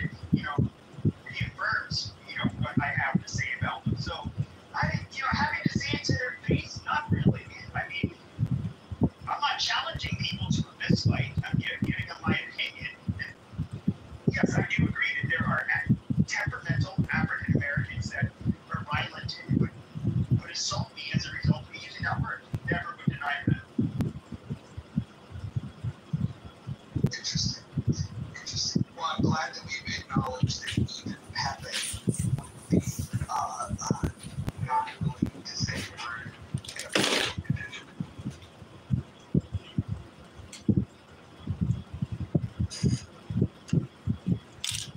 Yeah, I still think you're looking at this wrong, but I would. You want to come to Pittsburgh and say it? It's not the fact that I want to say it. It's never been my desire to say a word that has historical roots in oppression of a people. It's the fact that I see it has so much power over people, and people are getting hurt physically because of the trigger of the word, the power of the word, and then the people that are doing the hurting are going to jail. But still, that Darwinism for those white women, I wouldn't try to take a banana from like I don't know, checking a teeth and probably rip my arm off or write my face on it. You know, and I do think that if you're going to call a black person, and let's be real, calling someone the N-word is a challenge. It's really disrespectful. Just like if I was to walk up to anybody and say pussy, like while looking out of the eyes, there's a good subsection of men that are going to take that as a threat and a challenge, and it's going to become physical. See, you might insult your mother or your wife or girlfriend. There's things you can definitely say to people. The N-word's one of them, where you're basically testing them. And you know, I don't think any smart person is going to go around just calling people names. I don't go out of my way to. I look at guys and maybe they have an ugly girlfriend. I would feel zero compulsion to tell that guy his girlfriend's ugly. I mean, just as I think it doesn't mean I'm not about it. Why do I need to tell them that? It's not my place. You said you do it all the time. What kind of person is going to be walking by a fat person saying, oh, you are does that shit. If you do that, you fucking look like son of a fucking bitch or whatever the fuck you want. So just go and do that. It's just, again, it's about respect. Who's going to be disrespectful? You're disrespectful. I would never disrespect me in real life. Like, people that go out of their way to disrespect me. But not in real life. We should say those things, Sean, behind their back. Don't say that shit to their face. That's what we do. You don't know him. You don't know him. You have no right to say it to him. If you know him and you call him a fat ass or whatever, or you want to call him something and you know him, that's just being truthful, but you don't know him. Where you come from, you know they got a thyroid issue. You don't know what their issue is. But you know that when we talk about color, like you just gonna talk to just go someone that they're ugly as fuck. Like you just go tell them, you're ugly as fuck. Hold on, you're ugly. That shit. Hold on, well, I'll explain. So you can absolutely get away with calling people fat. In fact, it happens all the time. There's a big difference. We didn't enslave fat people. Now, you might make an argument that that would have been a wiser thing. We got them in better shape. We wouldn't have the fat epidemic that we have. There's a big difference. Big difference between talking to fat people. In fact, I'm a big fan of bringing back fat shaming. I think that's okay. I'm a fan of that shit. I like it. And I say this as somebody that told dad I've got about 17 pounds that would be optimal for me to lose. And I still think that it's totally fair game for people that are fitter than I am to tell me, hey, fatty, you should lose some fucking weight. I think that there's a value to that. I struggle to find the value. In saying the N-word.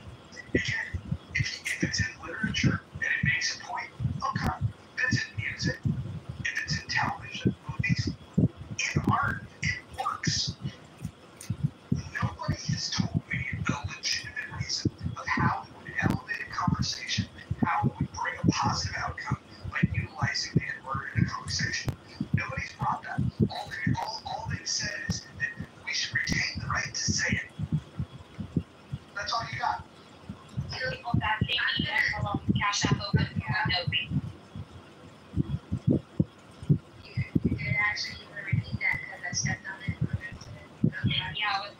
Yeah, I was just gonna say, if people fat shame me, I say my Cash App is open. I will go get on Monkey and I will gladly take it with all the weight that I can. Alright, so hold on. Let me get this thought out. Please don't. Okay, cool. Thanks, honey. It's done. So if Kanye West came out with his most recent song, Heil Hitler, people looked at him and said, that's hate speech. And when he was interviewed in his leather clan robe, which looked really uncomfortable and ridiculous, but okay, Kanye, he said, tell me what hurts you, and I'll do more of it. And what he's saying is, you give me the buttons to press to make you go crazy, and I will press them. And I'll press them happily.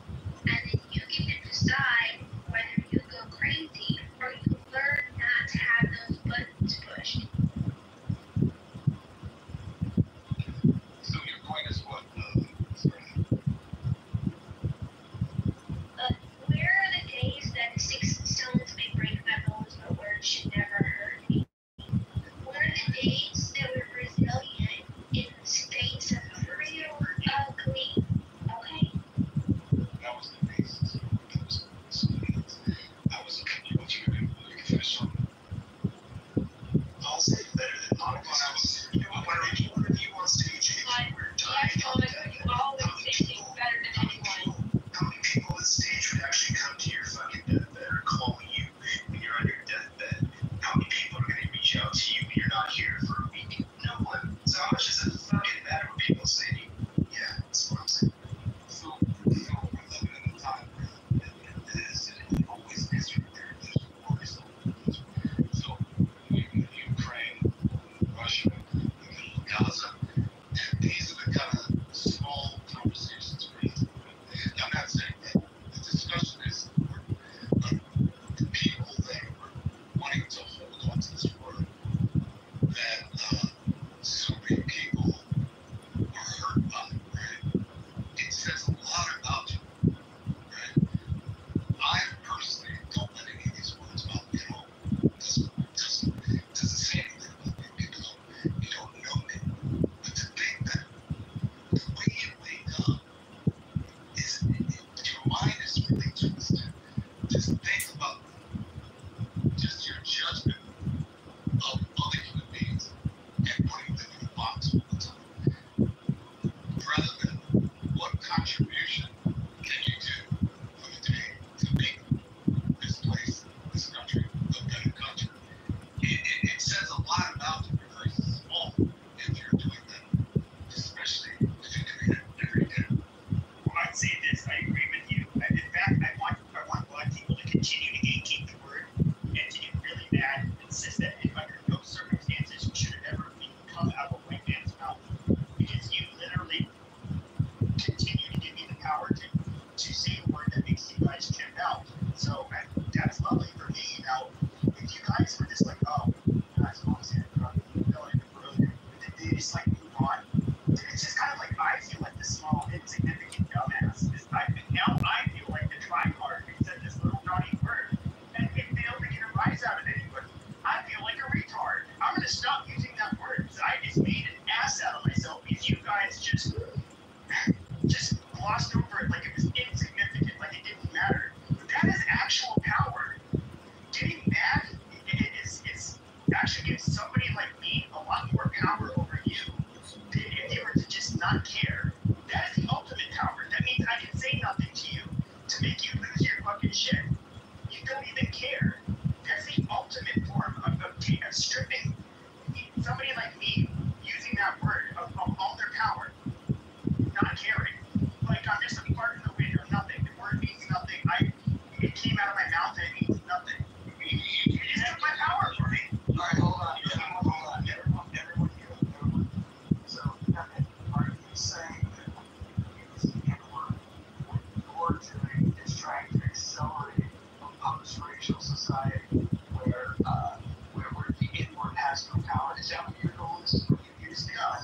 for entertainment.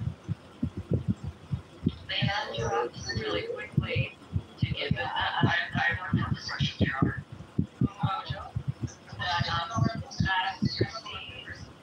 Nevada Christie has arrived on the stage.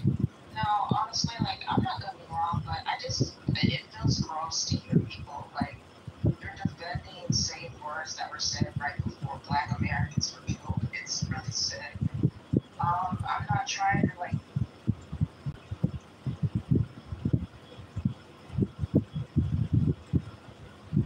or make it personal in the room, so it feels ill. I feel ill hearing this, that's all. You know, like, you guys can do what you want. I will never argue or fight or lash out at people, but it just feels so sick to hear people fighting for this. It's really gross. I guess it's because, again, like, I grew up hearing about my grandparents looking at Jim Crow. I heard about the history. I heard the treatment that they went through during that time. Again, just, you can do what you want, but it's just crazy to hear this. It really is. Can I just jump in really quick? This is Nine. So listen, I don't need to be an a-hole here, but so my mother and I the other day were talking about the Emperor. I've been waiting for the opportunity to give on this, and this is the perfect space. Adam said, I've been waiting for this moment. So I was talking to my mother the other day about the Emperor, and she's like, no, you know, black folks have made this for internationally famous artists and music. And to Chrissy's point, that was a word used against black people, used to describe the black people during slavery. She said that's the white man's word. My mother said that we owe the white man reparations for stealing his word. We have profited off his word. We made the word popular. We've made the globe treat the N-word like it's a term of endearment. I lived in LA for 20 years. Everyone said the N-word to everybody, right? Black people, Hispanics, calling each other the N-word. And it was cool, it was brotherly, it was love. My mother says we profited, we made trillions of dollars using the N-word in our arts, music, TV, etc., etc. And because of that, we owe the white man money because we stole the word. I'm done. Brilliant. Can I just say something?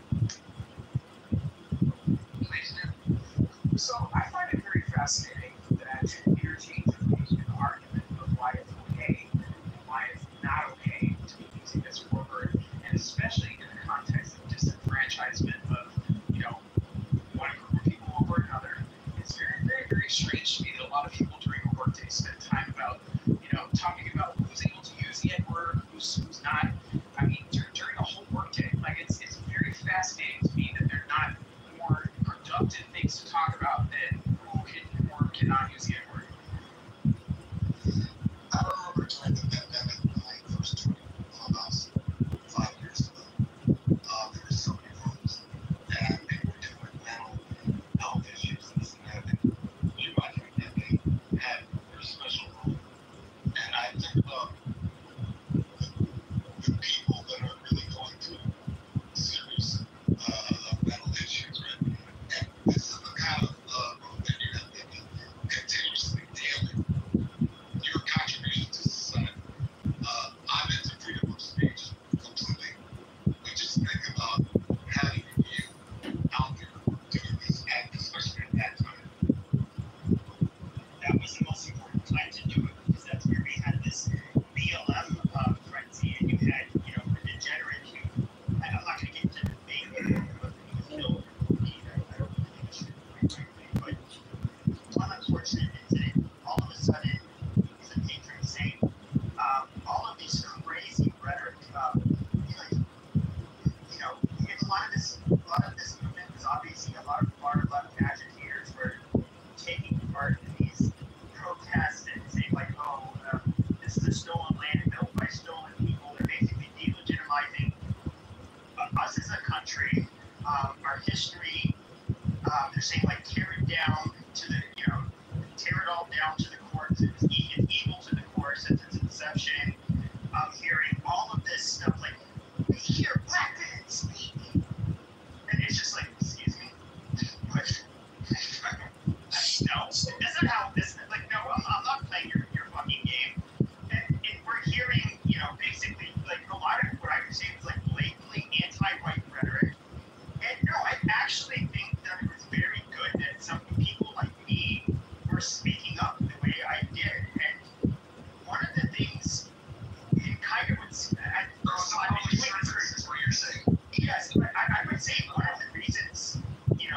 starting 2 years ago after the changes on Clubhouse, I go on to places like X, I go on to other platforms, like the shit I see. Time limit, Mojo.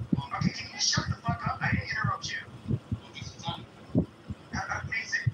I didn't interrupt you with your retarded fucking, just do sit down. Hey, this is a legend you're talking to, an icon. I don't know, words about me. Okay, then just shut the fuck up. I'm wrapping it up. Just shut the fuck up. I don't care. Do you want me to ask you if there's a time limit over and over again while you're speaking? Like, please. Now, with that being said, you see that the Overton window is obviously shifted. Now, being like overtly racist, trolling using the N-word, all of this shit is like mainstream now. Like, I'm actually somebody, if anything, I think people have gone, like, I used a lot of comedy and humor, but now there's like, I would say, I'm not even what you would consider provocative now. Like, you could say I'm somewhat of a one-trick pony because of my beliefs, but I'm far from being the most offensive. And, I don't know. Say you're a liar. So just let him finish. Are you finished? Yeah, I'm finished. We can let this mumbling. No. What you're not going to do is you're not going to disrespect people that aren't disrespecting you. Otherwise, you're just being an asshole. No, he's disrespecting me. No, he's not disrespecting. Yes, he is. He interrupted me a bunch of times. He asked, is there a time limit? Is there a time limit? Is there a time limit? Is there a time limit? He's the first one who made a judgment about my character. Time-back, I think he's finished. Go ahead, time-back.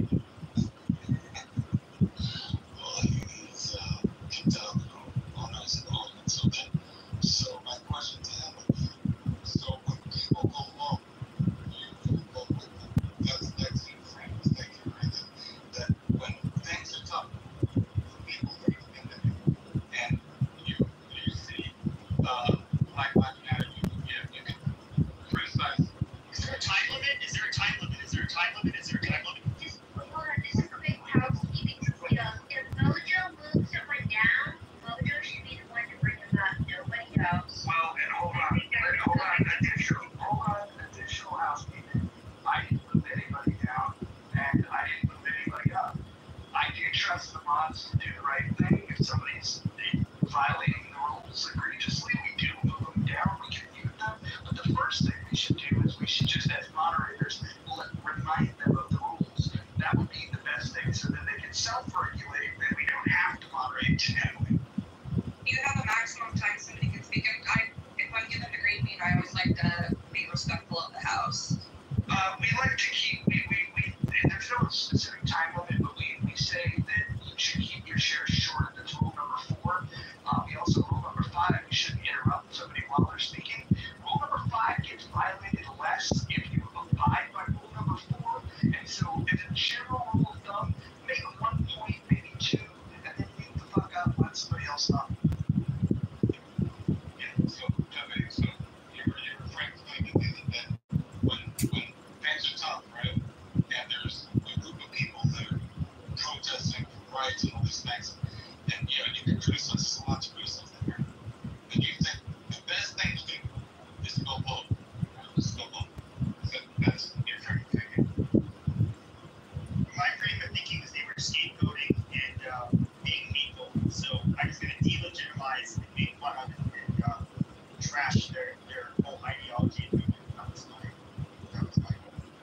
Oh, okay. But I'm just curious, Adams, you wanted to like mute me and put me down the video, but you were mocked up in my rooms all the time with overtly anti-black hatred. No, you are. You're light-skinned now. I'm not even mine, so I don't know if you're drunk or coked out tonight. I'm sitting here right on the stage with you. So again, don't try, bro. Don't try, bro. Don't try, bro. Because you're screaming into my fucking ear. That's exactly why. No, you're screaming in my ear now, Adams. You are. Not Pepe. Like, you weren't even in here when this happened. Make my cool Mojo. And I don't know who the person was who put me down. It obviously wasn't Caesar.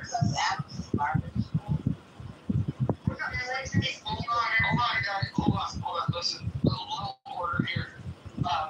Let's try to tap into a little bit more respectability. We're gonna be shutting the poll down pretty soon. Once we get to 100 votes, we need 9 more votes to do that. And then we're gonna talk about the Kitover takeover.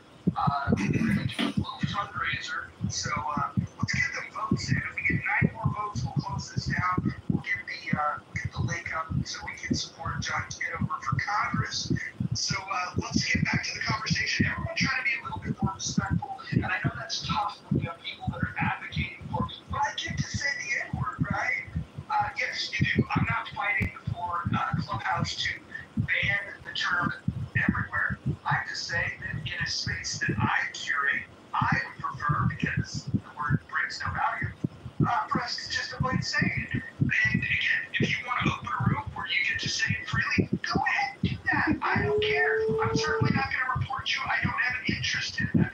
What I will say is, in this space, if you want to defend your right to do it, I don't know who you're defending it against.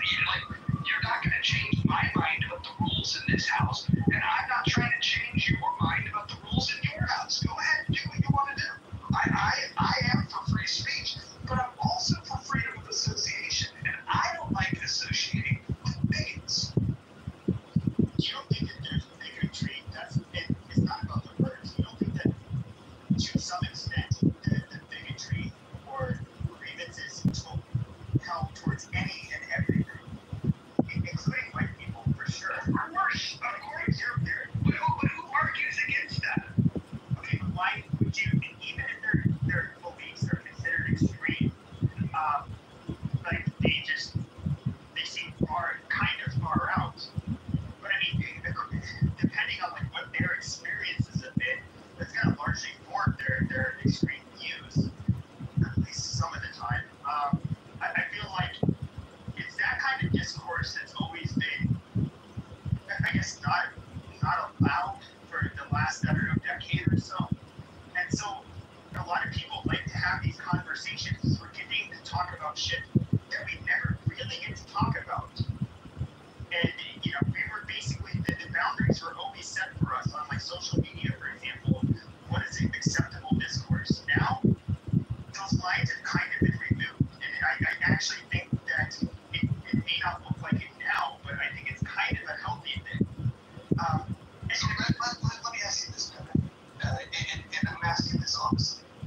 Do you think that when you choose the things that you're going to advocate for to try to make the world a better place, or whatever it is you're doing, maybe you're just entertaining yourself, I think that's what you claim to want, why you want to preserve using that word.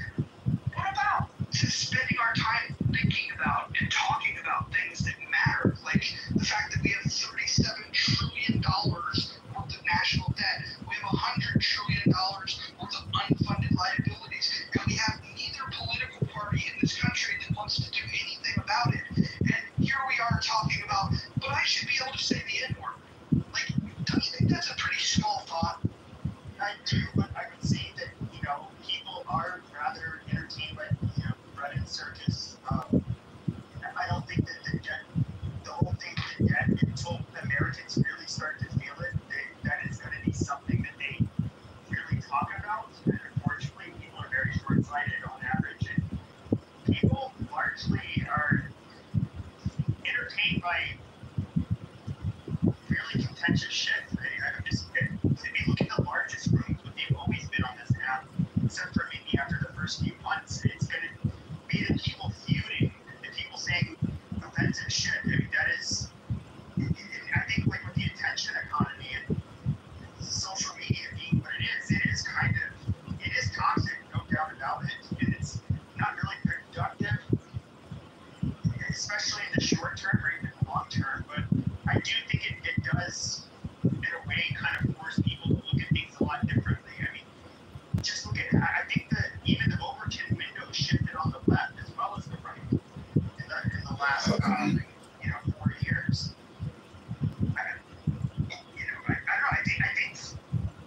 I don't know that we've had like relative stability in the world compared to most of our existence, our ancestors' existence on this planet. Now we have all of these technologies that are like smartphones and all of this shit, and social media that really is very disruptive.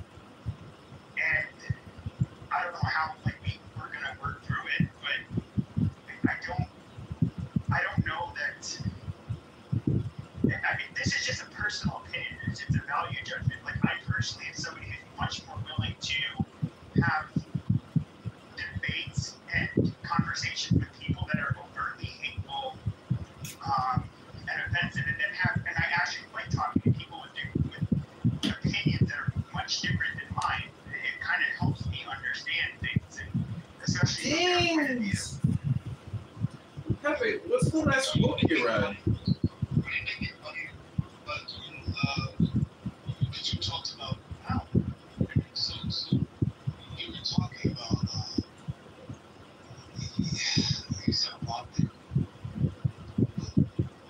using the Overton window. Tammy, can I help on this, maybe? When you're done. All the things. He's moving the Overton window. You're not making money, right? And you've spent hours on it. Of all the things you can do to contribute to humanity, to society, don't you think there's a better thing to do? Because it doesn't seem like that's a happy life to just point out the low ends of people. It just doesn't seem like I'm not judging you, I'm just saying. I see the differences between people. What I'm most fascinated by. I generally, when people think a lot differently from me, it's like, I wonder why. I don't get it. I don't understand why they're saying this. And I'd like to listen to them. And, it can take a long time to kind of understand how they formed their opinions. And they were like, they're very overtly. That's been fascinating entire journey. But a lot of these people, I would curse at, I would say horrible shit to. I kind of, like when we don't talk about political or religious stuff, like I actually find that they're very decent people, but they have very different, just so much different. I don't want to get into it, but the reasons why they have this, a lot of it is religious, but there's a lot of other stuff too. It just like, and it's not just like with them, I mean, I would just even when it comes to racial or, depending on what part of the world you come from, or what class you are, like somebody is genuinely fascinated by that stuff. But aren't they influenced? A lot of these countries are poor, right? And they don't, not always, no. Like guitar's not poor. The richest countries in the world are not happy. Yes, they're the richest countries in the world. Okay? And no, when you go to the Emirates, it's not full of poverty. No, that's and nor is it Saudi. There's a lot of countries. Yeah, but those aren't. And they're the richest countries in the world. And so is Qatar and Kuwait and Bahrain. So you're fighting for... No, but I wanted to make a comment about Pepe, because I'm going to come from a place you're going to be a little shocked. Because I speak... Okay, so I'm just going to tell you, I speak to him. I'm a minority. And I'm actually in the business of tracking. I track hate. I deal with hate. I fight hate. And I get... it's... She's a hate tracker. My life's work now. It's what I do. And I talk to him. I'm in rooms with him often. I know when there's people that really hate and really act on their hate, and they do things in the real world that perpetuates hate and to hurt a group or to hurt people because they're of a certain minority or background. And I do believe him. He talks to different groups on here. He comes in the Jewish spaces. He talks with us. We talk about our issues. We talk about our political issues, our issues in the United States, our issues abroad. I can just tell you my experience. There's when someone really has hate in their heart towards you. You can hear what they say. You can go in a beer's room. You can listen to what we have to listen to real hate when we're in there. So I'm just gonna say that. Okay, no, I know why it started. I'm just telling my own anecdotal experience. I have a lot of conversations with people, and I try to see what's really behind them. And I talk to people that I never would believe I'd be talking to. And I gauge it. So you're black? No, I'm black. I'm Jewish. I'm a minority that's being attacked incredibly right now. 2% of America. 2%. And I'm 900% increasing in hate crimes. And I'm dealing with hate in my community like at leaps and bounds. That is just astronomical. People being burnt alive, being shot, murdered, people waking up to waking up to death to Jews, waking up to equality speech I don't want. Okay, Tammy, I don't want. That's not what this room's about. I'm just telling you, I can tell when someone really has hate, and that's not the dialogue. I'm not gonna. You can talk over me if you'd like. You can try to. You can challenge it. I'm telling you, go in Amir's room if you want to hear hate. Okay? But spend some Jewish spaces and talk with us. Okay, never mind. Because you're not. I can't. You're cutting me off. Number one, which is rude. Hold on. Everyone hold on for a second. Listen. Abby, let me ask you this. If you could go into a room that bans the N-word and the K-word, do you think that would be an improvement over a room that allows you to use those words? Of course it is. That's not what I was talking about. Right. I understand that. But the part that you're missing, hold on. The part that you're missing about this conversation is that the whole reason we got on this topic is because Pepe and a few others are advocating that it's a good thing if we have this space to be able to have their free speech, to be able to say the N-word and the K-word, and they reject the rules because their preference, and you can see it in the people that chose in the chat, or not the chat, the poll. If you look up above, chillism is a room where they allow you to use the N-word, the K-word, whatever word you want. And then in the muff, we don't allow it. Pepe is pro N-word, pro K-word. He wants to defend the right to use that, and that's what this conversation is. We're not talking about hate groups. We're not talking about all those things. The fact that people are coming to Pepe's rescue to say, well, he's a benevolent racist. I think that's problematic in my mind, because benevolent racists become malevolent racists. But that's not true. I'm speaking up for children. They allow they get to call white people whatever they want, Jews, blacks, it doesn't matter, Arabs. They're very harsh on Muslims there. You can say whatever you want. It is a lot of people, like Douglas, what is his name, Goats again, as he referred to it as zoo, which is kind of accurate. He allows people to say whatever the fuck they want. When that happens, though, there's like strong pushback from every side. And so I don't think it's like a hateful thing when you have, you can say it's very offensive and you have hateful people in there, but I think that one of the things I do like about chillism, which I rarely go into, I do think that they give me people with odd views that are hateful and offensive, the ability to speak. And I understand, like, not every platform should be that way. Most people would probably prefer not to be in an environment where people can just say those kinds of offensive things and use those slurs. I completely understand, but I absolutely support the right of people to be able to have the platform to do it. And I don't even see much harm in it, and it's not an echo chamber, and you know that, I think, Roger. Everybody fights with each other up there. There's no, like, leading ideology in there.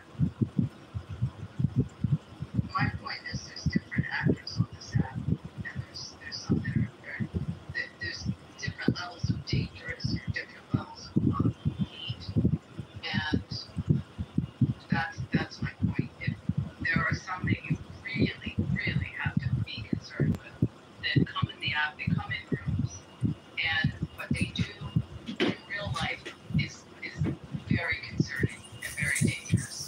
And that was the point I was trying to make. Some of them, 2021.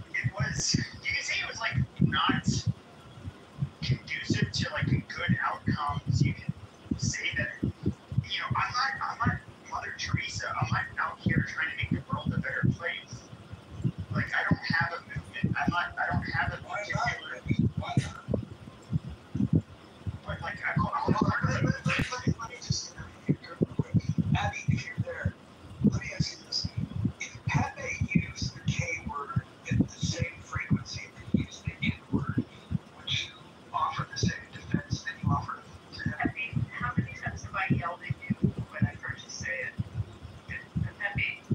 I've only used the term once. When you've used it and I've been in the room, have I like gone at you? Do you recall terms of I have gone at him when he has said it? Oh yeah, you actually heard. That wasn't my question. I absolutely say something. I remember you were saying I want to hold on. I'm going to ask my question. If he used the K word at the same frequency that he uses the N word, would you have the same defense for him that you just did earlier about the way that he uses the N word? I specifically, I'm going to back up and say that when I'm in spaces with him, I have heard him use it. I've heard him use both words and I've said stuff to him. I don't like hearing either. It's not something I'm comfortable with. I usually, if he's in a space doing it, I'll leave the space because I don't like hearing it. I'm not comfortable with it. I'm answering the question. I leave the space when I hear it. I don't like it, or I'll call him out, which I've done. So to answer, I'm not comfortable with it, and I've said stuff. When I hear it, I've said stuff to him. All I was pointing out is there's people that really are a danger that are on the app, and I think nobody's doubting that. Nobody's doubting that. That needs to be called out when that happens, and they come in our room. There's no doubt there's another group on this app where they sex traffic and they plan for terrorism, and there's even a person that's in this room that agrees with all those people. I agree. There are levels to this, and I agree that there are people that are far worse than Pepe. But something tells me, Abby, that if the ratio in which Pepe uses the N-word was used with the K-word, because he probably uses the N-word, I would guess like a multiplier of 100 times that which he uses the K-word. If he was to say the K-word, I would imagine because of the work you do, because of your community, my guess is that he would bubble up as a bigger concern than what he is. And I'm just curious, like, why can't we hold a standard where, when people are utilizing it, and again, if they want to use it in their room, I'm for free speech. Like, I don't want the government to shut it down. I wouldn't even want Clubhouse to shut it down. But when we have a space and we have a preference of who we want to hang out with and the kind of language that we want to use, you would agree that coming into this space where if somebody uses the K word, they're automatically going to get removed from the room. That's a preferable position than to be in a room like chillism where it's freely allowed. That's all I'm saying. And it was weird to me to hear you defend him because he's not out there with the news and hanging people. Again, I will repeat, when I've heard him say it, I've gone on the attack. I've also left the spaces when he uses those words. I don't want to hear them, and he'll tell you that I've gone at him for both words. But I'll usually, at this point, I just leave. I push the leave quietly. I don't want to be in the space, but I don't know how else to say this to you. I've called him out on it. He knows I've called him out on it, and I'm not comfortable with it. All I was saying is, when I'm looking at someone who really has deep hatred and acts on this deep hatred, there are people on the app that are of great concern to me. Great concern. And I think they should really not go unnoticed. That's what I was trying to say. Roger, I think what you saw, okay, so I think you understand that, like, when I'm in your room, when I'm in, like, Gary's room, the guy who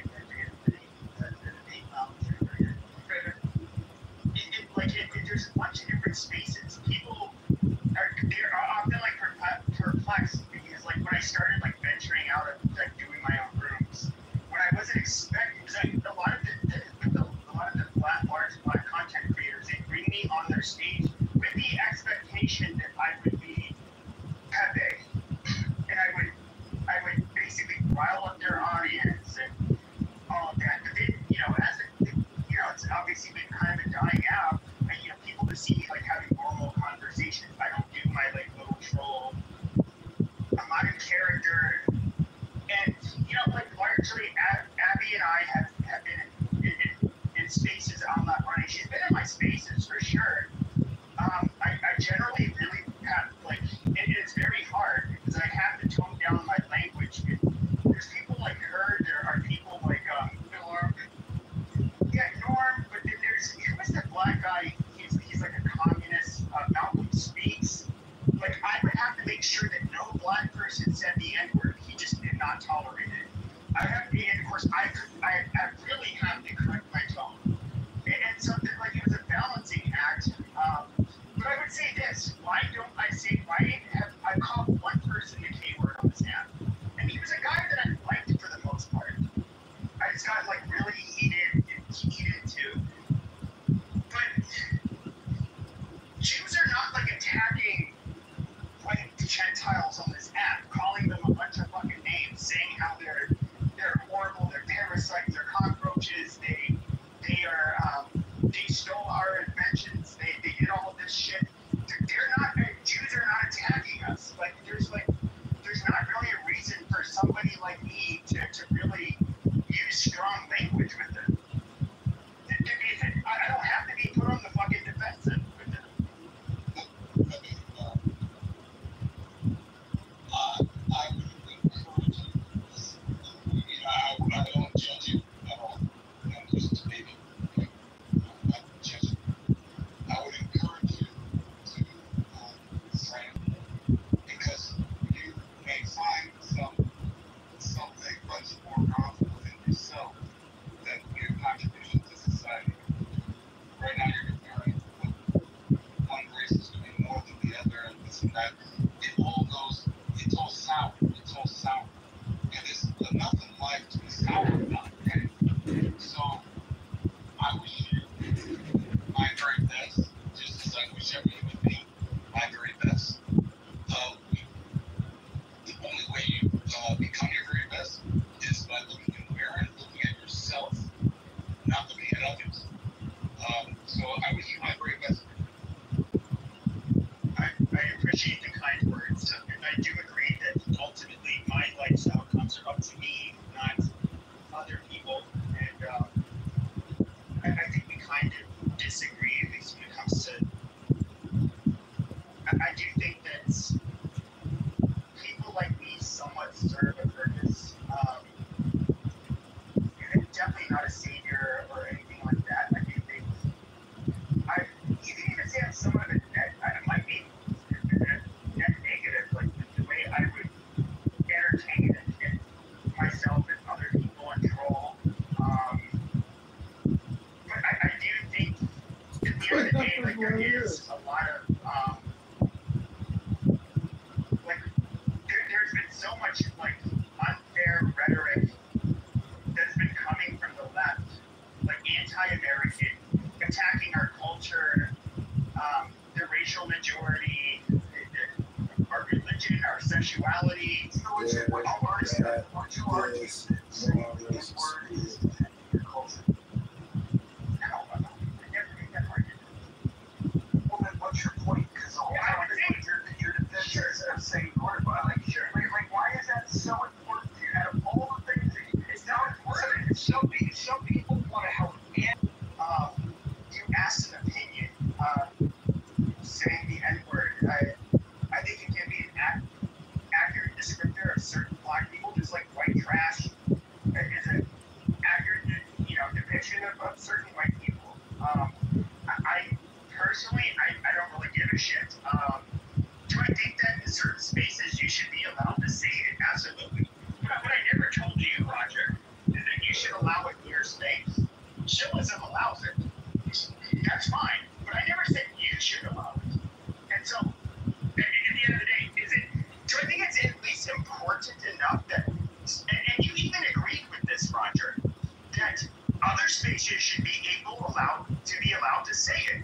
You said yes, that the government should not stop them, and ideally Clubhouse. We are on the same fucking side. I don't go into your rooms dropping the fucking N-bomb. I didn't go into Nelson's spaces. I don't go into other spaces dropping the fucking N-bomb. So I need to keep my thoughts to myself.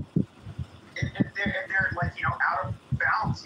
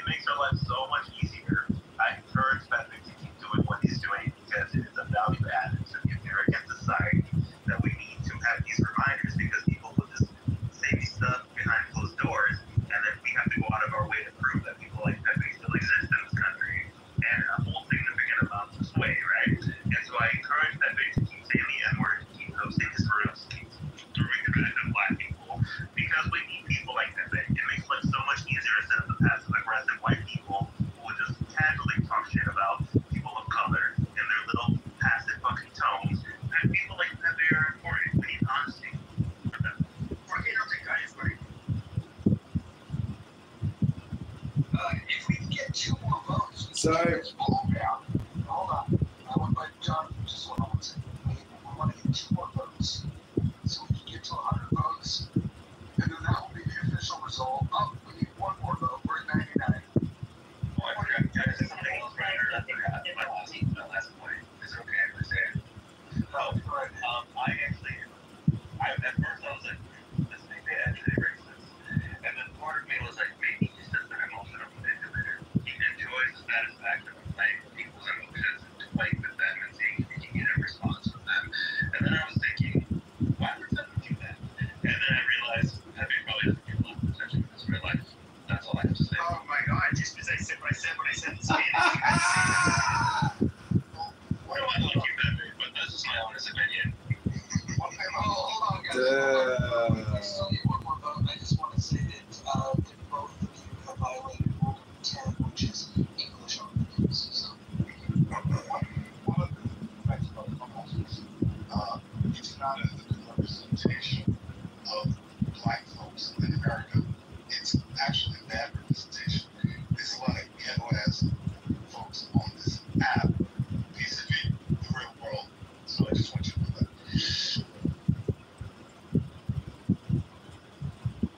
No, I agree. I've never, I went to school with black people, trained with black kids. I'm an adult. I didn't, as an adult, haven't had any black friends. Shocker. Well, a lot of them were, I would say I'm more Hispanic. Most of my friends have been Hispanic, even in comparison to white people. Not to say that they're interchangeable with black people, but but with that being said, the black people I would encounter in real life, there are some, I've noticed some things in the black community where it's like, oh, it has some fucking problems, but my coworkers and the people I would go to school with, my neighbors, they were not a problem. I didn't really, most of us don't really think about this shit, I think, in the real world. Now, when I started working from home during the pandemic, and then I was bored, and I could, waste hours when I should have been working, and doing a lot of stuff, online, and of course, I started doing this social media shit, 5 years ago. And I did see, insane rhetoric I did not have to deal with in real life. And, I would say my experience with black people online has not been my experience with black people in real life. Now, I'm sure a lot of the black people would probably say, you guys don't have white people going up to you, calling you names, denigrating you for being black.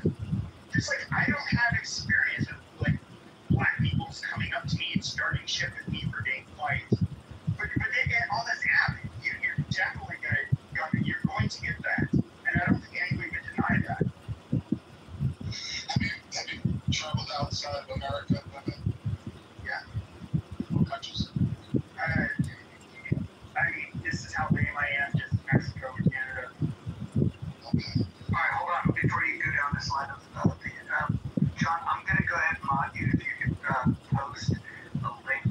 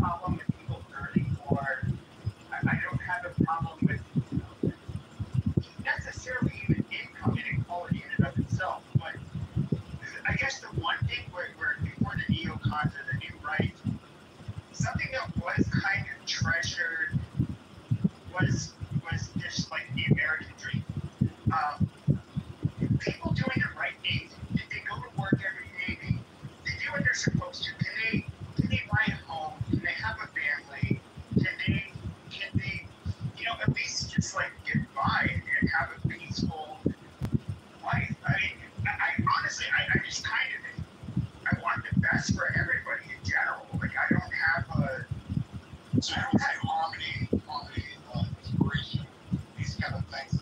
Yeah, I don't want. Yeah, I mean, obviously, the less fighting, the better the outcomes for everybody. And I want to see. I don't want to see people struggling, especially if they're doing everything right. Like, it's really to me sad. Just like looking at the price of like home, to buy a new home as a young person, the bar is so high now. And I feel like there's just like the rift that you see between men and women in America, and just like how marriages aren't really lasting. Men and women are tearing each other apart on social media, and it's actually like heartbreaking. I did not have to deal with this shit when I was growing up, and I don't really like take a side when it comes to men and women. I try to look at people like if they were my brother or sister, and you had to make an accurate judgment about what kind of person are they and who should they be with. And nobody wants their sister or brother to get hurt, but they realize like if you had a shit.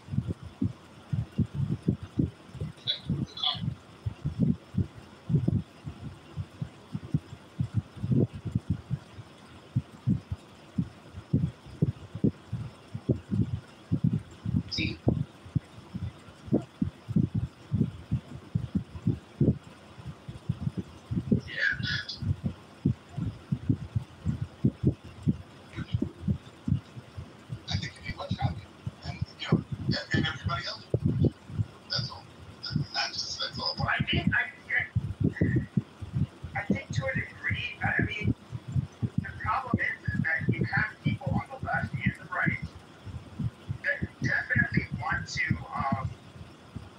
I would say, have like much different views of what would be utopian. Of course. And it's just like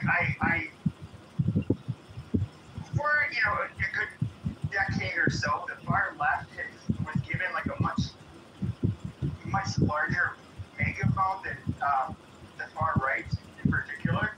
And I just saw like what was just amounted to just like hateful, horrible shit. And I guess like me, I did feel like an underdog. It's just like, oh, they can censor us and they can. It was almost like blatant, I don't know, like communist, racist propaganda, and they would shut you down for speaking out against it. It's like, well, fuck these people. In fact, I'm going to start insulting them. And I'm going to start using every goddamn slur. And I'm just going to, like, literally try to fucking make fun of them as much as I can. Alright. And hey, guys, we're going to segue into the purpose of this room. The future Congressman, John Kitover, he's campaigning to help us. And so we talked about some small ideas in the last hour or so. We're going to talk about some big ideas. John, do you want to tell people why they might want to consider to help you with your campaign? Yeah, thanks, Roger. Thanks, Pepe, for that fascinating lecture and that incredible academic experience of listening to you discuss that important topic. Shut up, retard. Many years. You're stretching your underwear again on Rule number 5. Go ahead, John. So many of you know me. I've recorded many of you. Pepe is in many, many, many of my recordings. An unbelievable number of recordings because he has so much to say and he has so much fun here on this app. And I have enjoyed filming him and recording him for so many years. All I want to say is basically this country is borrowing and spending us into oblivion. $2 trillion a year is absolutely ridiculous, obnoxious, terrible, and just as stupid as many of the things you've just heard debated on this stage for the past 30 to 40 minutes. It's children. These are incompetent fools who keep getting into office because the voters are incompetent, brainwashed, and completely propagandized to vote themselves into an economic oblivion. So I'm running here as a Clown House user just like you. I'm fully transparent. I record myself, as Pepe said, in my underwear doing yoga while listening to you waste your time, have heated conversations in a road rage fashion just for entertainment purposes. But you can click the link above if you've enjoyed me or maybe some of the things I've had to say or some of the interesting conversations we've had or some of the videos I've recorded of some of the Clown House funniest and worst comedians who don't even know they're comedians and jokers. They actually take themselves seriously. But click that link above right now, 10 not 11, 10 not $9 to contribute to the campaign to elect John Kitover in the 16th District of Illinois. We are fighting a dragon known as Darren LaHood. As Abby stated, he's a very powerful congressman who's been there for 10 years. And over those 10 years, each year, through HRX, he has caused over $2 trillion in debt. So 2 trillion times 10 years, that's $20 trillion in debt. $20 trillion. That's a lot of money. So if you want to drive this annual deficit up to $50 trillion by 2050 or 2035, and have nothing to show for it, keep voting for these frauds in Congress and in the Senate. But again, I'm fully transparent. I'm running as a Republican. I've run as a committeeman before in Illinois, and I had to fight the Illinois GOP and Chicago GOP. It's not pleasant. They're not an inclusive group of Republicans. They're not MAGA. They don't show any support for Trump whatsoever. When Trump was running, they didn't hold one Trump event. I never saw a Trump flag, poster, sign, or even a kind word for Donald Trump. So if that tells you the type of Republicans I'm running against here in Chicago, that's the type I'm running against. Thanks, Mojo, for putting this together. I'm complete. And if I can answer any questions, or if you want to hear more interesting debates and conversations, I'm down for that too. Yeah, so he's going to stick around and answer questions, but before he does, I just want to, make this appeal. For those of you that are believers in a deity of choice, I don't make any, I don't discriminate here. I'm just going to ask you to prayerfully consider, before you click on that link up above, just say a prayer. Say, Father God, can you please give me the wisdom and whisper into my heart how much money I should donate to John Kitover for Congress. And I want you to listen to that whisper. Please, that Lord. Whisper that whispers to your heart, that tells you how much money you should give. Your deity may say give $0. Your deity may say give $1. Your deity may say $10. And if you're prosperous and your deity believes in this cause and believes that this is your calling in life, he may tell you to give a little bit more. But I want you to listen to that voice, say that prayer, listen to the voice, click the link, and do the right thing. God bless. Jesus gave me the I did your prayer, and Jesus gave me the sharpest pain in my butthole I've ever felt, and I'm just guessing. That means no. I'm telling you, if it doesn't work out in Chicago, consider coming on down to Southern Illinois. You will see a whole different side of the state, because down here it is like a sea of Trump signs. Yeah, it's bad, but I mean, there's a lot of Republican support down here. I mean, it is the economic disparities between the North and the South of Illinois are drastic. Like, the South is basically Kentucky. It's really bad down there. I would just keep driving till you get to Tennessee. Yeah, I mean, I told last night saying that if it wasn't for Chicago, Illinois would be deep red. Yeah, it's the truth. That's almost every state. I got a question for Necro. Hold on. I got a question for Necro. Necro, if you were to stack $100 bills, one on top of the other, how high would it be? Yeah, so given that, like, a dollar bill is like 0.00001 centimeter. So $100 bills stacked, one on top of the other, 37 trillion. How high is that stack of $100 bills? Because that's the debt. Can you go ahead and tell me how high it would be? It probably go above my house. Yeah, you know how high it would be? It would be 25,000 miles high. 25,000 miles high. That's the circumference of the Earth. That's how much debt we have. And there's only one person that's committed to being him on the ballot. He's going to do something about that. If you think that that's a crazy number, by the way, that's just the debt. Imagine the unfunded liabilities. I haven't even trillion of unfunded liabilities.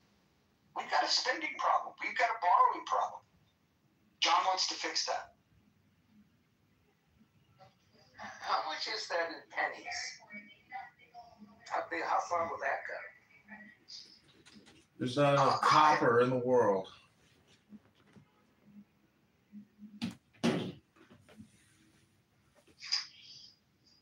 Yeah, I don't think there'd be enough copper. They don't make pennies out of copper anymore. Well, I do want to thank the people that gave yesterday. We raised over $1,000 yesterday for the campaign. Day one. Here's day two. We're hoping to double that today. So for those of you that didn't have an opportunity to participate, the link is up above. Hopefully you've said your prayers. Hopefully the Lord has spoken to you. And, we'll accept whatever the Lord told you to do. So hopefully you can click that link. Go ahead and do the Lord's work. I mean, I did give you, John, $5 since you promised to pardon Edward Snowden. That's right. We can't campaign finance laws. I can't actually promise to pardon anybody as I'm just a running for Congress now. I don't even have the power. I could write a letter. But listen, if you want to watch the YouTube live part of this experience, this is a special Clubhouse experience because so many of you are so special. But if you want to watch the YouTube live version, I'm wearing a Jesus Christ t-shirt that I bought on eBay that came from China. I'm wearing a Donald Trump hat made in China. These cell phones that I'm talking to you on, all made in China, and we're $37 trillion in debt with $100 trillion in unfunded liabilities. We don't even manufacture anything in this country. Yeah, it's like every time I put on my jeans and said made in China, it may as well just say made with genuine Asian labor. The fucking baby boomers ruin the country.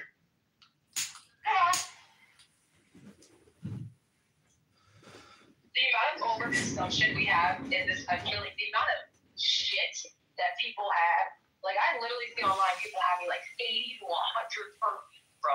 Like just that. Like I'm just like, it amazes me how much shit people buy. That's just so cool. It's just like, like boomers, it's just like, they just want to go back to the good old days, where, Like, yeah, but they can't go back to the good old days because they're too old and they can't surf and do the cool shit they did because they're in like wheelchairs and not very mobile. But I do want to ask you a question, Mr. John. What will you do about the Epstein files? How are you going to release those? What are you going to do? That's what I asked him last night. I didn't get a clear answer to that. You're going to get a clear answer, fuckface. Otherwise, I'm going to tell people not to donate money to you. Well, Pepe, you've just violated one of the in the muff rules. I'd like you to click on the house, read the rules, and tell us which rule you just broke. Voters want to know. Okay, then the next question I'll ask you, Pepe, is what is 232 times 1,000? 232 times 1,000. 232,000 $232,000.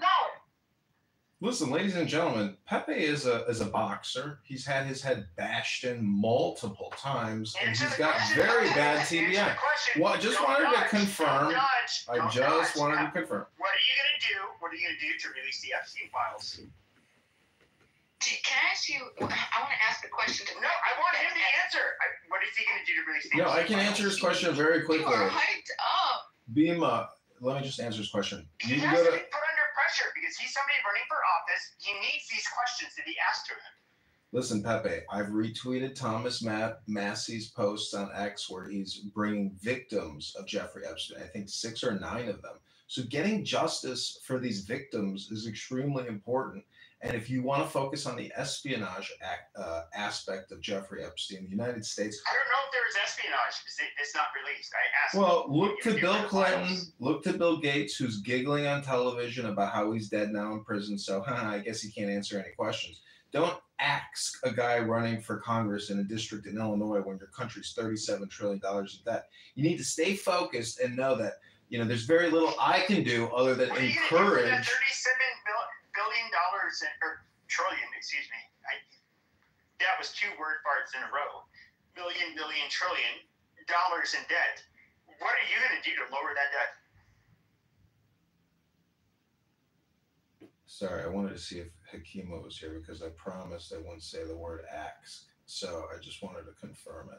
Yeah, okay, but I asked you, like, what are you going to do to lower our $37 trillion deficit? How are you going to, do that? Yeah, no problem. So we spend $7 trillion a year plus. Okay, 7 trillion a year plus. We take in $5 trillion through the IRS and the Treasury annually. So that's a $2 trillion deficit. I would propose that the smart thing to do would be to immediately cut Medicare, Medicaid by about $1 trillion, Social Security by about 250 trillion or 250 billion.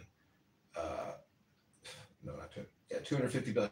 Anyways, I'm just suggesting that we cut the national deficit 100% and bring us back to $5 trillion. Amazing. So you want to cut the geezers that have had to be, when was it the 1940s when this was? I forget when it was. I think it was Roosevelt who ended up. Also, don't forget the NDAA, Pepe. We got to cut that $1 trillion annual budget down to $750 billion. Into Social Security, and they were going to get these benefits. Like I hear you, Pepe. We've been 25 years at war. You think after 25 years at war and a massive pandemic, scandemic, the American people are going to have to tighten up their belts and say, you know what, we've been through a lot. I guess maybe we should try to start saving some money. They can't tighten up their belts because they're about to, die. Pepe, the point is, stop borrowing, stop spending. Stop borrowing. I talk to you all the time, Pepe. I'll keep talking over you. Stop borrowing, stop spending. Repeat it after me, Pepe. Stop borrowing. Say it with me. Stop borrowing. Say it with me now, Pepe. Stop borrowing. Say it with me, Pepe. Stop borrowing. Stop spending. Stop borrowing. Stop spending. Stop borrowing. Stop spending. Stop borrowing. Stop. It's the mantra, everybody. Say it with me. Stop borrowing. Stop spending. Stop borrowing. Stop spending. Stop borrowing. Stop spending. Stop borrowing. Stop spending. Stop borrowing, stop spending. Stop borrowing, stop spending. Stop. Say it with me, everybody. Stop borrowing. Okay. I guess nobody likes to do mantras. I like mantras for relaxation purposes. My mantra as a congressman candidate is stop borrowing, stop spending. Stop borrowing, stop spending. Stop borrowing, stop spending. Stop borrowing and stop spending. Okay, everybody, I'm just going to say it one more time. I talk to Pepe all the time. This is why I've lowered my volume, and I'm just going to continue to talk. Stop borrowing, stop spending. I am complete. No problem, no spend. I go ahead and shoot you in the back of the head. Money fat, thank you for our problem solved. So every time you say that, John, I'm less likely to vote for you because it's a valid question from Pepe. That's okay, Mother. That's all right, Mother. Go ahead, Necro. I just want to say you're really making me begin to regret giving you the money last night. I asked him a legitimate question here. Which this is not a good response. You should work on this. Okay. I guess stop borrowing, stop spending is not a popular mantra with you. Well, I don't know. It's still popular for me. It's my listen, this clip has been put on YouTube. I bet you this will be my #1 clip, you guys. Stop borrowing, stop spending. It's really embarrassing. I just had to say that, bro. Your mantra literally makes people like Pol Pot come into existence. Like holy shit. Pepe, you do. Talking about the old geezers who were said. Pepe, you were just complaining about the. No, hold on. You were just complaining that you can't get into a house, that it's too expensive to buy a house.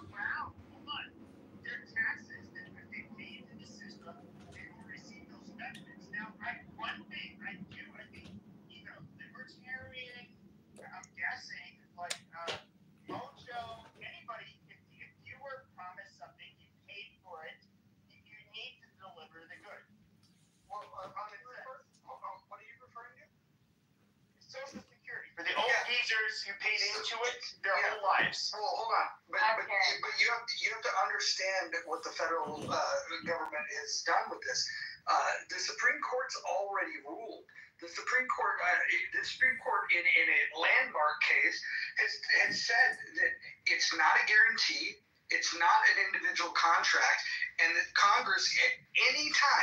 can reduce or eliminate the benefits. Yeah, but that's political suicide for Republicans. Yeah, I don't know. Hold on. Before you say it's political suicide, what's political suicide is in 2035, the trust fund is going to be dead, right? And then you can only fund 71% of the liabilities. We have a problem that's 10 years away, and when that problem comes up, you just have to understand that if push comes to shove, and I agree that there's going to be politicians that are going to work their magic to either raise the age or raise taxes or maybe lower the benefit. I agree. They're going to make these modifications because it would be politically unpopular. However, as we continue to borrow and spend, and as the interest on the debt becomes a bigger line item, the problem that you're going to have is there's not going to be any money to pay for anything. And that's why you have to get debt under control.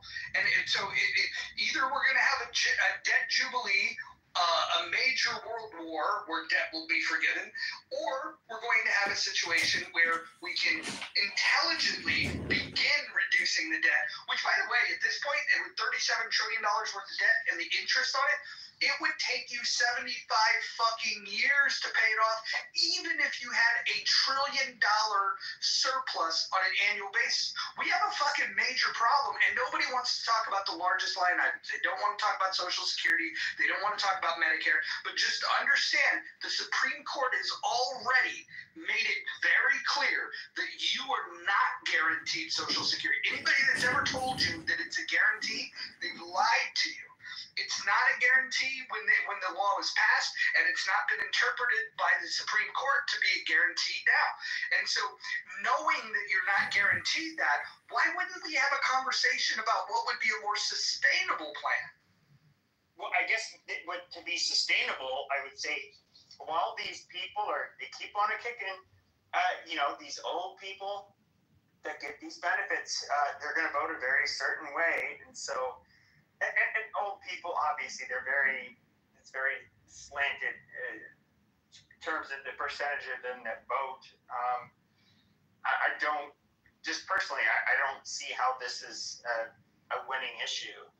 I mean, we could just speed up euthanasia of the over 70 population and just get Okay, listen, you guys can stop insulting senior citizens in this room. If you continue to insult senior citizens, I'm going to kick you down to the goose. So let me ask you two brain giants a quick question here. If you were the president of the United States, what would your top 3 priorities be for your people? Go ahead, Pepe first, then Mother. Thank you. Sure. So immigration's already kind of getting under control, so that's fine. I would say it would be to lower the deficit, but it would be to stimulate the economy in a way that it benefited the average American, where there was economic mobility, where those that do things well and they do things right, I guess you can say, they can be as prosperous as they're capable of, and so long as that they're doing the right things. I mean, I do believe in the American dream. That is something I actually. If you were to ask me what at least in my country, what I care about the most, aside from race, aside from anything else, it's actually that Americans that grow up here. If they play by the rules, they do what they're supposed to, they can at least have a good standard of living. You got 30 more seconds, Pepe. Yeah, sure. So there's obviously some people that are far more brilliant and innovative, and they're going to bring a lot more value and money, and they're going to hire a lot more people because of their, the companies they start, which is a net positive. I'm all for that. At the end of the day, I want what is best for America. Okay, great. Go ahead, Mother. It's your turn. Okay, so the number one thing that I think is a big threat to this country is our reliance on China for basically everything in this country. I would reshore most of our, at least high priority supply chains back to favorable. Second thing I would do is America's infrastructure is going to shit very, very quietly, right? Like some states are, like a lot of these bridges are over the lifespan in both like significant portions of the country. You have just shitty infrastructure in the U.S. has been built since the 1950s and has not been addressed by either party. It just keeps pushing the can down the road. We need like trillions of dollars in domestic investment in our own current infrastructure. And then the third thing I would focus on, actually, U.S. healthcare, I think is a disaster. Like I know Obama tried to do some patching with Obamacare, but that didn't really work out super well. So there's got to be a revisiting of how healthcare is done in this country, or maybe shifting more towards a preventative model. But that's going to be difficult to push politically. But those would be my three priorities if I was president. Okay. What about you? I'd like to. Okay, hold on a second, Mother. Hold on a second, Mother. Go on mute, Mother. Go on mute, Mother. I'd like to point out to everyone on stage as well as the audience that neither Pepe nor Mother said that the government should stop borrowing or spending money. Never heard it come out of their mouths. And in fact, if we were to do a compression of what they just said, or even repeat back what they just said, I don't think anybody on stage could even give me 3 things that they just told us. Maybe one. Fuck you, asshole. I think we should borrow less money and we should lower our deficit. Eat a dick. I did not say we should. So last I checked, Pepe and I weren't running for office, so the one who should be answering this fucking question is you. Listen, gentlemen, I will refer you back to the rules. If you use profanity one more time, this is your final warning. You will be Shut up, suck my fucking dick. Okay, gentlemen, you're going in the goop. I would like to say something. Pepe, any final insults before I put you in the goo where you belong? Go ahead, Pepe. Yeah, fuck you, suck my dick. Okay, moving to the audience. There you go. Go back to mommy. I just want to quote Donald Trump. Go back to mommy. Go to the goo where you belong. Okay, who's the next speaker? Go ahead. Yeah, I wanted to ask a question. When we are accounting for the deficit, the debt that we're in, are we making sure we're accounting for the fraudulent spending that's also being done, the fraudulent part of our spending in this country? We're accounting for that, right? Yeah, Doge. You can go to Doge on X right now and view almost $750 billion of fraud, waste, and abuse. Bullshit contracting through SAP for contracts for DEI and climate change studies and training, ballerina monkeys in the Guinea forests of Africa. I don't know. There's 100,000 contracts. You can go to Doge on X and look right now. Let me get the link for you. I'm going to put it in the chat. No, I wasn't, John, relax. I'm just asking if we, relax, I got you. I'm just saying that when it comes to, because I work in Medicare, and Medicare is obviously very complicated. The entire healthcare system is very complicated in the U.S., but Medicare is much, much needed for these seniors, man. Like, I don't care what anyone says. I believe there needs to be more regulation on fraud in Medicare because the DOJ just arrested over 300 people for $14 billion in intended loss. And I mean, like, primary care is charging for procedures that never happen. People getting access charges for things they never got, medications, referrals. And it's, so to me, when I think of the cut in Medicare and Medicaid, it makes me nervous because we need these things. I feel like we need to spend more money on the regulation aspect of how these funds are being distributed. Because we still got dead people getting Social Security and Medicare. Dead people still getting Medicaid. It's a lot of waste and loss. But I feel like cutting funding, I feel like more like allocating the funds to more regulation rather than cutting the pockets. Can I say something to you? You have to really. People don't understand the difference between what Medicare is and Medicaid, and they're completely different, and people conflate them often. And the cuts that we were talking about that just got passed were really dealing with Medicaid. And I think you make a really important point. And I think that I know doctors that have been locked up for Medicare fraud. And I absolutely agree with you. And I have a friend whose mom just passed away, and they have a huge malpractice lawsuit now. Well, one of the reasons is the doctor performed additional procedures in terms of upping the billing on the she was on Medicare, exactly what you're talking about, but now it's backfired on him because she died as a result of it.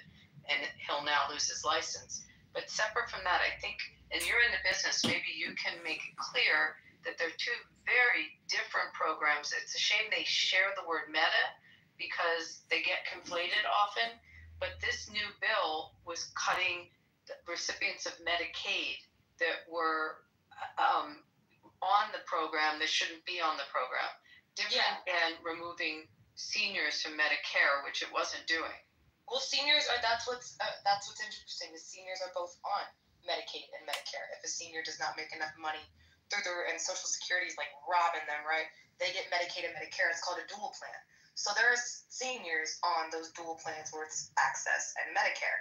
So, that's why it's getting attacked. I mean, the bill was trying to stop it from like young people sitting in their base. I agree with that. They're doing their 40 hours a week, or their 20 hours a week. I agree with that.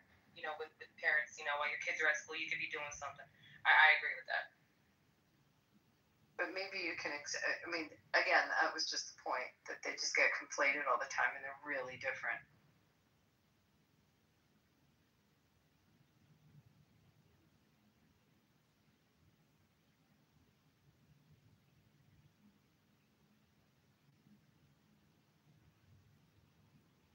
Okay, ladies and gentlemen, I'm going to take about a 5-minute speaking break, and I'm just going to copy and paste from Doge on X in the chat. Stay alert to the chat because you're about to see a whole lot of scam, fraud, waste, and abuse, and borrowing and spending. I'll let you guys talk it out while I post the receipts in the chat.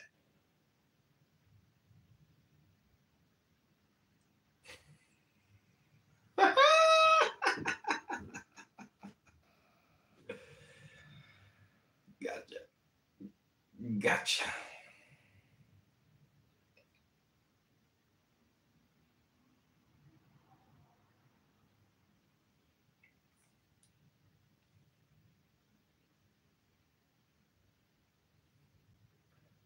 Go ahead. If anybody on stage wants to read what I'm posting in the chat, please feel free to read, because I don't think people read anything anymore. I think people just chat, chirp, chirp, chirp like birds. Never talk about borrowing or spending. Just keep spending $4 trillion a year on Medicare, Medicaid. They're separate programs, but keep borrowing, keep spending. Got to keep paying all those doctors, all those health groups, all those health insurance corporations and middlemen. Every single year, got to keep that same consistent $4 trillion. They got to get it. They gotta have it. Let's not talk about borrowing and spending. So look in the chat. Somebody want to read it? No, John, I was just going to ask you, have you done all your filings? Have you filed under the Federal Election Commission since you're raising money? I assume you've done all the federal filings and you have a committee, a finance committee, etc., all under the federal law? Yeah, Google my name, John Kitover, and you can see the FEC website. I don't need to Google it. I just asked if you've done all your filings. Yep, did all the filings, Abby. Could you want to read one of the chat copy and pastes from the Doge X account, Abby? Would you be kind enough to do that for the campaign right now? No, I let someone else who's better speaking voice. Oh, that is such bull. I love Abby's voice. I just want to, if you could put in the chat your filings or notice of them. Well, I'd be happy to, if you want. Checks or put any money. Yeah, Abby, I will just tell you, if you click the link above, which is Antidote, they do not create an account for you unless you have an EID and you have an FEC filing and a bank letter. It's not an easy process. This has taken me 30 to 60 to 90 days to get here. So I'd be happy to copy and paste anything you want in the chat for you.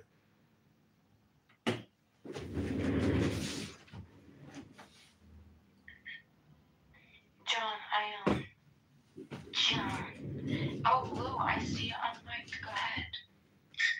Oh, that's all right. I was just going to say, John, what numbers did you say you were going to cut each program by, and how did you get to those numbers, and how will they materially affect your constituents? Sure. So $4 trillion is Medicare, Medicaid. I would cut that by $1 trillion at least if I could. I mean, again, you guys got to understand, this is all hypothetical. I am one person with one voice. You know, your $1 will help me transmit that message further into the ether if you think it's a good idea. it's $4 trillion for Medicare, Medicaid, $1 trillion for Social Security, $1 trillion for the NDAA. So, I mean, pick and choose, or, do a balanced approach, or raise revenue and increase taxation. If you want to eat the rich and you think billionaires should pay more in income, either way, as Mojo said, over 37 years, even if we were to have $1 trillion surplus, that still takes 37 years to pay back $37 trillion, plus the $100 trillion in unfunded liabilities. So I hope you take this with a grain of salt, as do I. I mean, I like to pick and, make jokes and try to be funny about it, but it really is a serious financial problem. I don't live my life like this. I had chicken for dinner. It was less than $20. I don't spend a lot of money. I try to save money. I don't take out huge loans. I don't own fancy cars. I don't fly jets. I don't gamble in the stock market. I literally sit here on Clown House recording Clubhouse rooms. And a lot of people here like to waste your time, but they've never run for office. This is the second time I've run for office. And a lot of people are just talkers, but I film everything. So if you wanted to enjoy the experience of watching someone either win or lose, or to get on the primary ballot or not get into the election in March, I mean, this is your experience. You will be contributing to this campaign. I hope you'll stick with me. And, maybe I can convince you that freedom, liberty, and less regulation and less taxation and less borrowing and less spending is in your best interest as an American or a Canadian or wherever you are, but look at the rules and disclosures for giving $1 or $100 or $1,000, because if you don't live in the country and you're not an American citizen, we can't take your money unless you have a resident ID card. So look at the rules at the bottom of the campaign form.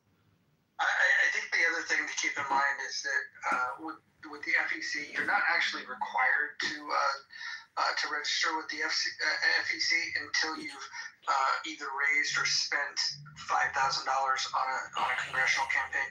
So with the $1,000 that's collected, you can actually do that without completing all the FEC filing. Yeah, I didn't have to file the last one, but I did have to do a personal financial disclosure. That one took a bit of time. Their website is old. It sucks. It's completely outdated. It's very difficult to use. And I can just say that if we are $37 trillion in debt in the greatest country in the world, but our own congressional election website looks like it was built in 1994. I mean, we've got bigger IT problems than we even know about. Everything sucks in the government. It's outdated. It's broken. Nothing communicates. It's not seamless. There's a lot of friction between all the federal agencies and how they all interact. And I've worked in the GSA side in federal leasing and facilities management. There's a lot of conflict. What's amazing is my experience at the Treasury is a lot like my experience on Clown House. There's a lot of road ragers. There's a lot of angry people. There's a lot of liars. There's a lot of politics in the government, within the agencies. People are vying for positions. People are retiring. People are scheming. There's a lot of just inner fighting within the government, but nobody gives a fuck about the $37 trillion in debt, because all those employees in the federal government are getting a healthy paycheck, and they feel like they're first in line to continue getting the paychecks in case of a bankruptcy. So, it's better to be on this side of the fence or that side of the fence. If the federal government goes broke, the cities go broke. If the cities go broke, your local municipal pensions are finished. So the whole system is one interconnected financial system. And the biggest problem is the federal government's borrowing and spending. There is no bigger problem. $37 trillion fucking dollars is a lot of money to owe on the ledger. So that's what I'm saying. Yeah, I think it makes sense. And I mean, the reason why I ask is not necessarily to be a dick, but of course, if one of your main things is going to be, the budget and spending, I mean, that there's, like, to me, I think about this problem a lot too, but there's a lot of things that run so inefficiently within the government. Like, you look at defense reprioritization or procurement IT modernization, similar to like what Estonia did, right? There's a lot of things, right? There's a lot of things that you could do, but I think that what people don't want to hear is that their lives are going to be negatively, materially affected when we talk about, figuring out the debt problem, right? So I guess I just asked that because I'm sure you're going to get asked that, right, by some of your constituents, and I think it's just, good to think about that. No, I think it's a very scary topic to hypothesize about, but I do think that Franklin Delano Roosevelt's quote of the only thing you have to fear is fear itself. This is a word game. This is an accounting game. This is a ledger game. It's in the material world, America is incredibly abundant and prosperous and wealthy. We have remarkable assets, remarkable cities. We are a huge, massive nation that is basically impenetrable to foreign invasion to a certain extent. We don't have a lot to worry about in terms of security. So why are we still spending $1 trillion a year on the world's largest military police force? $1 trillion. Lockheed Martin, Boeing, Northrop Grumman. Let us, if we're going to spend $300 billion a year on weapons and defense and salaries for soldiers or contractors working with defense corporations, let's get the biggest bang for our buck and start paying down the debt. That's a pretty good place to start. But instead, we have this world police, security attitude that we can't let go of because there's so much money involved. It's that much money. And, the deep state and everything wants, the quote from the movie Dune, the spice must flow. And that's what $2 trillion a year is every year. The spice must flow. There's a huge pressure to get that $2 trillion plus a year, past the taxpayers.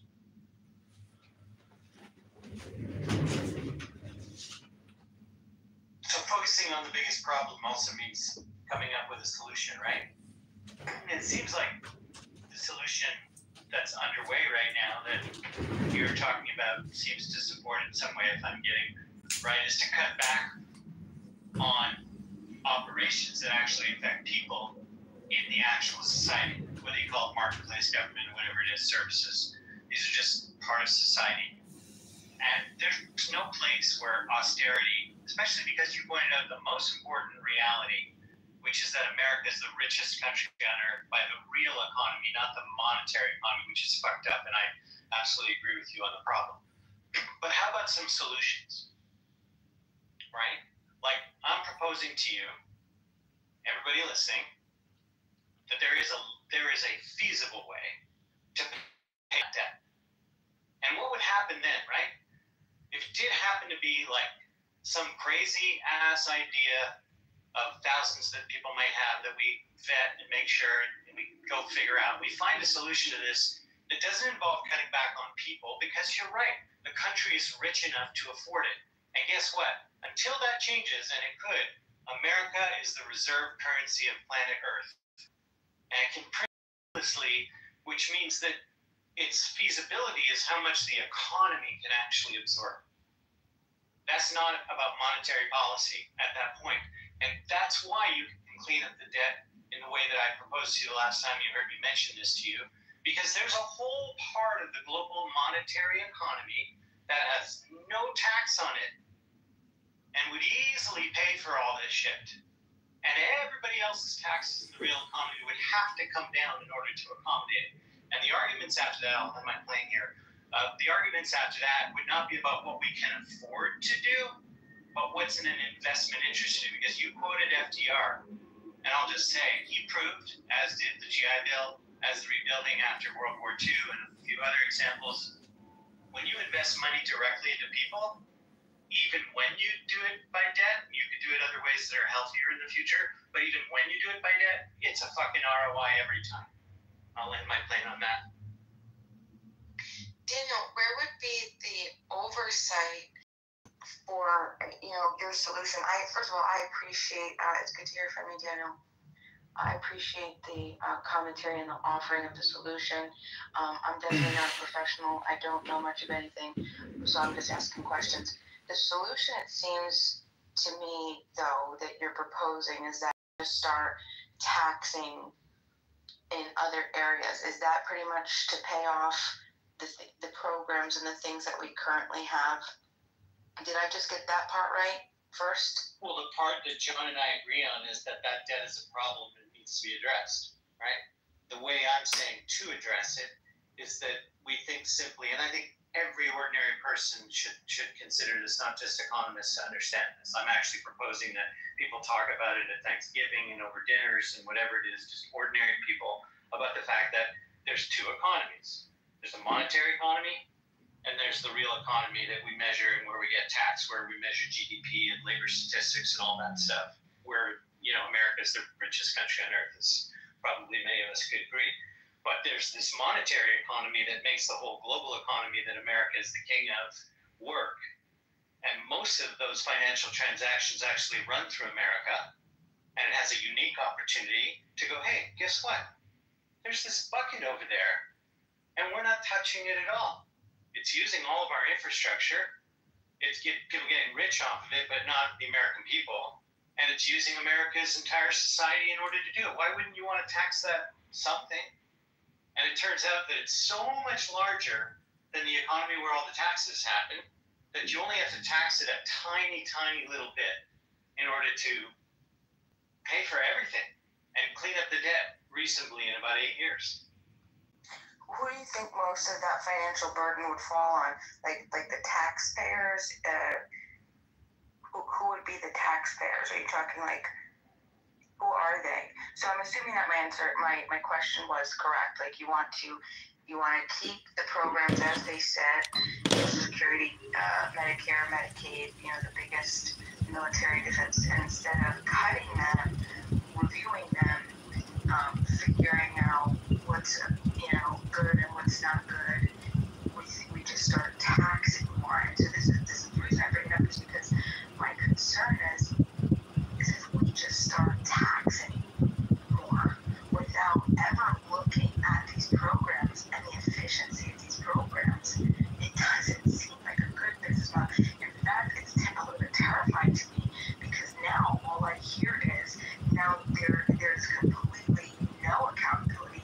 Nobody's going to be looking at the efficiencies of these programs, and we're just going to nobody's going to have any type of responsibility for when this stuff ends up, you know, just. Yeah, I said nothing about what to do with all the money you're going to save, what programs to keep or not keep or any of that stuff. Like you can do to, you know, save all this money, and you don't want to put money over here, and you can do administration with how you do, you know, things like universal income that cost you less than all the programs you have right now. But I'll let other people worry about that on another day. I'm not advocating at all. But what I am saying is there's a false idea that there's a fixed amount of money in the world. It's a false idea. There's not a form of crypto, nothing others in the future, but all of that is no limit except what we agree to use it for. Okay? And one of the things we can do is not be wasting away money to pay debt, interest, which is now, correct me if I'm wrong, if anybody thinks I'm wrong, is now greater than the military budget, is the amount that America spends on that, and then has like vital things, there's services and vital things in the form of, that's what's going to get us out of the debt problem when there's this huge bucket of potential revenue for the government that will lower your taxes, not increase them. That's the key thing that I would be jumping on first. If it turns out that that can be substantiated, then you can have the argument about what to do with programs to keep and all that stuff. That's a whole other conversation as far as I'm concerned. Yeah, the walk and chew gum at the same time, to be quite honest. Like, I mean, the funding is one portion to talk about,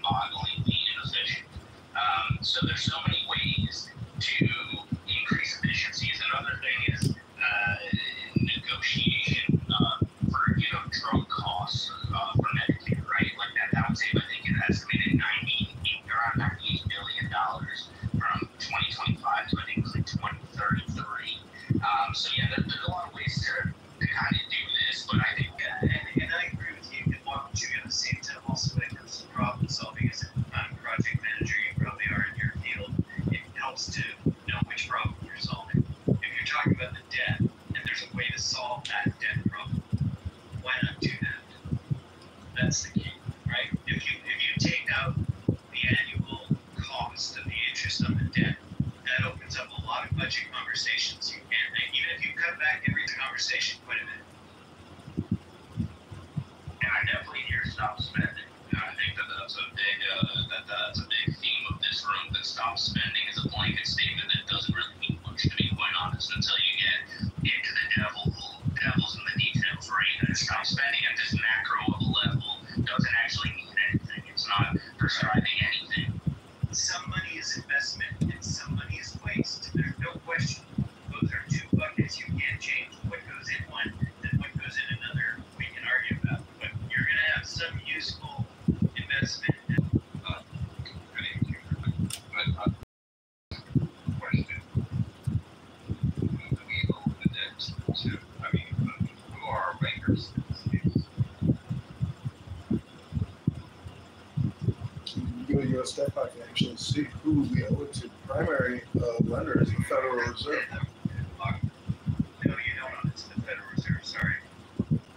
There's also China, there's Japan, there's Germany, there's the UK. Go to usdebtclock.org. And Thomas Massey doesn't actually pull his data out of US Debt Clock. He gets it straight from the Treasury backed out API.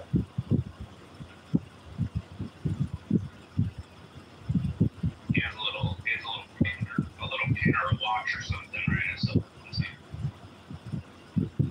Yeah, Daniel, why don't you, I told Mojo, I asked Mojo, have you ever spoken to that guy, Daniel, in the red jacket? I said, you got to ask him about his scheme to give people as much money as they ask for, and then it's set to an expiration clock timer. If they don't spend it, it disappears. And whoever receives it, there's no expiration clock on that currency, and they get to keep it for as long as they live or pass it on. Daniel, do you want to illuminate Mojo with your awesome economic idea in order to reduce the debt by, I think you said 100% or 50%? Tell us your scheme. Okay. The last time you asked me this, I told you there are two separate things. They are not connected to each other.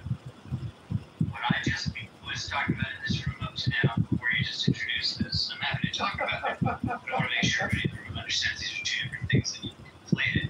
One has to do with ending the debt in 8 years. There's a plan to do that. And part of a group of people that are planning to popularize that idea. We intend to find congressional candidates, John, who scrutinize that idea. Look at the numbers. See if our numbers are correct. And if they come to that conclusion, they're going to benefit from a super PAC that is actually going to raise that issue about how to end debt. That's one thing all by itself that has nothing to do with the income thing you're talking about whatsoever. Do you understand that? Yeah, got it. Please proceed. Now, if we shift to another project, which is a pilot test project that will be done probably around 2030, nothing before that, and it's a client project, and that client is actually paying for that project.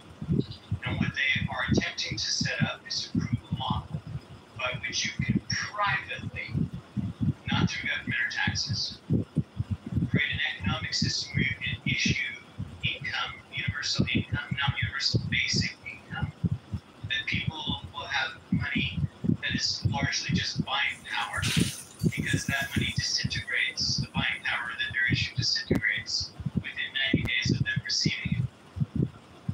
When they go spend that money, rent, food, education, start a business, whatever they would choose to use that for, whoever they're buying goods and services from are adding value to the economic system.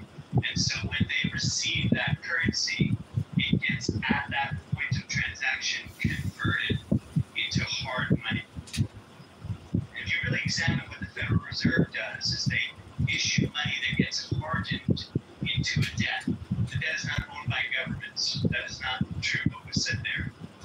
And you don't even need debt to even be issued there, but they require it in order to have a keystroke become something real. We make something real if this model turns out to work, and it's one of thousands of experiments going on around the world of people, crazy people like me, who think that it's possible to build something like universal income. And you need lots of crazy people like me if you want to have a future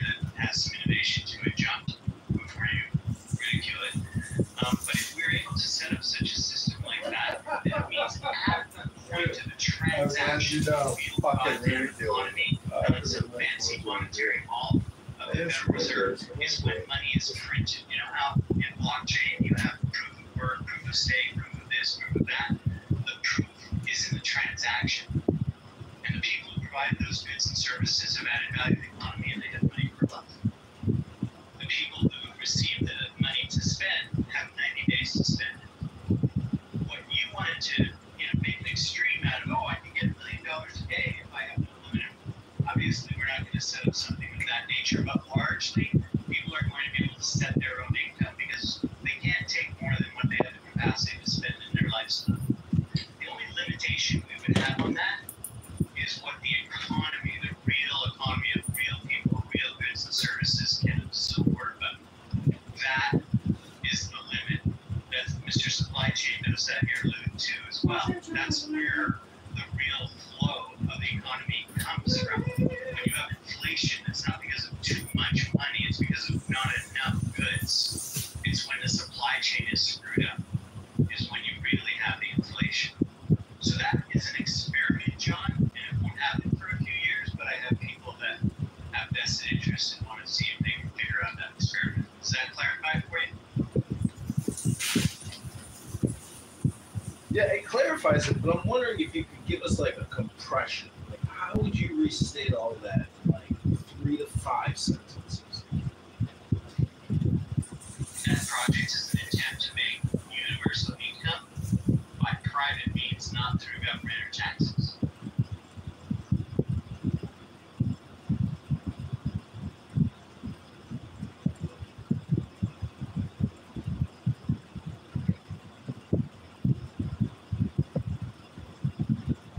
Did that answer?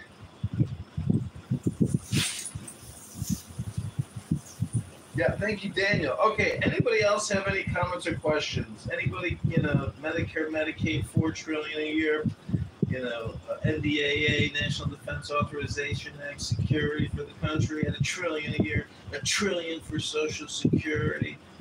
That's only $6 trillion. Where's the other trillion? Anybody else know where the $7 trillion budget really is? Where's that other missing $1 trillion that we're talking about? What was the ones that you listed? Medicare, Medicaid, Social Security, and the NDAA. Where's that other $1 trillion? That's $7 trillion. Oh, 7? About 7.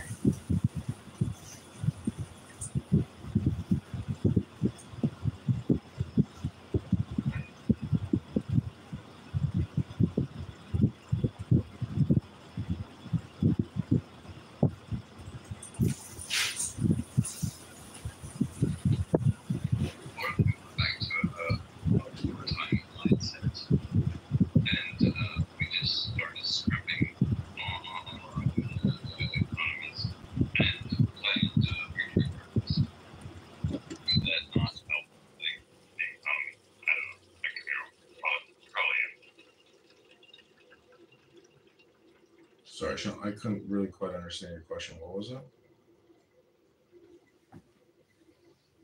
I'm sorry, I'm dealing with the hiccups right now, but what if we went back to a wartime mindset and we started supplying labor and victory gardens? You know how people used to make their garden in their front yard or their backyard, wherever it was. People supplied their own food in a lot of cases. So I don't know how that would affect the economy. I don't know. I mean, I guess people are free to do that, right? I mean, now. Do they know how to do it, Lou? Do they know how to plant seed? I mean, we live in an age where you can literally figure anything out at any time that you please to know. So, maybe they don't, but if they want to learn it, they definitely can. Okay. Sure. In that case, let's assume that they figure it out. But how does that affect our nation? How does that affect the nation's debt? I don't know. Sean, you know, I go to the grocery store and I pick through the produce. I'm like, you know what? All this produce always sucks. You know, growing food is a very difficult thing to do. I have a large vegetable garden on my property that puts out about 800, 900 pounds a year.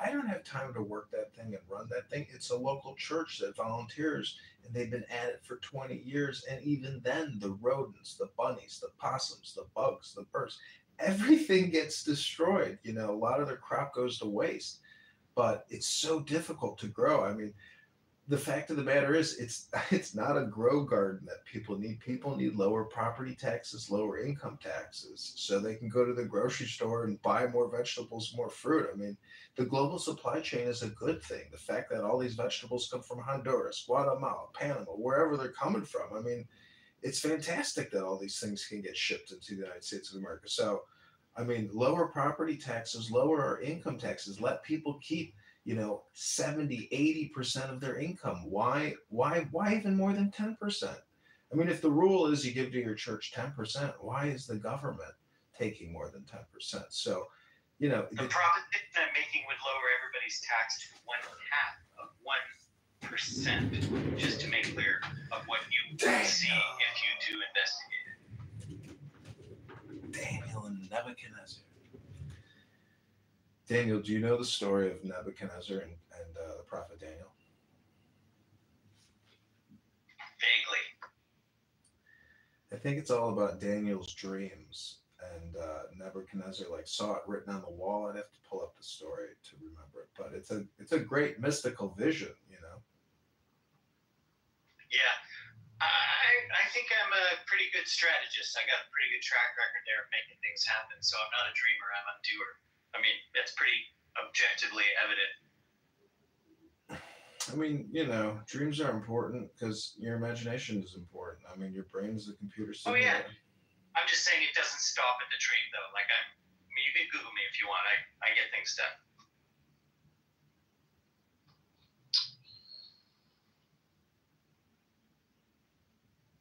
Okay, so does anybody else have any priorities they would like to put on the campaign to elect John Kitover? 10 priorities. I'm looking for a 10-point bullet list of what you would want done by your federal government or your local or state government.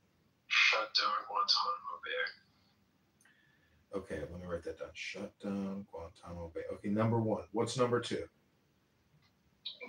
grant of self-autonomy. Number 2, the grant of self-autonomy. Can you elaborate, Sean? Yeah, I would just like for people, all of you, to be able to live your lives and sorry, still struggling with hiccups. Yeah, for all of you to be able to live in a self-deterministic world. I hope that makes sense. Okay, number 3. As philosophy. Number 3, I would put have campaign finance reform cap the amount anyone can donate to any candidate at $10,000. Okay, campaign finance reform. Number 4.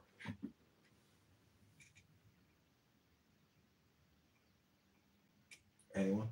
Number 4.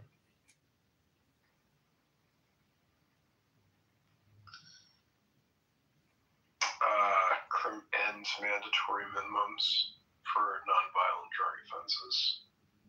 Okay, mandatory minimum non-drug violent. Okay, number 5.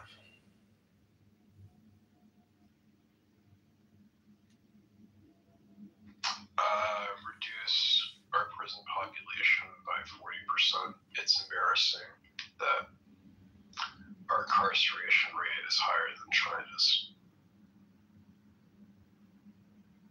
Okay, what's number 6? Oh, I see it in the chat. Don't cancel Sesame Street. But Sesame Street makes a profit. Why would we fund a business that makes a profit? What's number 6? How dare PBS, have shows that tell children to be nice to each other. Okay, what's number 7? Wait, we didn't do number 6 though. Okay. Okay, what's number 6?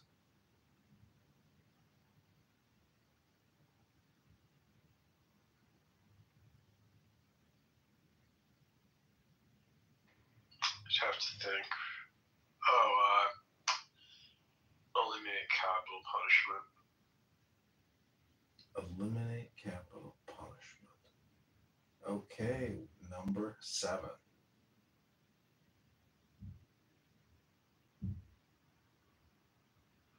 Anyone? Serendipity, Pockets, Bema. You know, what is it in society you'd like to see your government change for you?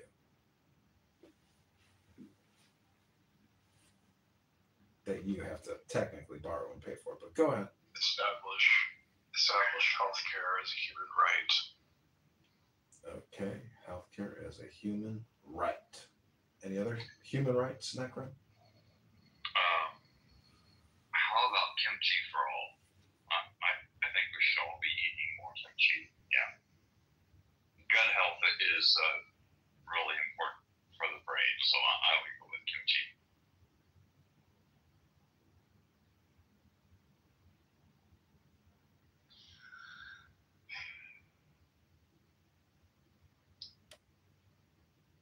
Okay, any other final ideas on how your government can borrow on your behalf, spend on your behalf to change what you don't like? Yeah, ban people from being rich people from being able to leave their money in stocks and offshore bank accounts. Okay. I'd like to invite Pepe back up. Maybe he'd like to come back up and tell us what he'd like the government to borrow and spend on his behalf to change his reality. What's a Pepe complaint? Oh, you want me to dance for you like I would make you dance for me? Like my stages? Who's the vaudeville manager now, Pepe? Dance, little Pepe, dance. You are our dance monkey. Dance, little Pepe. Okay, go ahead, Pepe. This is your big chance to get some input into your government. What would you like? How would we lower the deficit? I'm just going to be very honest and say that is a bit above my pay grade. I am not an economist. When it comes to such expenditures, I don't know. So many things would have to be taken into consideration. Like, well, if we lower the percentage of money that we send to just like defense spending, I don't know. Like, how does this end up panning out overall? I don't know. This is not my area of expertise, so I can't give a good Okay, answer. got it. Just repeat after me. I'm also not running for Congress, so I don't really have to give a good Pepe, just say you don't know, and just say it's the economy, stupid. That's exactly what I'm saying. I don't know, and that's why I'm not running for Congress, because I don't know. You know, the mantra is it's the economy, stupid, meaning that should be the number one priority of everybody, but it's not. Most people on this app just do racial identity politics. Are you an economist? I took economics. Dr. Adams, welcome back to the room. But are you an economist? Pepe, let me ask you a question. Have you ever eaten? Ask me, nigga. What's the question? No, don't go that way. No N words here. I will have to enforce the rule. Violation. So, if I can interject, John, do you want to rehash the points or the top priorities for Mojo? Let me just give you the basics of economics, ladies and gentlemen. It's run like a business. It's run like a pizza shop. You got to have a baker. You got to have a sales lady. You got to have a point of sale. Everybody's been in a pizza shop. That shop has to run profitably. Otherwise, it will go out of business. That's the way you run a government. If you don't, look at Norway. They have a $2 trillion sovereign wealth fund. That means every citizen in Norway has like a $500,000, $600,000 credit with their government, okay? We have a negative $110,000, $120,000 per citizen for funded liabilities. And it's literally like $440,000 every American owes the government in unfunded liabilities. I'm not making this up. You can go to usdebtclock.org and study the tables. So until you absolutely understand that, like, if you're working to pay off government debt. That's not an easy pill to swallow. So that's my point. Yeah, I would disagree with the idea. I don't think that governments and companies are in any way the same. There are some similarities, but there are functions which make them very different. Is that the government's goal is to protect humans, while a company's goal is to maximize profits. So let me ask you this, Necro. What do you think is more important, or what do you think is a better thing, a profit or a loss? Sorry, I didn't understand. What do you think is better, a profit or a loss? It depends on what the profit is for, I'd say. But in general, I'd say that. Can you give me an example of where a loss is better than a profit? Yeah. So, for example, if you have, like, for example, when we cut off the pipeline with Russia, I think that was something that, where we lost, our ability to get profits, but also. Do you want to take a couple minutes and think about what you're going to say before you say it? Yeah. Okay. Oh, that's fair. I didn't want you to say something that was going to get me to do my normal thing. I don't want to argue with you. So, yeah, think about it. And if you come back, I'd love to hear your well-thought out from the others. I have a question. Has everybody gone to John's website? Everyone knows. Adam's got some reservations. Matt Cole, have you donated to John Kitover's campaign? I mean, I personally would like to hear a lot more about John's platform and specific issues that I actually care about. How about you give him 3 of the issues you care most about, and then we'll get his thoughts on those issues. Got it.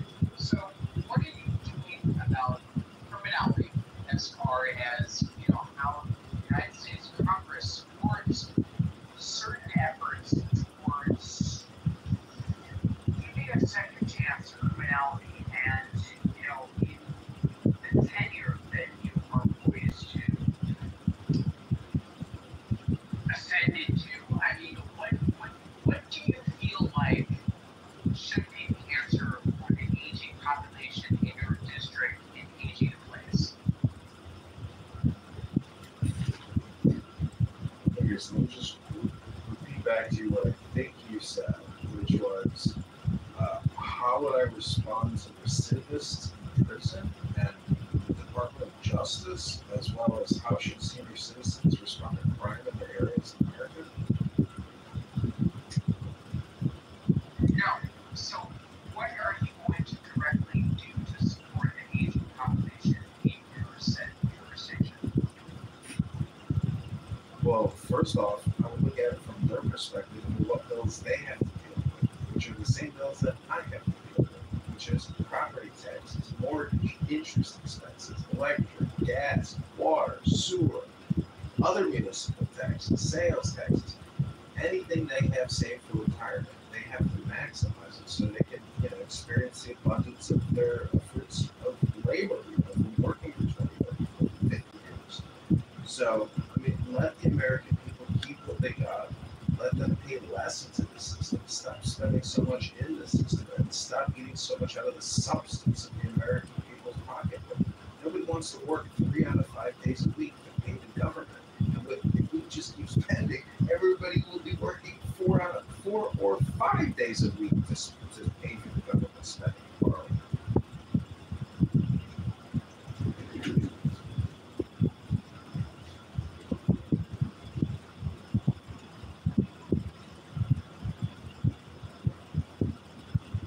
I'm sorry, was that your short answer? That was my response to what I felt that you asked, Dr. Anderson. Got it. So,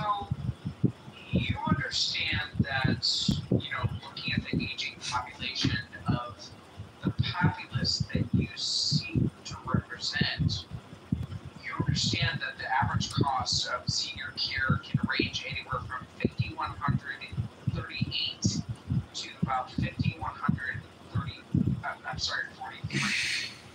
per month. And the average person in your jurisdiction is earning about $54,710 per month per year.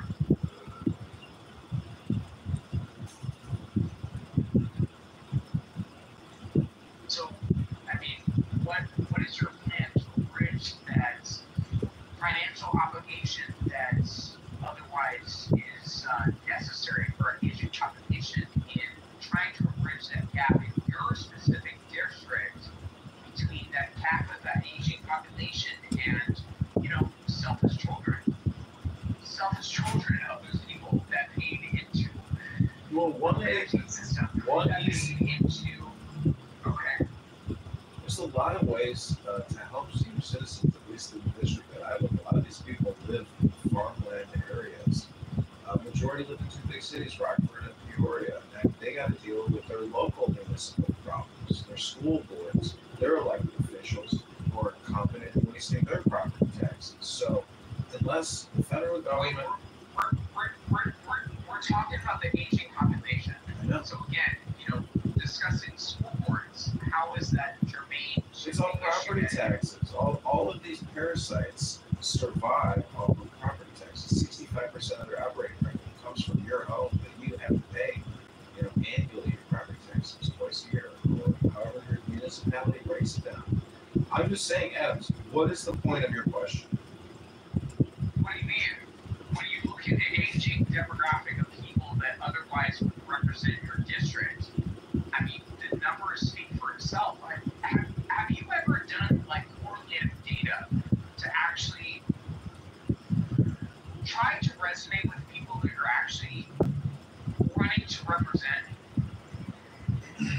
What issue? Yeah, I have. Okay, let me tell you. Since you asked, let me tell you how. No, hold on. You asked the question. I'm going to tell you how I've correlated data for people in the district of 16. I had gone and I've used Grok. This is what I asked Grok. I said, "Dear Grok, tell me how Darren LaHood in the 16th district, that's Congressman Darren LaHood, tell me how his HR acts and voting correlates with open secrets data and lobbyist contributions to his campaign in his office." So out of the $20 trillion in debt that he has created over 10 years, because every year we add $2 trillion to the debt, he has accumulated over $10 million in Fortune 500 donations to his campaign, to his office, to his bank accounts. Plus, he probably has lots of other business interests, being a well-connected lawyer. And his father, Ray LaHood, who was found with $50,000 in cash by a Nigerian scammer.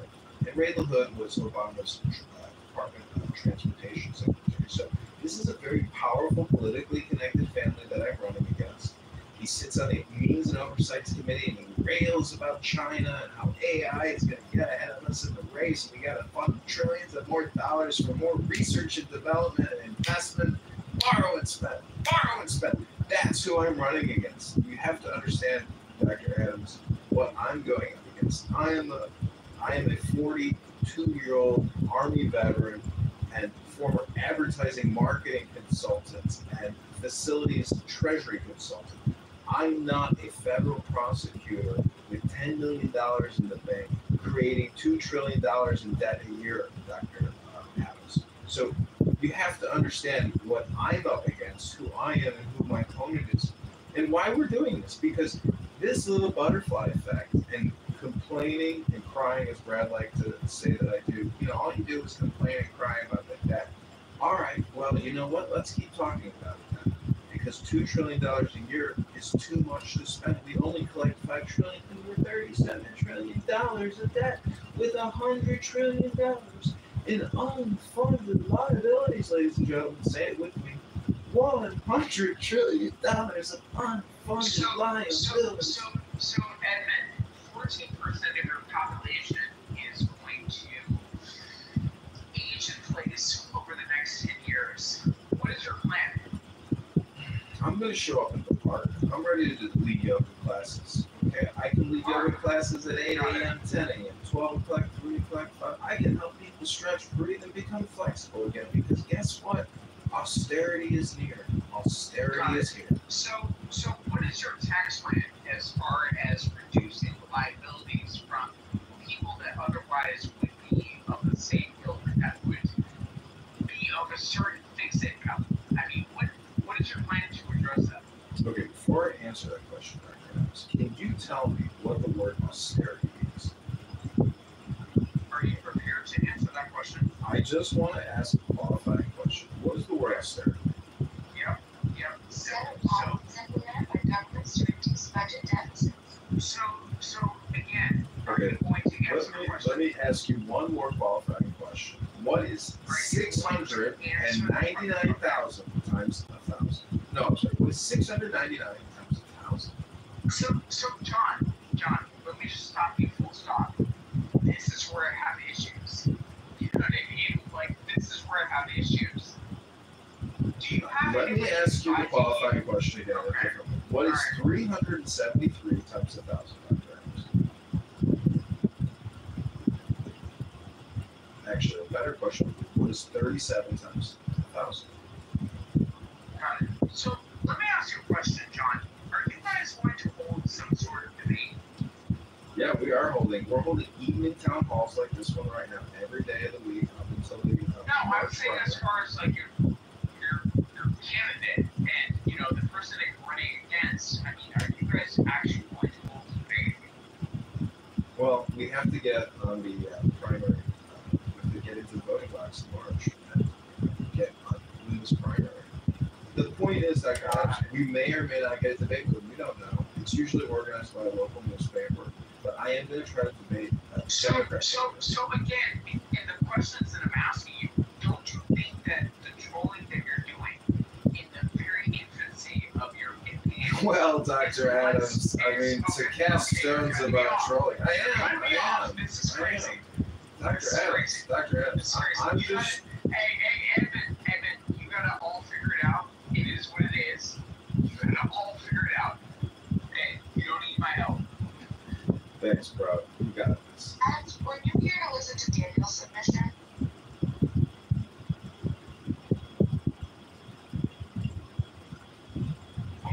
Okay, does Well want to say anything? Because that is a beautiful coin PCR.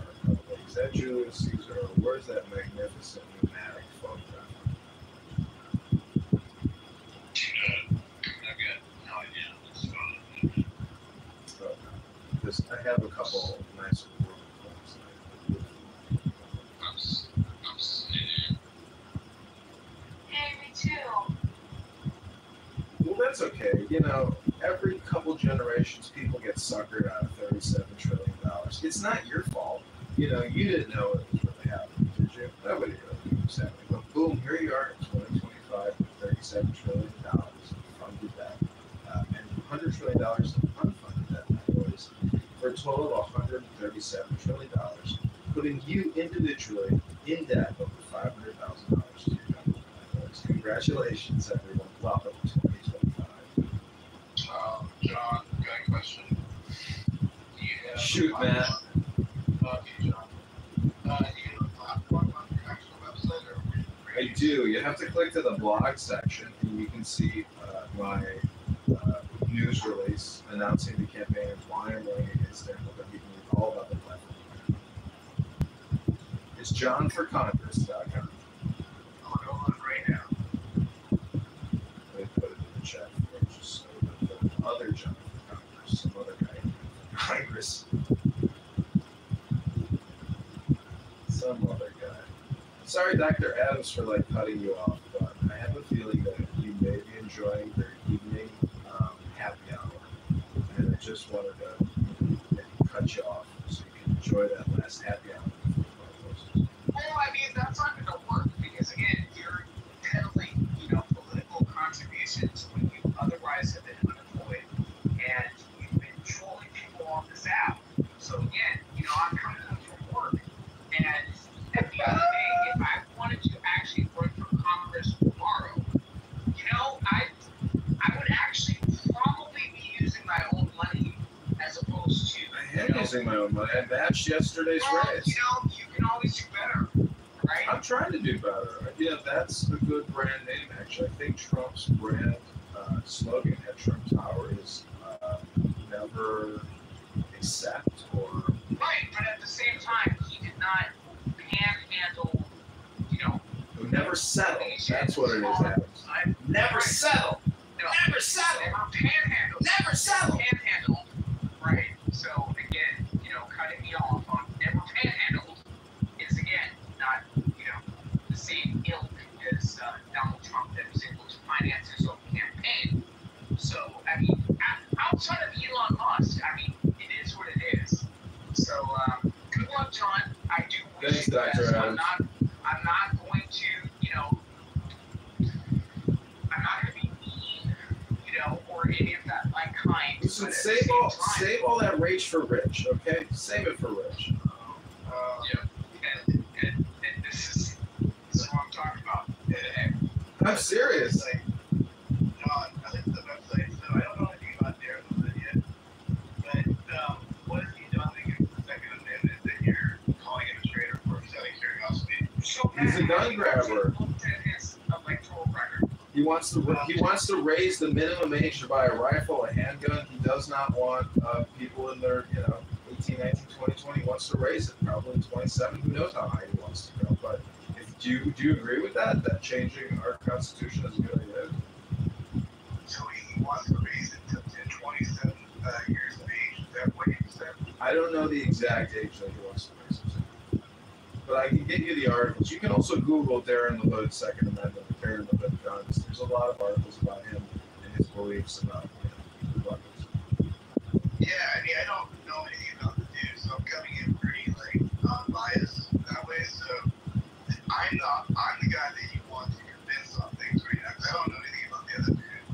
I'm just letting you know, man. I hope that you're getting the same energy if I were to ever decide to run for the 47th district of California, or my district, you know, where we just got rid of Adam Schiff. So I hope that you guys are keeping the same energy. I would encourage you to run, Adams. I think you would win. He's wonderful. And Adam Schiff really can't lose most recent election. So you no longer a member of Congress. I live in his district. He got censored. He got censored or censored. They're calling for his arrest. Like the FBI released private cable, basically. Or Okay, so first of all, he's in Senate. So yes, he's no longer a part of our congressional party in the state of California. Like, hello? Yeah, I don't follow. Hello? So, hello.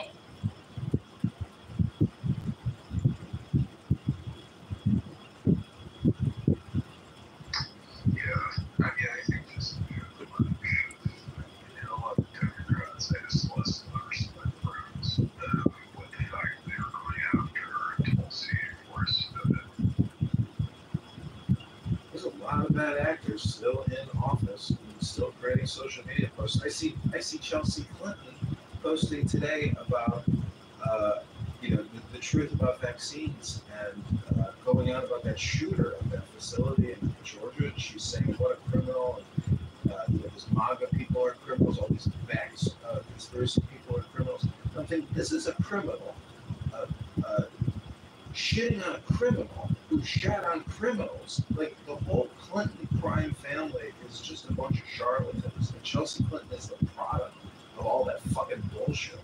Yeah, I mean, ultimately, I think the thing that Drew bought, I think, was probably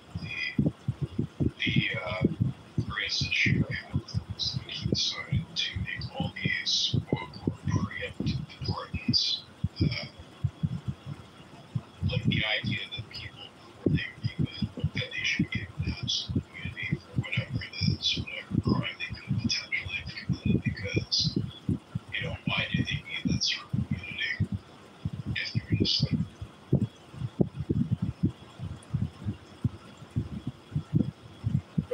Well, Necro, you know, most of my to-dos right now that I've received from this room come from you. So, you know, I think most of your anxieties and complaints are going to get solved because you're very high on the campaign to elect John Kitover priority list. So you got that going for you, Necro. Well, I'd say that's actually there's no candidate who is willing to do things like wanting to drop the charges against Edwards. You know, that's me automatically, you know, disqualifies the comparison to you. That being said, I wish that you would do also straight up demand Trump release the Epstein files as well. So let me ask you, Necro, like, describe to me what it would be like if Donald Trump was sitting in the Oval Office and he was like, you know what? I think because the Necro told me to release those Epstein files, I'm going to do it. So describe to me what Trump would actually do. Yeah, describe to me, how would Trump go about releasing the information? Well, you think it's just me and my person? No, but think the point of this question, Necro, is to think through what it's like for Donald Trump to actually do what you want him to do. Well, it's not just what I want to do, it's what the majority of, the overwhelming majority of Americans want him to do. Is to release the files. I mean, including his own, you know, you know, his greatest negativity he's got from his Epstein files. So what has he got to hide? Is it just him? Is it Bill Gates? Is it Bill Clinton? Is it a dozen other people? I mean, it's a lot of people, right? Yeah, regardless of his, he's, you know, us Americans, we deserve to know who is part of it, who hurt these people, like, who hurt these other social. Yeah, justice for all these victims. Let me ask you this final question, Necro. What's more important, stopping the borrowing and stopping the spending, or releasing the Epstein files? You tell us, Necro. Well, one, you're not the only person to have that who was promised to reduce the spending. You're not the only Republican, definitely. I mean, you do realize I just get one vote out of hundreds of people. It's not that I can individually stop anything. It's a voting system. You understand this, right? Yes. So if it's me and 4 other guys in Congress complaining about the borrowing and the spending, that's better than having 3, right? Yes. Yeah. So just trying to temper, you know, what you think running for Congress can actually even do if I win, let alone going up against a guy who has $10 million already in the bank. We've got less than $500 in this checking account, Necro. Can you dig deeper in your necrotic pocket to find another $10 right now to get your list of priorities to put before other congressional representatives? You've got another $10. You're a patriot, right, Necro? Yeah, I think the most patriotic thing that you can do right now is to do what the American people want, which is to release the damn Epstein files. The redacted ones or the unredacted? The ones that keep on being refused to be released.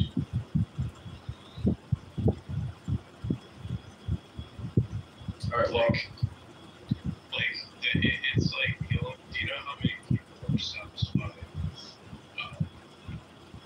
with the disclosure of the Epstein files? Okay, I'm going to have to interrupt you, and we are going to jump into my email right now to see how much the campaign to elect John Kitover has generated in campaign donations this year.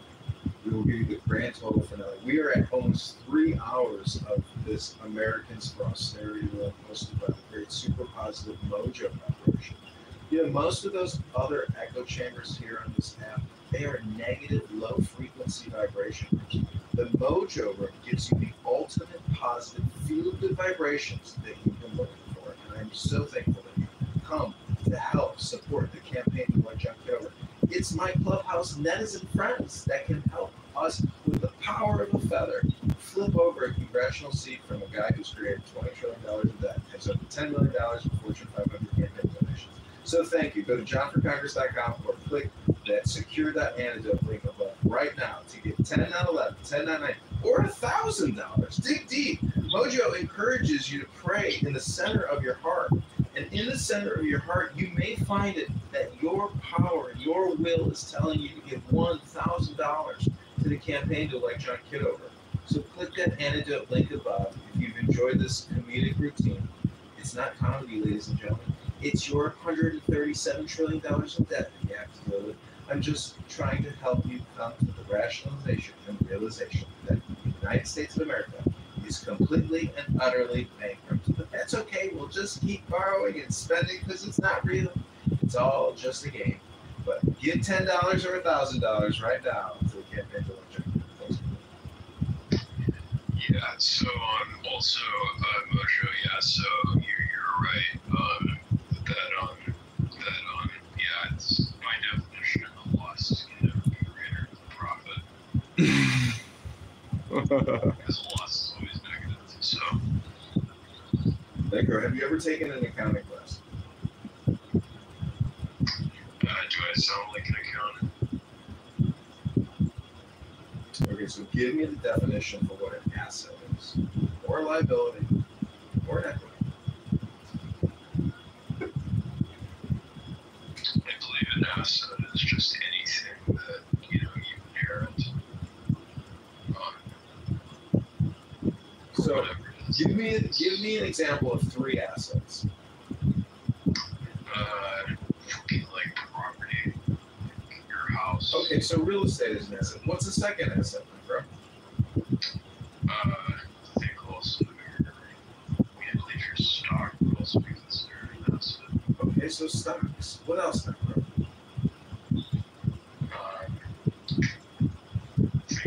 Whatever business. Okay, still business. What about your cell phone, Michael? What about the shirt on your back? What about your brain? Are those assets? Well, my brain's not something that is, it's priceless. So, I mean, but it's interesting though. It's like one of the things that worse than steroid actually. In general. Wait, Nick, I hate to interrupt your economic lesson here, but I am sad to report that the campaign to elect John Kitover has not raised a single dollar through Antidote today. Now, it's not necessarily your fault. It could be my fault. Maybe it's my demeanor. Maybe it's my tone. Maybe it's the message that people don't like, that the country's $137 trillion in debt. But if you haven't figured it out yet, Mike Moon did give us $25. I'm not doxing Mike Moon. He goes by Mike Moon. So, Mike Moon, thank you. He is the knight of the day of the round table, the true patriot of Townhouse, a Marine Corps veteran, a photographer, a great debater, and someone who has had a lot of fun on this app. Mike Moon, big shout out. Your light is reflecting from your moon. Hey, John. I have a question. When Daniel was talking before, could you explain what he was actually proposing as the solution? He stated it. He believes in a universal income or a minimum basic income. He believes that the fiat currency system can be manipulated, expanded, or contracted and controlled with the snap of a finger. That's his economic science. I hate to break it to you. That's not how things work. It is an extremely complicated system, and we have gamed it out to the max. Daniel is a monetary, delusional, dreams of grandeur type of person.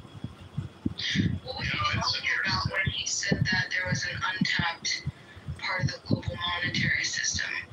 What was he talking about? Like, He's looking. I think he's talking about forex. He's talking about the forex exchange or something. The reason why I wanted him to speak was so Mojo could hear his profound plan, which he thinks he's going to fund congressional candidates with some super PAC that's going to raise a lot of money. I don't know about you, Bima, but online, if your lips are moving, it's a lie, and if you can say it, it is not true. So to me, you have to try to kill a couple birds with one stone, and that's why I'm reporting a lot of this, because there's a good chance that I don't win, but at least I have some type of asset to prove that the activities that I took in 2025 were patriotic and Americans for austerity. Well, did you take anything from his? I mean, like, I thought that there were some good things from what he was talking about. Well, you heard me ask for the compression for the Cliff Notes. Well, you tell me, what did he give us in the Cliff Notes at the very end? I said, summarize it again, Daniel. Give it to us in 3 to 5 sentences. What did he say? Do you even remember? Oh, it was like, it was a sentence. Hold on. He said, give me a second. I can think about it. Yeah, and he said, Well, don't let me rain on this parade. Ladies and gentlemen, there's a reason why I record a lot of this, because maybe somebody has a good idea, but we just missed it. But in this case, you might keep wondering what the hell he was even talking about. what was the sentence that he gave? What was that sentence? Help me jog my memory. It was one sentence. I'm sorry. I gotta let go of these things. I listen to people on this app where I wonder, are they in a psych ward in Bellevue? Who the hell are these people, and where do they come up with these crackpot ideas?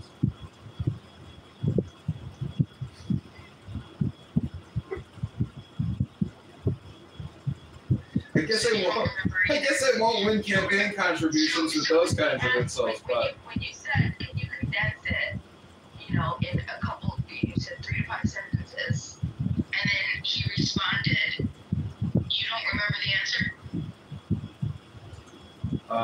No, I was probably sending in out of my office with those questions. I've spoken to him before at length, and I just wanted people to experience the Daniel experience. Let me just leave it at that for you.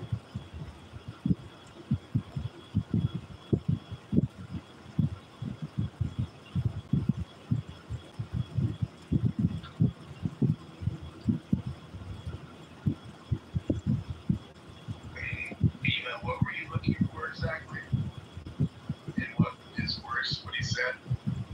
Well, I was trying to figure out what he was talking about when he kept saying that you could tap into this,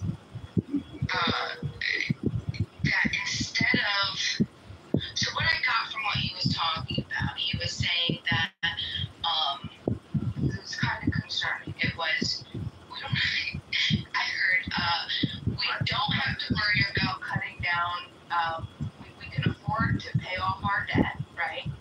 And that it's not that it's a money problem, it's the productive capacity of the economy. So as long as inflation doesn't rise, then money creation isn't going to kill us. And then what I thought was interesting was, instead of talking about, like the spending and clearly we can't afford this, he focused it. He said, listen, we can do 2 things at once.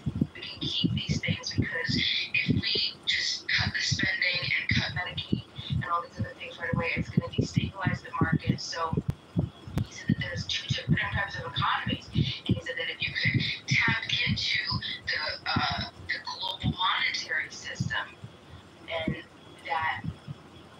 that's how we could pay. And I'm like, what the hell is he talking about? Is he talking about derivatives markets? Is he talking about shadow banking? I have no fucking idea what he's talking about.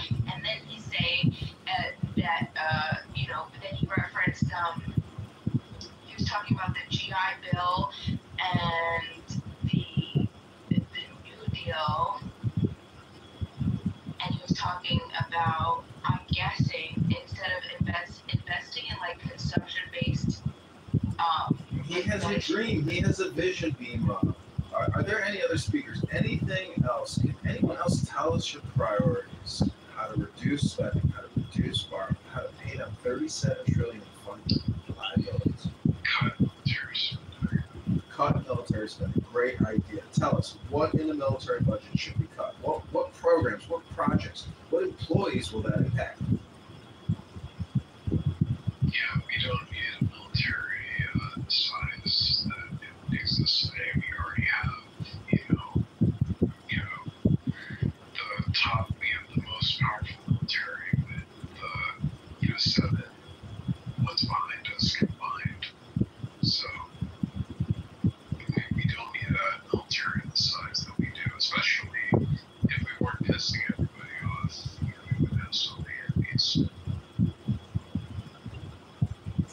anybody else know any projects, programs, or people we should cut off funding to?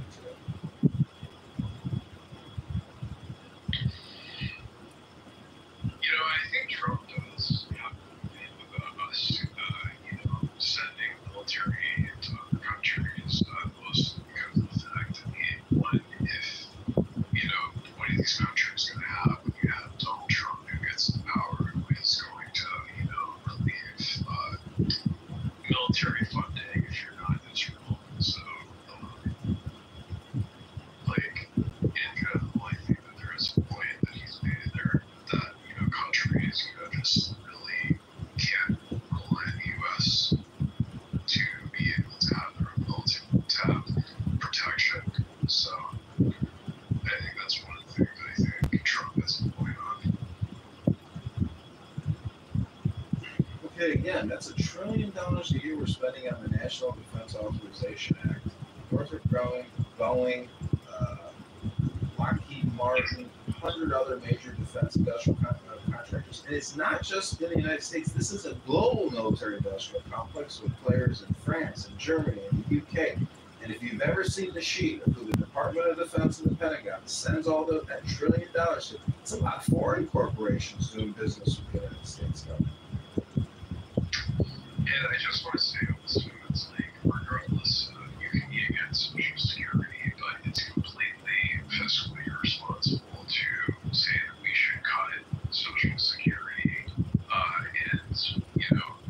When we what do you think austerity is all about, Necro? It's called austerity for a reason. I'm saying that Social is completely fiscally irresponsible to say that we should, cut Social Security when we have more military spending than we can ever afford. It's not security and it's not social. It's called austerity.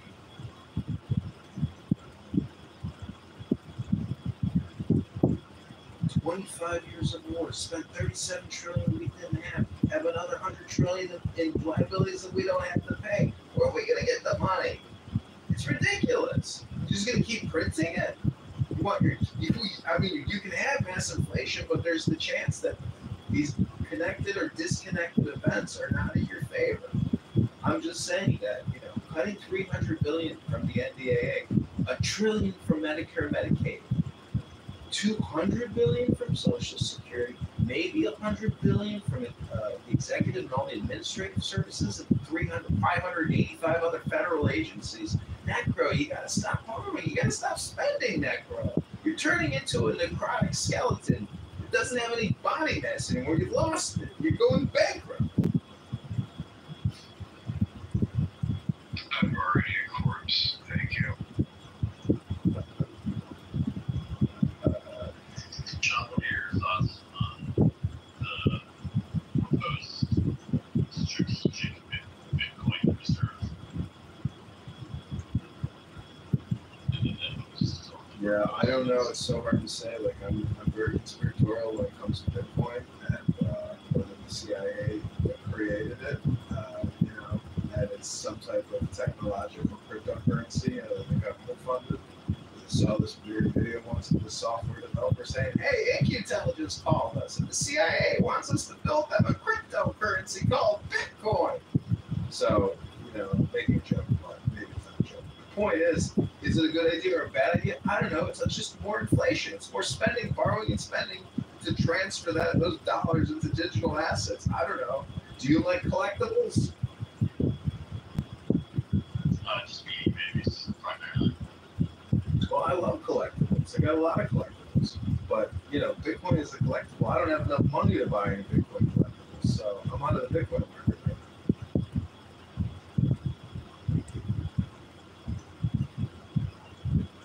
Are a lot of your constituents concerned about Bitcoin and cryptocurrency? Concerned? I'm not so sure. I know a lot of young people have been buying shitcoin because I do a lot of rental applications. And when I look at their credit report and I see that they're buying shitcoin on credit cards. And they're claiming them as assets. I don't know. People are so stupid. People get scammed all the time. They get suckered into buying this and that. And they're just terrified. They don't know what to do. So they're buying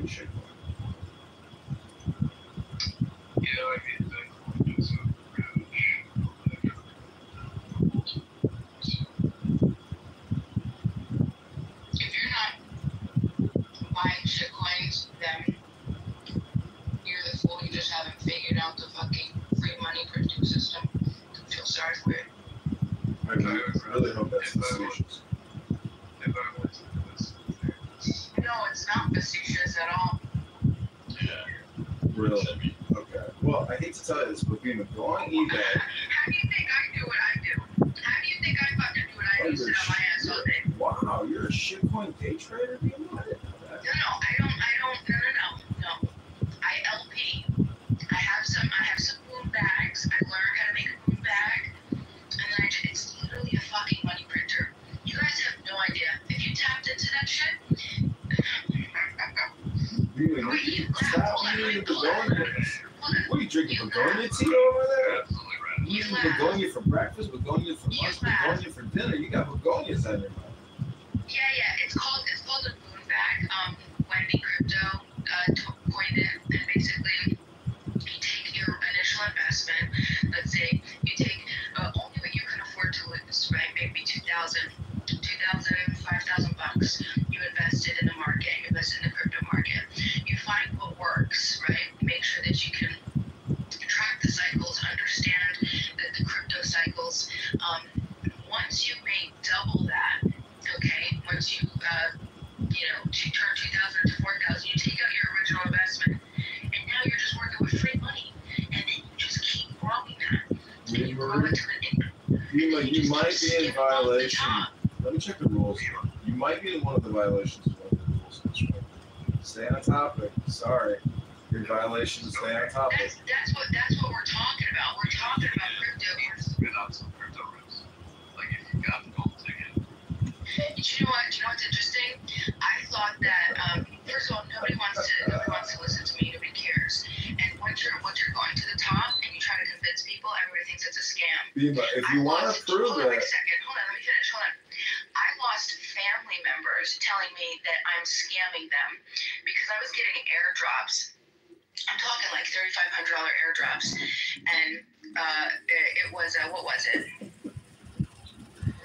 Wait a minute, people, we've got a new room title. It's LaHood's reign of terror is over. Vote John, Kitover. We're talking about finances, and I'm hoping that you protect DeFi, John, and protect us. Make a campaign contribution now with your Bitcoin Moon Super Coins, Bima. Right, it's interesting. It's funny that you joke about this, but I'll tell you what, in the past couple weeks, okay, there's a bull runs right now happening in crypto, and you tell me where you can turn 100% return off of something. I mean, when was the last time you watched a bank account or any type of, in days, go from 60,000 to 120,000? I've done it. I've experienced the Bima in the stock market. I used to day trade. I bought Yahoo at 18. I sold it at 35 2 days later. I made $120,000. John, stop. But this is the difference. When you're talking about day trading, you're talking about all those pattern day trading rules, all that shit. You have that $20,000 to just begin. The difference with DeFi and crypto is you don't You got have to have 30 more seconds, Bima. 30 more seconds. You're such a fool, John. It's okay. You got 30 more seconds. Go ahead, Bima. 30 more seconds. Go ahead. You keep interrupting me. That's fine. I don't give a shit. I'm living my best fucking life off of fucking whatever the hell you guys think that doesn't exist. No, that's cool. Go ahead. You got 30 more seconds. Finish up your investment advice. Got it. Can I ask a question? Of course, Dr. Epps. Please proceed. Got it. So, as far as your experience in the real estate industry, what do you feel like you could give back as a congressional candidate to actually resonate with people that are struggling with affordable housing today? And we're not talking about, like, the punch down, black man. We're talking about, a lot of people in middle-like America that are looking at it for a market exit. So let me repeat back the question. As a congressperson, what can I do to help low-income resident housing?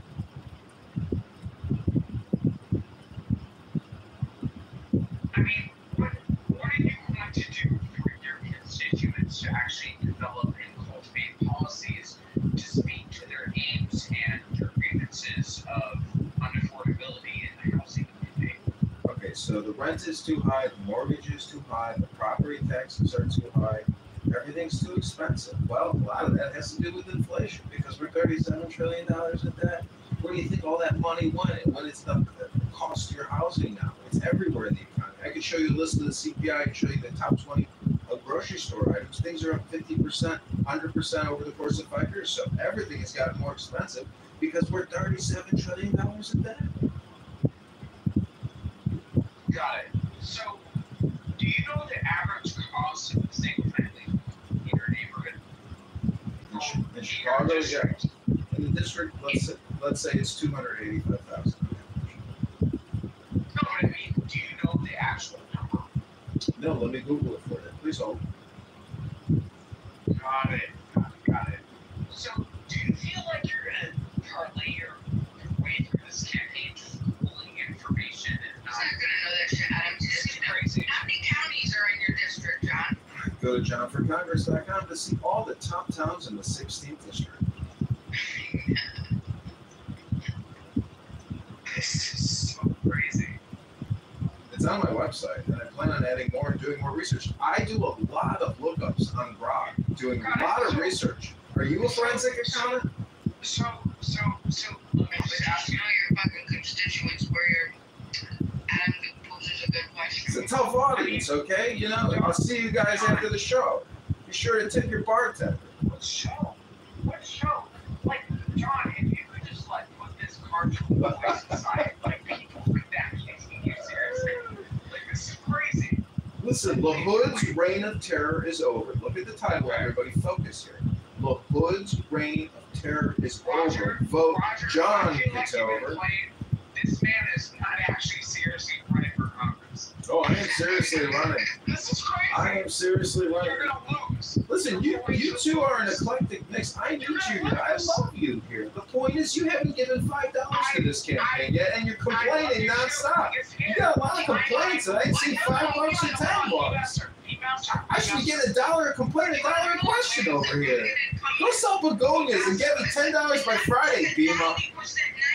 Go sell some begonias on the roadside and get me $10 for the campaign, Beema. Where's the $10 for the begonias you promised? So let me ask you a question. Got it. Beema. So again, why throw good many after bad? This man is not going to win this fucking election. Well, do you know what you're doing? Because this is the thing, though, because I do really vibe with his message, okay? And based on what? Do you live there? Do you live in his district? If he's trying to do in his district. No, I don't. We're all in the same boat, Dr. Adams. We are Americans, Dr. Adams. Americans. We are all on the same boat. We all share that $37 billion debt. If he's in Congress and he can, co-author bills. Who's in Congress? He's running for that's what he's running for. Is it Dr. Adams. Right. So this is the polls. Look at the polls. But this isn't there. Again, look at the person that he's running against. Right? And so that man actually brought votes. That man actually brought more votes than anybody who's ever fucking existed. Hey, Dr. Adams, you don't know anything about Derek. Stop it. Dr. Adams, you're not running for Congress in your district in California, and you should be running for Senate against against Schiff. You got a great voice, Adams, but you don't understand the constituents in the 16th district. district. For Senate against Shifty Schiff. Shifty Schiff does not represent my district. That's a Well, neither does Darren LaHood in the 16th district. He doesn't represent his constituents. He does not represent them. He doesn't have town halls. He's not transparent. He doesn't take constituent phone calls. This guy, everybody complains against him. Look at his responses on X. Let me tell you something. LaHood's reign of terror is over. Vote John Kitover. LaHood's reign of terror is over. Vote John Kitover. And fork it over. Click that link above. $10 right now. It'll go into it. Okay, Adams, you got this, Adams. You're not winning. Are you winning? You got this, Adams. We are winning this campaign. We have strength. We've got victory. We've got prosperity. We've got joy on our side. We are attacking the machine, the Darren LaHood machine, every single day. The floor with you.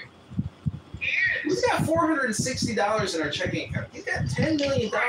We're just $9.9 million away to catching up with him, Dr. Adams, and we need your $5 right now. Got it. So he had how many 300,000 people that voted for him? No, I don't think that's the real number. Where are you pulling that up? No, I don't think that's a real number. Why don't you look at the archives, bro? Go ahead, post the link, Dr. Adams. This is a decentralized campaign. Stop attacking the campaign and start supporting the campaign. If you don't support the campaign and give us data and you want to sit here and play gotcha games, I'll kick you to the goo. I'll show you what the power of this green bean has. Oh, okay. Anything else? Please don't pick Adam. I'm just making empty threats. We're all modded up here. It's just an expression. So on campaign dollars, I'm not going to give you. Why? Because of the simple fact that, again, Edmund, I'm going to be real. You're a difficult clownhouse constituent to deal with, Dr. I'm Adams. going to be very real with you. You sat here and trolled people on the app when you otherwise could have been activating your real estate license. Well, that's okay. I've got enough videos of you to sell to Netflix for the next 100 years. You're one of the funniest people on this app. You want to do this whole clown house shit. I want to look at how you've actually invested in community, right? So again, You want to go? You want to hop on my live stream? I'll show you the community. You want to see my lawn? You want to see all the landscaping I have to do around here? You want to see all the charity work I do for the church next door, with the church taking out their garbage, cleaning up the streets? I do a lot for the community over here. It's a never-ending job cleaning up garbage in the streets, recording garbage on Clownhouse. I do a lot of social services here at Clownhouse, you cannot Dr. even Adams. take your tool aside to actually run for Congress. Oh, I'm running, baby. We are running. This room is testament to the fact that Darren LaHood's reign of terror is over. Vote John Kitover. And you're not gonna win because again, this trolling shit, it's Okay, ladies and gentlemen, it's now midnight, and we have approached. It's Thursday, August 14th, 2025. If you haven't given $1 to $10 to the campaign to elect John Kitover, we need your support right now. Why did you move Adams? Come on, man. It's a new day, and unfortunately, I had to take a break because Adams is on that mojito 10, number 10. I will bring him back up in a second, but all the criticism aside, we need your support in this campaign. Darren LaHood has a war chest of $10 million from Blue Cross Blue Shield, Aetna, Cardinal Health, Big Pharma, Pfizer, Moderna, J&J, Verizon, Comcast. He's given Comcast $65 billion. $65 billion to do rural broadband, ladies and gentlemen. And you paid for it. You, the voter, the taxpayer.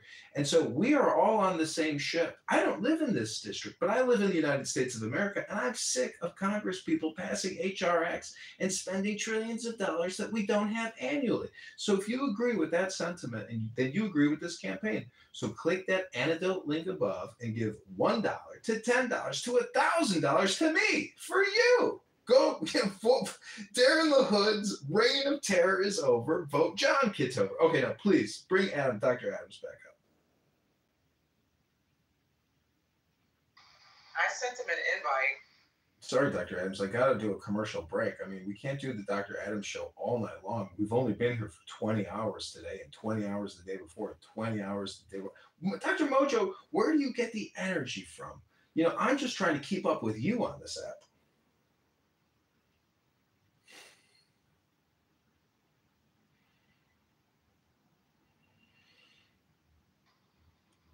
I think his secret is watermelon. Is it the hydration aspect of watermelon? Or is it the flavor, the juiciness, the tastiness of a fresh cut watermelon? Tastes like strawberry. I think it's coffee. Coffee. I drink a lot of coffee.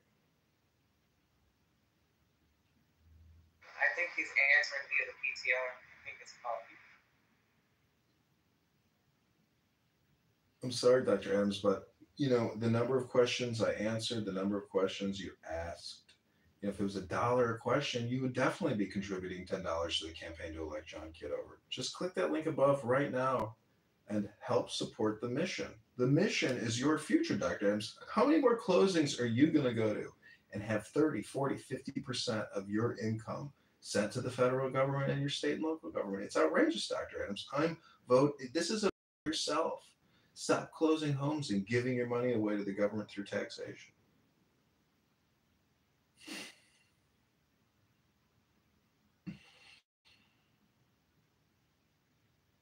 It's so ridiculous. Dr. Adams, you're such a critic. You know, you have no policies, you've got no aim and legitimacy. Well, I've got plenty of credibility. I've got great aim in desiring what I'm doing, and our policies are economically sound.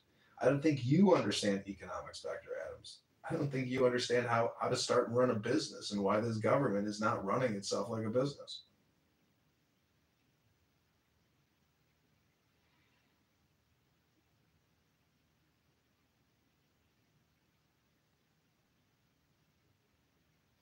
Where is everybody? Well, Dr. Adams is 99% of the room when he's in the room, so there's a huge vacuum now. But I think I'm having an issue with the substrate, and because they all different begonias like different, I don't know. But anyway, some like sphagnum moss, some like these little balls that I don't even know what they are. But I'm struggling with some of my more expensive ones, Babe, I've been talking about our pink begonias all day. And they are just so beautiful. They're pink. They're pointy. They got spikes. They got polka dots. Serendipity. I got begonias that are green with white spots and a red back. Like these things. It's called a maculata. Look it up. It is the freaking coolest plant. This thing is gonna grow up, be the entire corner of my house. Like what? This is insane. And do you know what the coolest thing is? I can make an infinite amount of them. You can have some of this wealth over in my house. I could give everybody free wealth. This is free. Let's give away our begonias, y'all. They would be baby begonias, but yeah, ultimately. So yeah, I'm struggling. I just don't think it likes Yeah, me. you're gonna need to not say that word. In the muff. We'll talk about moisture in the muff.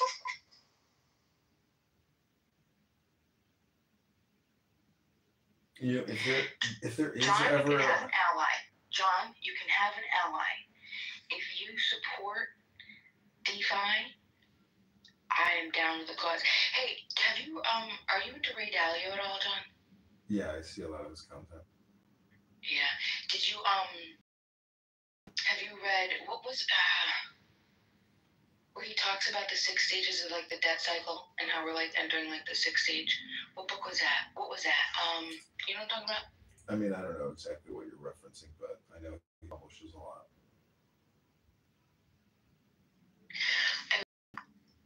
Probably like something rules for navigating the debt crisis or something like that. But anyway, Are you referring to the changing world order?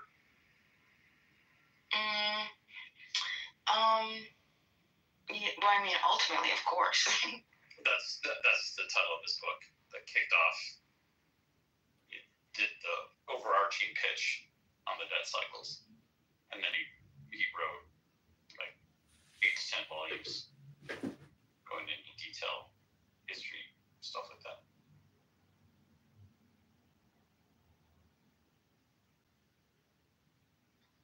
Sorry, I didn't mean to kill the room.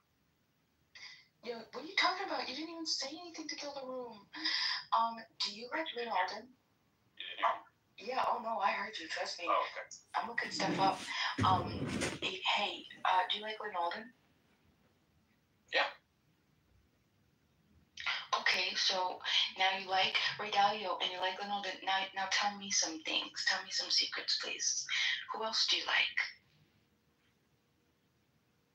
Well, when I was in military college, I went from being a junior private to being a major in the regimental cadet corps. And so I literally went from being a private to having like all this, presence as a major, and people who knew me were just like in disbelief that I had this huge like political reversal on campus where I went from this know nothing private to being a major. In the regimental command, I became the public relations officer. Just like, what the fuck? How the hell did you become a major? So, if you put forth the effort, and they told me the only reason that upset her quite a bit. But I asked for amends. I told her I was sorry, but don't know if she graduated or not. But the point is, if you rectify, past mistakes with people and you're transparent about it, you can be rewarded, for that transparency and that adjustment. But it's possible we win, but it's possible we don't. And if we don't win, well, at least we've established more political credibility in our second campaign to try to achieve a balance to the force, because $37 trillion is not a balance in the force. That isn't a $37 trillion in debt. The war should have been managed fiscally conservatively. The COVID-19 response, in my opinion, is the biggest scam ever in human history. So there's a balance to the force coming. That's an impressive rank, and it's impressive in the military and working up, in high positions of incredible budgetary supervision at the U.S. Army Cyber Command and other places. I've got friends that are making fortunes working at Microsoft and other places. There's a lot of people. The highest annual income in the entire United States is in the Washington, D.C. area. So a lot of people are making a lot of money off of all this borrowing and spending. I'm not, unfortunately, at the present moment. I'm trying to run for Congress. I was speaking of what you did in your schooling. I know, but I'm just telling you that reversals happen. That, you can go from nothing to something overnight. And when it happens, it's, amazing. So we'll see. I just looked it up, and yeah, it's two different things. I'm gonna look into that, the changing world order, but this is it looks similar, which is funny, but it's the principles for navigating the big debt crisis. It's where he just goes over the 6 stages of the debt. Who has Adam's blocked? Not me. Well, Maybe he can't find it. He told me he can't get back in the room. He back channeled me. He asked me to send him the link. Let's give him the link. I did. He said he still can't get in. I certainly don't have them blocked. Who would block Adams? Howard would. Who would block Adams? I think there's a few people who might want to block Adams. No, I have no reasons. I don't even know. Make the title there.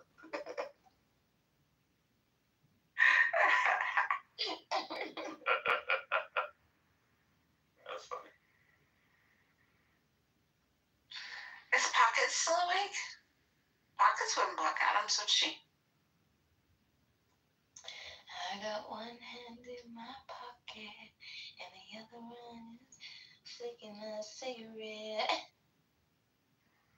I don't have.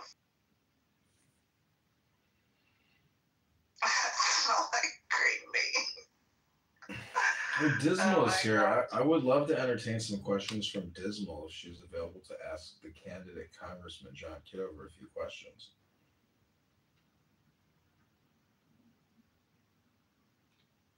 Welcome to In the Muff.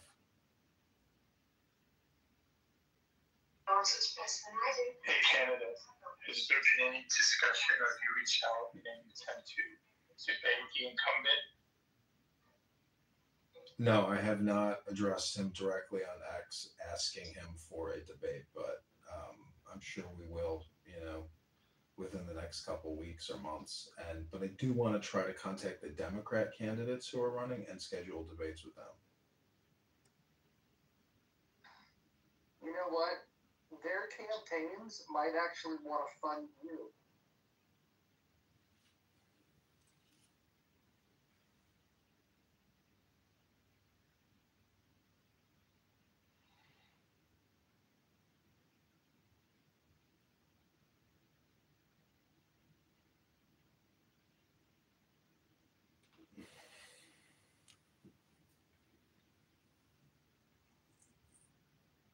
Yeah, I have to try to get more.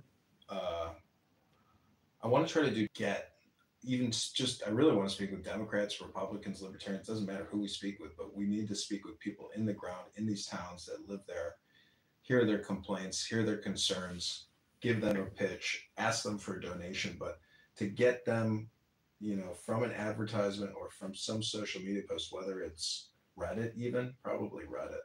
Probably should work a lot with Reddit. There's a lot of you can advertise on Reddit exchanges. They could probably advertise in there too, but it's just like a lot of spam. I think Reddit's an awesome idea because you also can more easily, more credibly influence the conversation in subreddits too. Yeah, I should also probably try to hire like a digital campaign marketing manager or digital campaign strategist to do a lot of these ad campaigns. I mean, I know I can do a lot of them myself, but I've worked with videographers before and content creators, and when you compare what I do to what other people do, it's always like if somebody has some more professional experience in video editing, etc. No, of course not. Like, listen, Roger, I'm not going to get into, like, stage dynamics. Like, that's, like, one of the most annoying things, I feel as far as, people coming onto this app. It is what it is. So, I'm not tripping. I don't think that Pockets has spoke for me. Sometimes when you leave a room and you're looking for the room in the hallway, you lose it. You got to shut down the app, go back to the hallway to find it. So, there's that fear of, did I get blocked? I can't get back in the room. I can't find the room. Somebody has me blocked.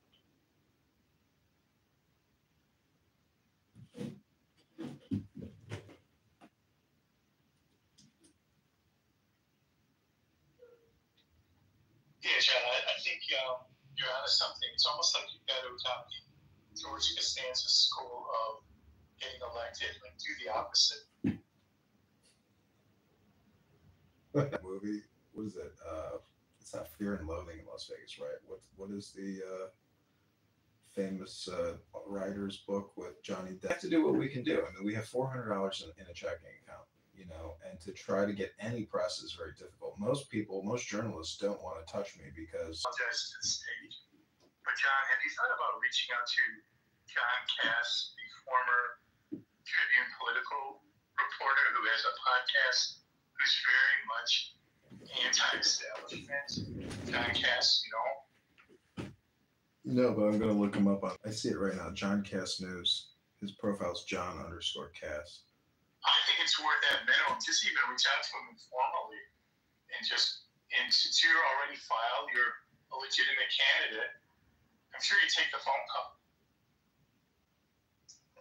And what about getting posters in all of the cannabis stores? Yeah, that would be a cool idea. Yeah, let me message this guy, John Cass. I haven't done any signs yet. The last time I ran, I purchased signs on eBay, and let me get a photo. Let me show you a photo of my last campaign.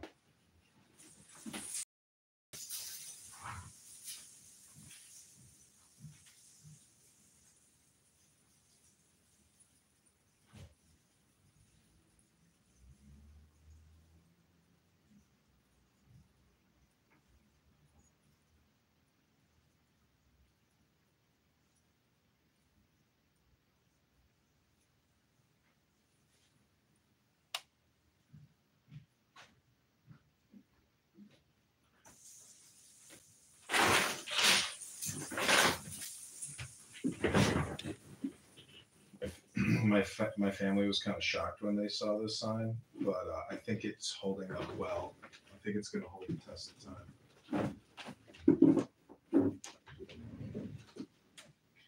And one of the clubhouse racists on this app registered my name, johnkitover.com, and now it forwards to Queers for Palestine. But I'm sick of owning domain names. I used to own thousands, and now I'm dwindling down to like 300, and I'm slowly dropping them. But this was the sign I created when I ran for committee person. PTR, PTR.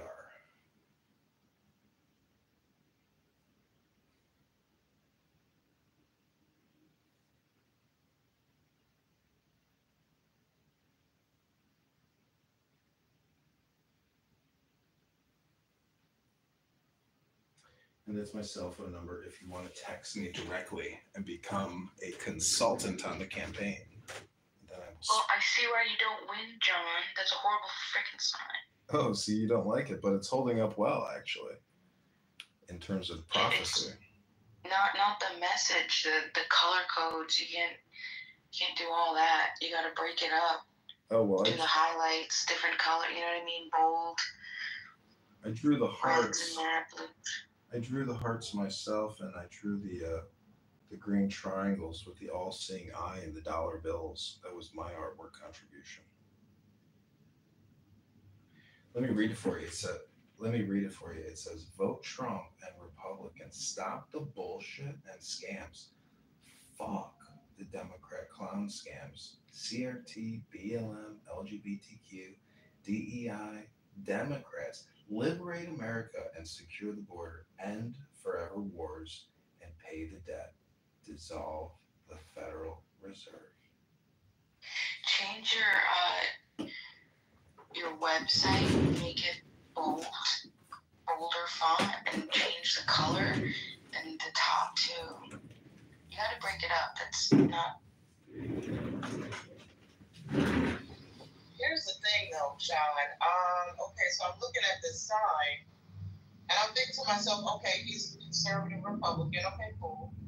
Now you have to imagine that there are members of the LGBTQ community who are, Trump supporters or right-leaning voters, Republican, conservative, or MAGA, whatever category you want to file it under. Do you think you're alienating that base with the fuck the LGBTQ message? Well, maybe, but I would just say that however you decide to orgasm, whether you're heterosexual, homosexual, or bisexual, or even trans, that's okay, or queer, that's okay. Orgasm however you want. However, when you want to cut off young men's genitalia or cut off women's breasts and have Medicare and Medicaid for it, pay for it. I just can't vote on that next HR Act that's going to fund all the prepubescent puberty blockers and mutilation to those young people's bodies when they simply have a mental health disorder. So, that's where I stand on LGBTQ. I agree with you on that point. You're against circumcision, John? No, I'm not against circumcision. Oh, not that mutilation. John, here's a thought that might actually get the gay and lesbian community on your side is call for a divorce between LGB and the rest of the alphabet soup. I think you'll get the old school gays, the ones with money, on your side. LGB without the T is a thing on Twitter. I don't know if you've seen that. LGB without the T. Follow Gays Against Rumors, by the way, on X.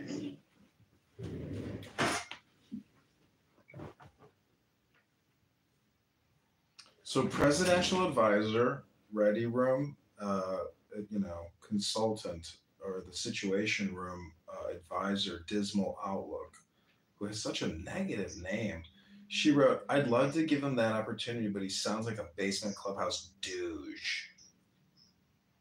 Wait, so John, wait, hold on. So John, how are you going to end the division, based on the divisive topic that Roger offered up as kind of like an alley-oop, and, you just kind of didn't take it for the basis as it was? I mean, what is your plan for correcting the divisiveness as you saw it, and going to this whole election cycle? I mean, what are you doing to correct your own grievances for which you decided to run for office?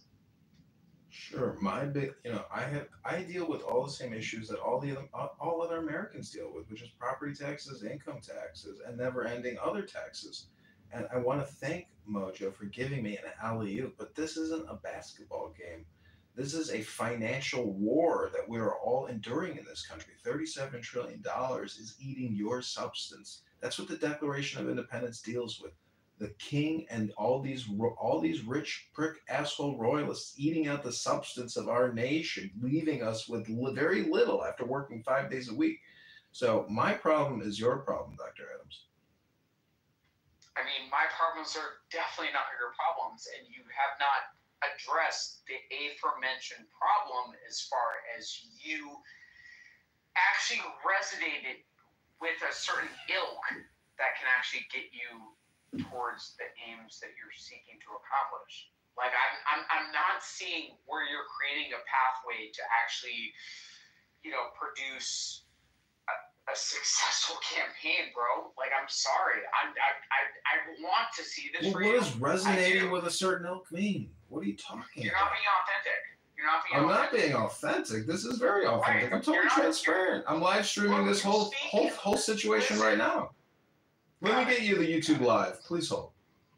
Got it. And that's part of the problem. That's part of the problem. I don't think it's part of the problem. I think it's part of the solution. I hate to break the bad news to you, but we're just going to have to agree to disagree. So let me ask you a question. How are you doing as far as your approval ratings against Hood?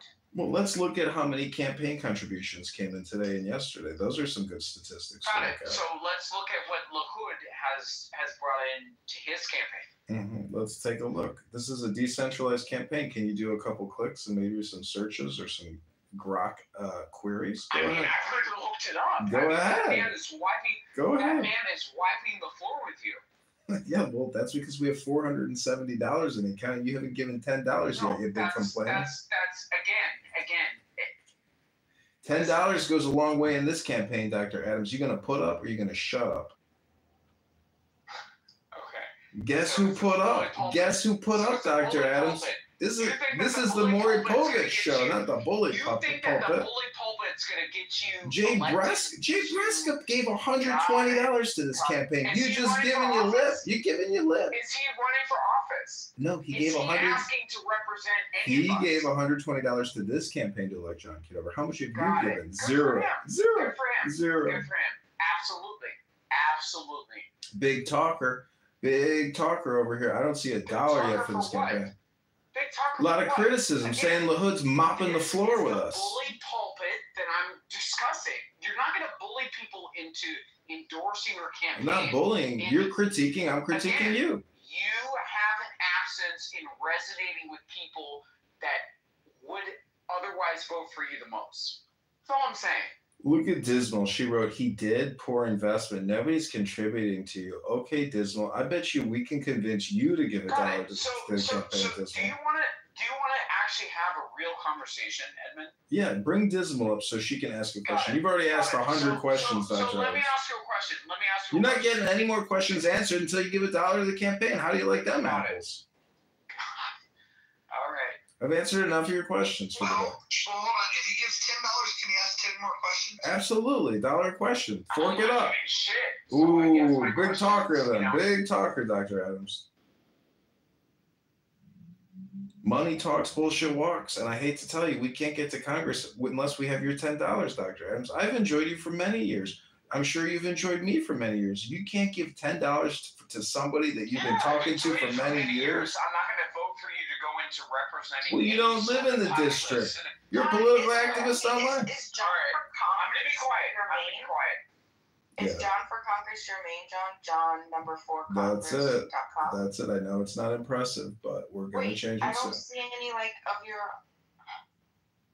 Why does it keep asking me to log? Where's all of where you stand on all the issues and stuff? The issues. I've got 20,000 YouTube videos, 20,000 Instagrams. Go take a look. No. What do you guys think of the title of the room? Oh my god. I mean, he is wokeism. Like, John likes to ask and, Like, he likes to solicit donations from people that otherwise are working people in the American populace, while John, leading up to this campaign, has admitted that he's held no work. So again, I would respect this effort in a different light kind if you would have actually put in your work into doing the heavy lifting. Finance your own campaign. I'm sorry. I mean, like, financing your own campaign, I'd even say go back to him. You know, we think we can do that. But, John, you don't even have like an issue. Like, there's nothing. You got nothing. No way to mobilize anything or anybody. I'm starting to wonder if this is a troll. Wait, hold on. Listen, the campaign just started. He just filed, just set up the website. He's 2 days into this. He's less than 48 hours in. He's already raising money. Yesterday he raised over $1,000 if you count matches. So that's over $1,000 that's in the campaign. Now those dollars will be used to get people to get them on the ballot. There's no filing fee required, and so really all that needs to happen is to gather less than 600 signatures to run as a Republican. And then once we secure the ballot access, then all of the other things that we were talking about in terms of like how to whip voters to go and vote for them, figuring out how to get on a debate stage, all those kind of things. You can do those things, but you can take baby steps. Goal number one is get on the ballot. What will help him to get on the ballot is to be able to pay the volunteers to get the signatures. Well, if you care about this country, if you care about reducing debt, we can take one baby step by just everybody just prayerfully considering donating money to John Kitover for Congress. Marshall, can I ask you a question? Go for it. So, again, doesn't this campaign have to actually be something attainable in the sense of being able to win? Right? No, got it. No, I'm going to tell you, the first thing that you want to do is you want to wins stack on top of each other. And the first thing was he won in the sense that he did the thing most Americans are afraid to do. He filed. He's now got the campaign started.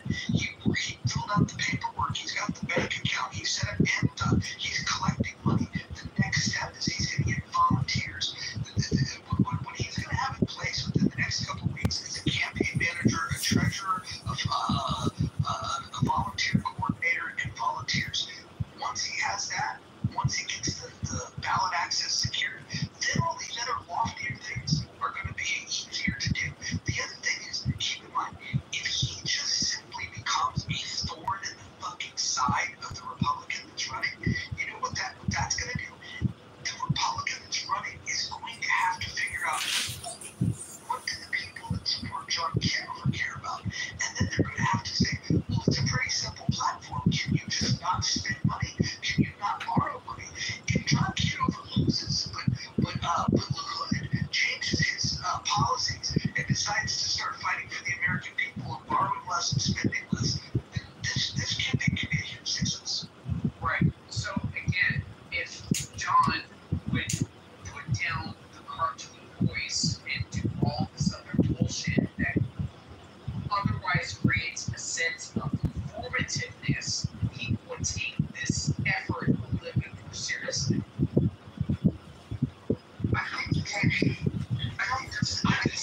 I'm just saying, Roger. Hold on. I think taking it serious is the thing that you might be like missing the point of, right?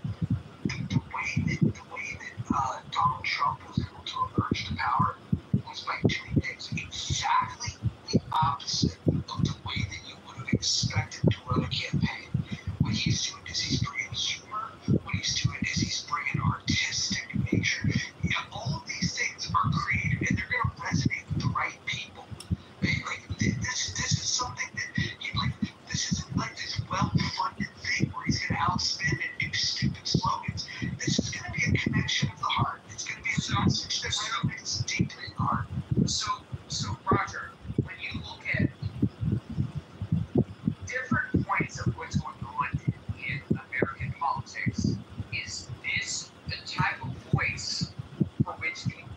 to distract, the House and the Senate in otherwise distracting people from getting to a certain type of aim expeditiously as they need it.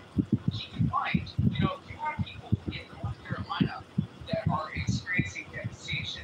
You have people in the Palisades that are experiencing devastation. You have people in Altadena. To me personally, and listening to this voice and having a say as far as how our federal expenditures are going to resonate to the average everyday person, people are tired of the jokiness. People are tired of the jokiness, the cartoon voice, the radio voice. People want to resonate with somebody that is going to be soluble to their aims. Show me the end. Show me the end. Show me the end. Show me the end. Show me the evidence of what you just said. Show me the evidence. All right, Roger. There's a certain type of ilk as far as how these people want to present themselves into these fringe spaces, which Edmund, actually mentioned himself. America is going towards a certain type of, rhetoric. This, in my opinion, is a non-traditional approach to something that is going to end up in something that's not productive. That's all I'm going to say. I'm not gonna lie though. Listen, Chuck, seriously, I really like what Will was saying too. You really could have something if you actually dedicate yourself. I'm looking at this. I'm not impressed at all. I mean, even if you took just a day, you could just upgrade your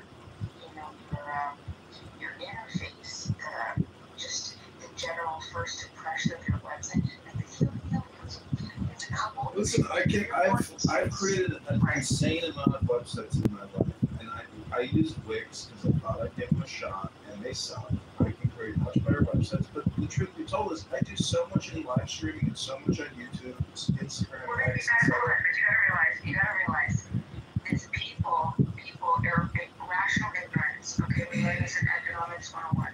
People don't have the time to go and. I get it, but Bima, you know what's important is that link above. Click that antidote link above because that's really what's important. That's the payment platform, the payment processor.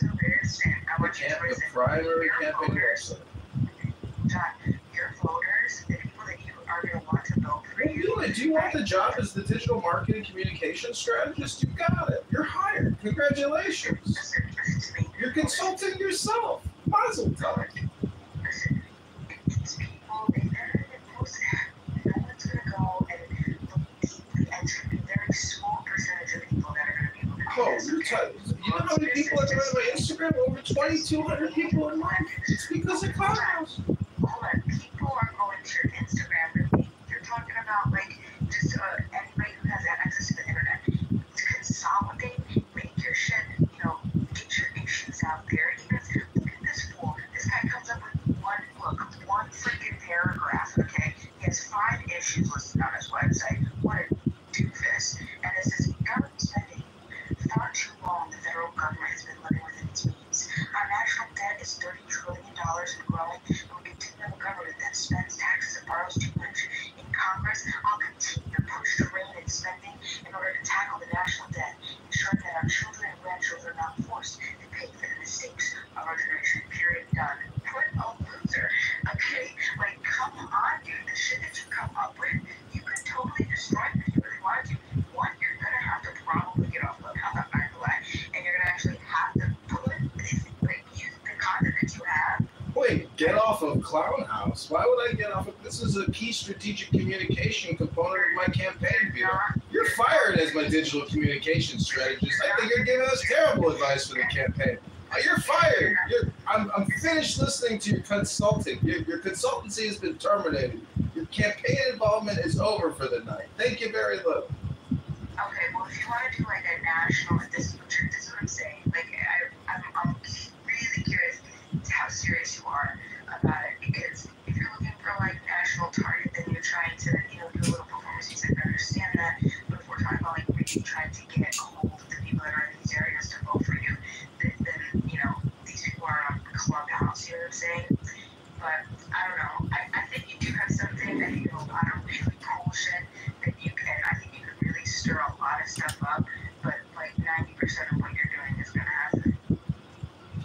Sounds to me like you do want to be a part of the campaign. You can't come all here. Right? This is what your fucking website is. No, I'm totally willing to admit that the website sucks. Just at least copy pods. At least get the. Getting Antidote up was quite a long process. That was like a 60-day process to finally get a payment platform up and have everything synced between the bank and FEC and everything. It's a lot of work to finally be able to take campaign contributions, let alone there's a lot of work that you have to do as the treasurer, and there's filings with the IRS. It's a lot of fucking paperwork they make you do, and it's a lot of wasted time. So if you do want to join this campaign and actually help me do some stuff, as opposed to just complaining like the complaint crew at Clown House is some kind of 1-800 complaint hotline for fucking people, because that's all you people know how to do. I mean, that's why I appreciate people who read that book the other day, and especially Hakima. He actually read. Unlike a lot of people in that room, they just run away. They go, no, I don't want any of this. I just want my dopamine like a fucking clown dummy. Some people read things and they spend their time to become subject matter experts. I don't know how many economists are in the room, how many people have ever opened up a pizza shop. But until you tell me how you can run a business, or you file for Congress, I mean, your criticism and your complaints are being listened to, and your priorities are being submitted. But I would suggest that if you don't give $1 or $10 and I've listened to all your fucking complaints, I'm not your therapist or your consultant, but I am running for Congress.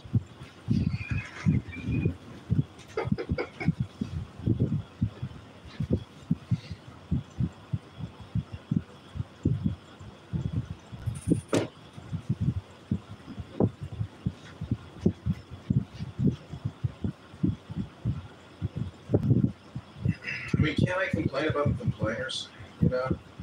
I'm having fun doing this. Well, hold on. I just think it's interesting. We have 435 members in the House. We have 100 members in the Senate. All of these people are working together to steal money. They're borrowing and they're spending, and we're going broke. And somebody's saying, hey, that's a bad idea, and we're gonna spend our time criticizing that. Why can't we just say that? I think John's on the right side of history. Whether he wins this election or not, that's besides the point. Barry Goldwater didn't win the fucking election, but you know what he did? He inspired a movement. You know what came later? Ronald Reagan. Ronald Reagan slumped 49 out of 50 states because the people finally soaked in that what Barry Goldwater was saying was probably a good idea. What if John Kitover is the Barry Goldwater for this next movement that's going to take over? And Mojo, in the beginning, Reagan didn't even make it. It was persistence and resilience. It's a very good point. Look, if we're going to say that if your likelihood of winning an election is low, that you shouldn't run, then nobody would ever oppose the big major parties. Everybody would just say, okay, well, hey, MAGA's in charge. I guess we should all take our ball and go home. I mean, it literally takes you 15 minutes to file for Congress, and all these people post on X, and everybody's interested in politics. But when you see that no one's going to challenge this Darren LaHood or any of these other people, most people go unchallenged. It's just wild, and it only takes 15 minutes to file. And, digital communication is pretty much free. You don't even need a website to run. So, that's me with my sign. There you go. That's my PTR selfie. Really, the only requirements to run is the filing fee is waived in Illinois. So you need to, as a Republican, it's 500 some odd verified signatures, and then you have to be you have to hit the minimum age requirements. Like all of this stuff is easy. The reason why people don't run is because they look at what the other people are doing and they say, how can I compete with them? They have so much money. They have all these resources. They have this team around them. They have a team that's feeding them bad ideas and that are bought and paid for by these corporations. And so if all of these things that you guys complain about, you say that you want to fix the system, somebody's saying, hey, you know what? I'll take my try at it. And he's saying he doesn't have all the answers. When you guys ask him a question and he doesn't have the answer, rather than making something up, he'll say, well, let's just see what ChatGPT or Grok has to say about it. I think this is the most honest campaign that you've seen in all of America. This is the most honest campaign that's being run, and you guys have a chance to vote for it.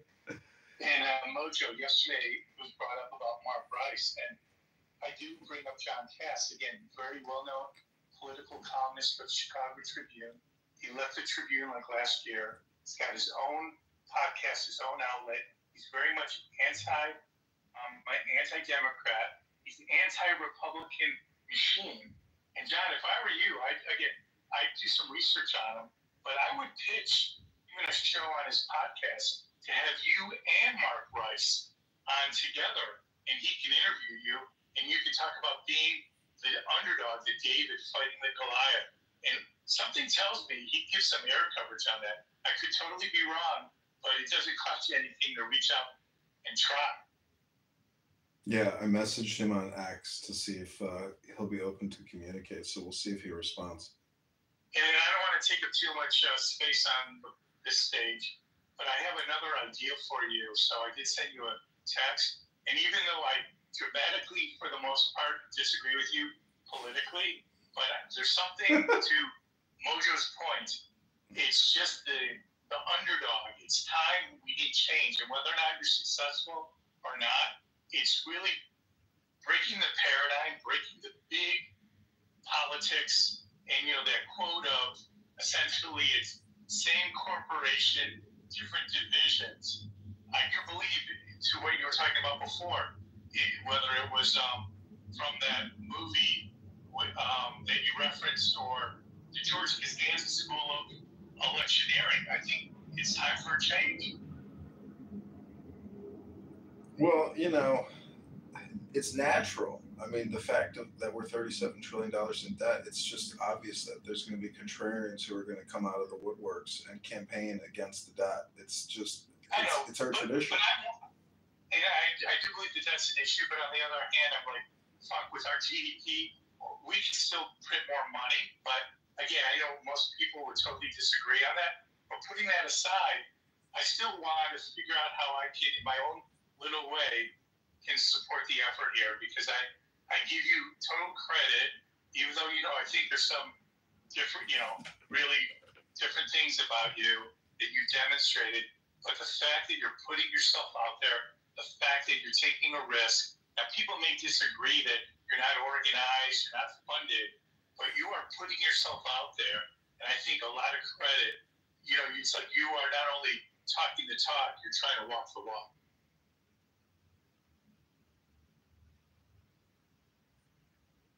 Yeah, thank you. I appreciate the compliment. I will say, though, that even though it may appear that I'm not organized, I'm actually quite organized compared to other people who would launch a campaign. I can just I can look at what the Democrats social media handles look like, and I got to tell you, they've got no presence at all, just like 400 followers. But anyways, I'm just saying I appreciate the compliment, Howard, and I'm trying my best, but it's fun, and I like being courageous, and that's why I like a lot of people on this app. I think Brad is courageous but crazy.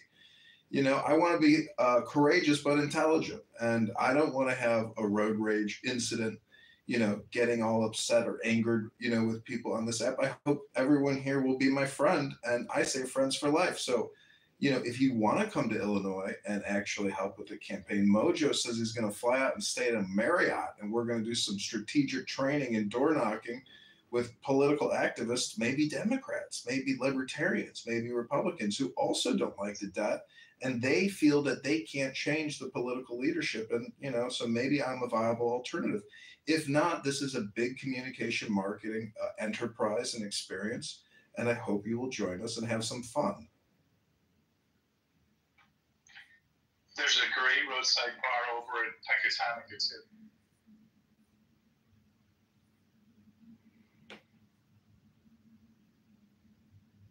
We should do a bar crawl, John. We'll call it Liberty on the Rocks.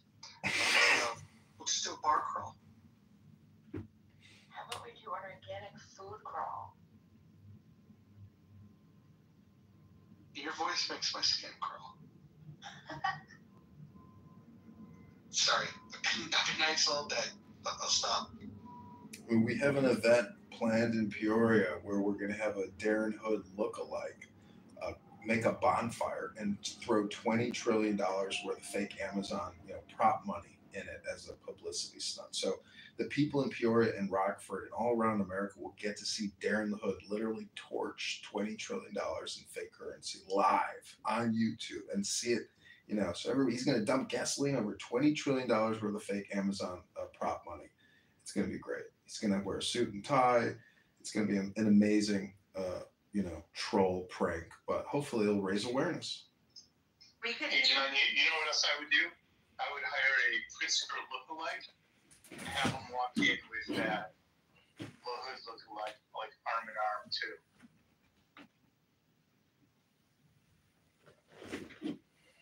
So, I have a lot of YouTube videos out there. I've got over 20,000 Instagram videos out there. And recently, I read a book. I read the Constitution from start to finish. And I also read the Declaration of Independence. And those videos have thousands and thousands of views. And people in the comments are saying, thank you so much for reading this. People have forgotten this. People are not reading this. People need to hear this. So, part of this for me is educating myself and hopefully educating others, because if you are a good congressperson or a good senator and you are a leader of your people, you want your people to be educated. And if you're a good leader, you treat people the way you want to be treated. You don't road rage and scream at people and make, insane homicidal ideation, death threats on social audio platforms. You try to treat people with respect and kindness and have some fun. Don't be crude. Don't be vulgar. It's annoying.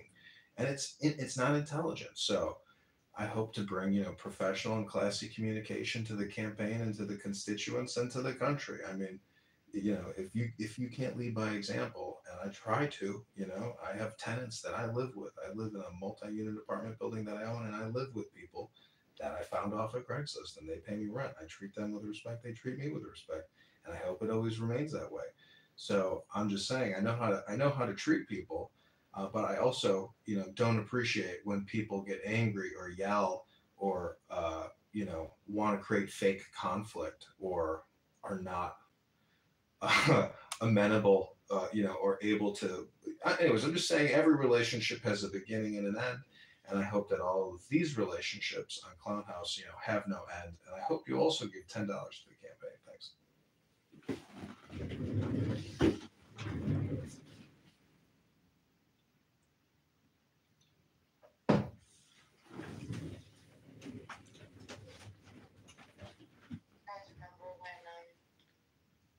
Rush, R.I.P., and Hannity, although maybe R.I.P. to him too.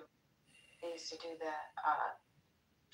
free pocket constitutions from Hillsdale College. You guys ever get one of those? You better have.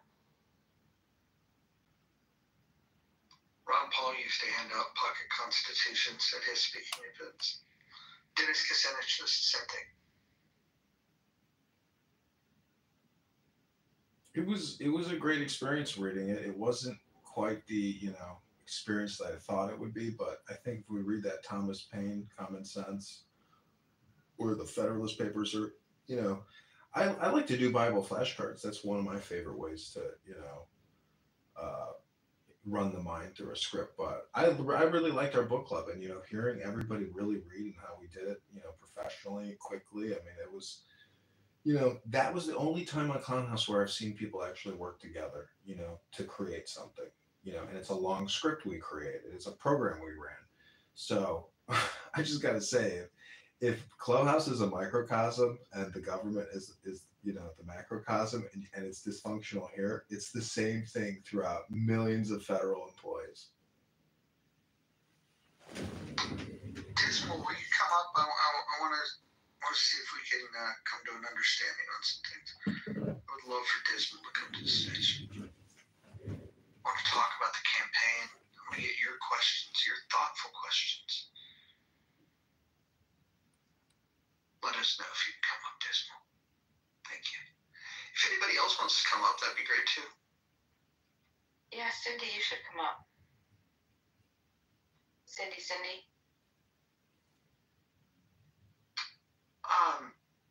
What do you guys think of the slogan, fork it over for John Kitover? I like the other one you had prior or title. That was a good one. That was a good slogan. We can win over BEMA if we defund FEMA. That was hilarious. So if we defunded BEMA, would you donate? Absolutely. Do you know, FEMA, see, this is the thing. I think that there's a lot of great ideas that we have. I think they just need to be, I don't know, better, more effectively and efficiently put together. And we could do that if we have more oversight. I mean, I know a lot of people will disagree, but yeah. I think we could have nice social safety nets. We don't have to necessarily get rid of them, but we could come together and put our money together. And then have, like some satisfaction with knowing that, oh yeah, I know that this is running pretty effectively. I know that my money is going to be put to a good, effective use. That there's, there's not some bullshit person that's just barely getting by and, bought and paid for crime. You know what I'm saying? So, but yeah, no, I like that. And John, I really want you to think about DeFi too.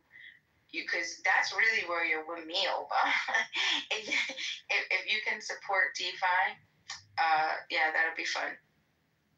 I actually might, for the first time in a very long time, I could potentially see myself helping you.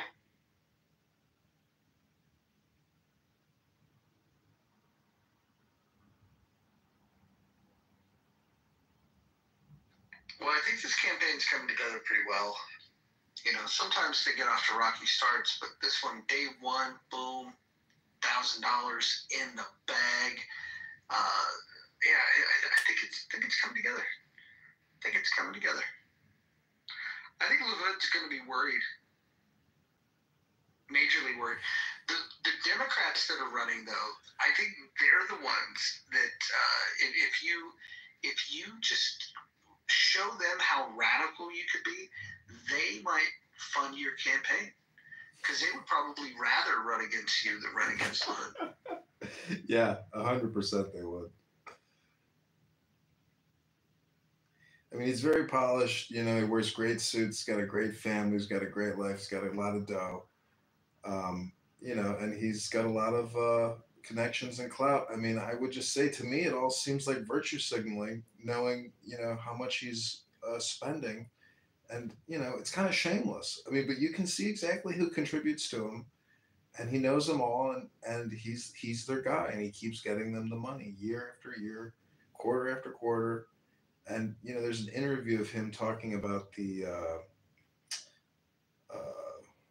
what's the Privacy Rights Act with the snooping, the annual, they have to certify it every year, the National Surveillance Act. He's, his opinion on the National Surveillance Act is a widely held opinion, and they just keep funding it. And so it's anti-American, it's eavesdropping, it violates your constitutional rights. And, this guy is the swamp. He's a 10-year veteran of the swamp. And $20 trillion is a lot of money. And if he's only skimmed 10 million, but yet he's helped create 20 trillion, maybe he's got more. And his dad has been arrested by the FBI for $50,000 in cash and a bribe. And Darren LaHood's laptop has even been taken by the FBI and investigated. I mean, they have gone through his files for some type of grievance.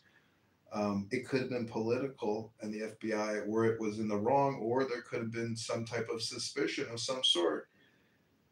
There's a lot of money involved here because of China and Saudi Arabians and all these mega corporations, especially in Medicare, Medicaid. At $4 trillion, that's a lot of lobbying. And John, when you're doing videos, you should get a laptop and just have a sign that says LaHood's laptop, and then get some crime scene tape and just keep that in the background and let people see it. I think that could work. Yeah, that would be a good one. I guess I have to get some FBI, or I could probably print it. But see, this is why this campaign is a little artistic. I'd even like to do paintings, and sell those paintings on eBay for the campaign.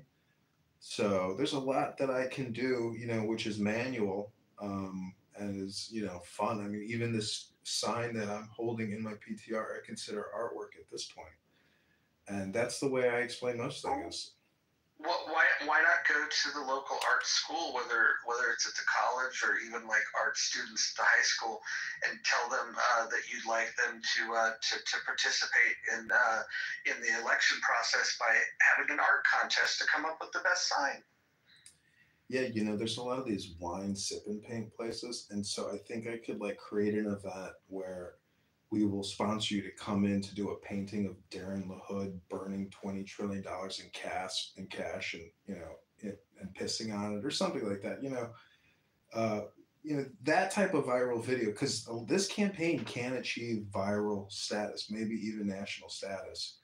And there's a lot of Republican comedian activists who hopefully we can get to help join the campaign and retweet or create content with, like Primetime Stein 99, that guy. So I wanted to go to CPAC this year, and I really wish I did, because that could have been a good starting point. But next year we will definitely go and create, conservative Republican comedian comedy. You can go to my X account, Republican Film. I have all these Republican comedian, Republican comedy Instagram accounts, and it's a lot of Clubhouse videos. So nobody's ever going to watch this shit because it's just too much information. And everybody is, would rather choose Netflix and Amazon Prime or whatever the hell people watch. But, Clubhouse has spent tens of millions of dollars so I could sit here and use it as a recording studio for 5 years. And I'm thankful for it. I've had a great experience, and I think I've created some cool content, once in a lifetime content creation. None of this was possible prior to all these cell phones and social media, audio Clownhouse. I mean, it's been a cool journey creating all these videos and then running for Congress. It's a big, I would call it like a giant spam operation, but it's all political and patriotic in nature. I was in the Army and I went to military college, so I've been conditioned to basically be like a patriot warrior or a knight in a way. And it's been, fun trying to get involved in politics, because in the military, that's a very close society. But when you see how politicians act, the borrowing and the spending and the never-ending debt, it's so irresponsible. But people in the Army or the Navy, the Air Force, I mean, it's funded and it's paid for, and it's a life and it's a career. So people just don't care about the debt. Most people want to just keep getting paid, and they want to kick the can down the road. Because if you start shutting things down and you start laying everybody off, people are not happy with that solution. So you really have, I think Medicare, Medicaid is where a lot of the waste is really happening. I've dealt with doctors and hospital groups as well as all of you. And if that's where $4 trillion is going for, you go to the fucking gym. I don't know what to tell you. I mean, got to tighten the belt on that one. That's my opinion. Fucking gym.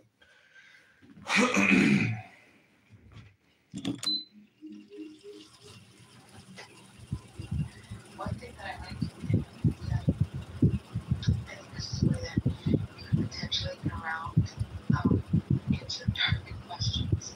So that's what politicians do.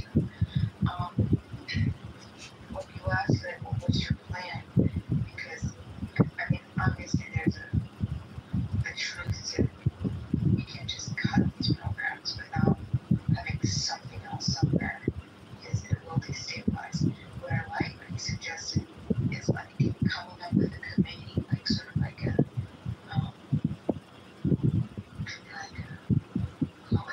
economic or a fiscal truth committee or something like that, and just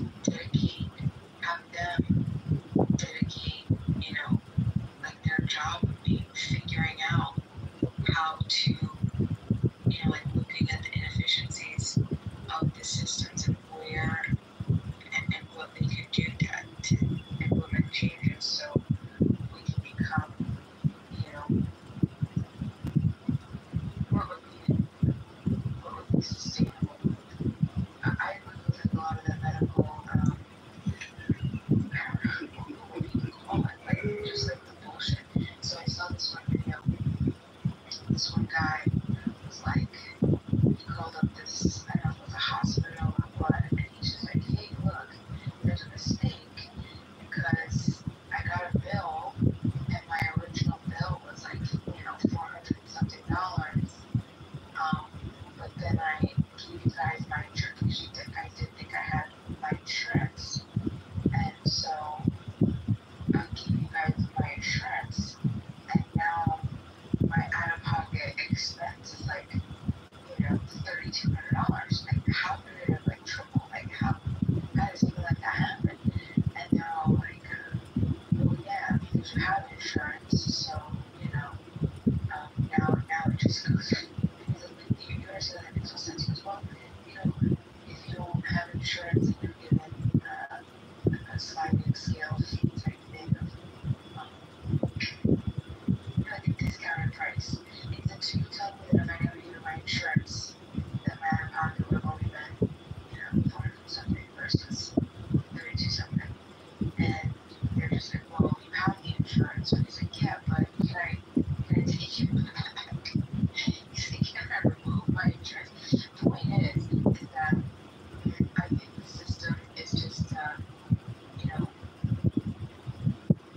how would you put extra money with anyone who can afford it?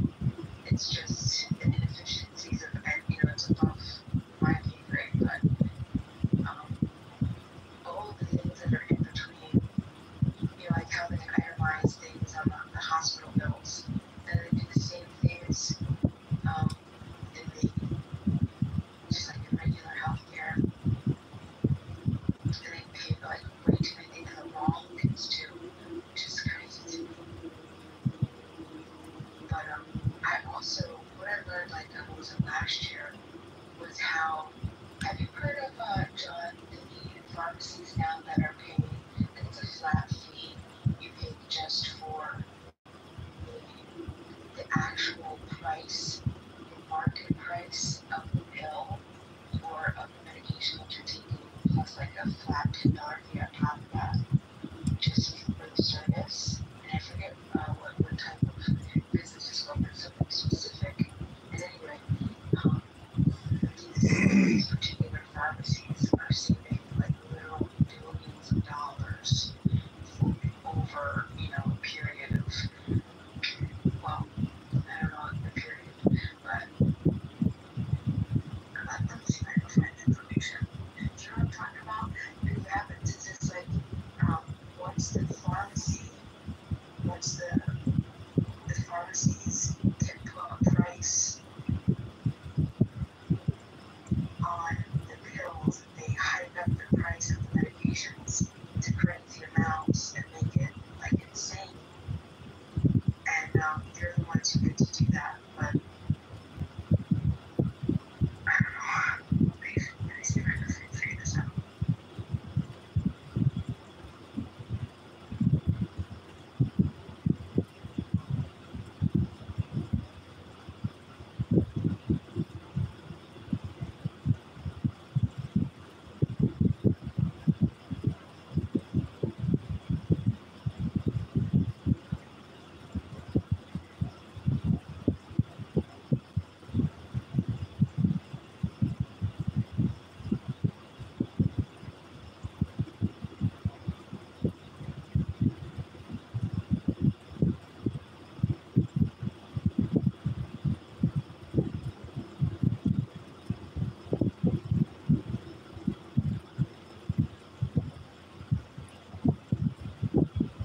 Adams, you're still there.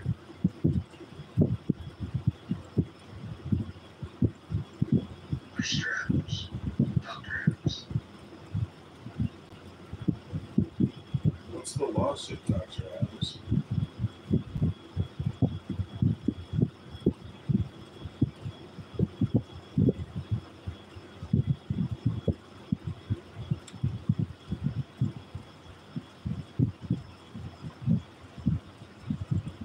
So, Pam, I gave you $1 once. I think by Zelle Pay. It was a Cash App, maybe Cash App. I'm just wondering if that little seed investment has grown to the $10 donation campaign that we jumped together. I'm just trying to do that seed, bread, blessing, prosperity gospel. as well. Cost Plus. John, have you heard of Cost Plus pharmacies? Yeah. Yeah. So there was a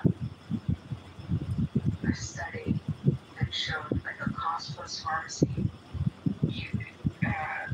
What was this, a 2022 study? 3.6 billion in savings on 90-day supplies of only 77 popular drugs, generic drugs. Here, let me ask you a qualifying question for what do you think about Moncho? Do you think that his murder was a justification? Of course that was murder. No, it's not. No, of course not. People compartmentalize and think that it's just like this one guy's. No, it's the entire system. You know, So it was systemic. That murder was a result of a systemic issue. Yeah, of course. It wasn't one guy. That's ridiculous. So of course it was murder. Yeah, but can you elaborate on how it's systemic because of the system? Yeah, so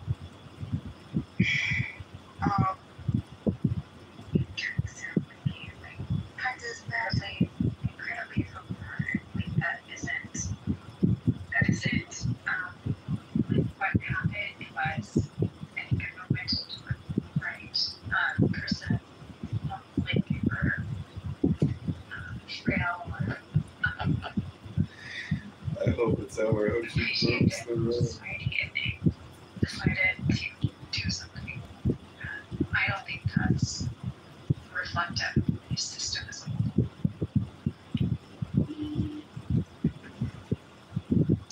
I modded you this one because in love, all ladies get modded.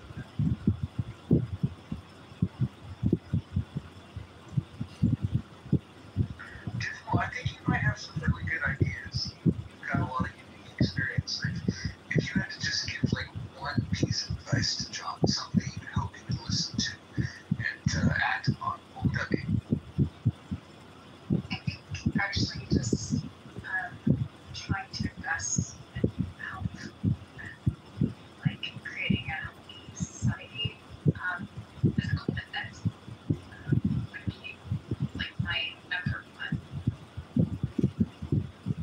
I think when you have physical fitness, people are able to aspire to like greatness. That would be it.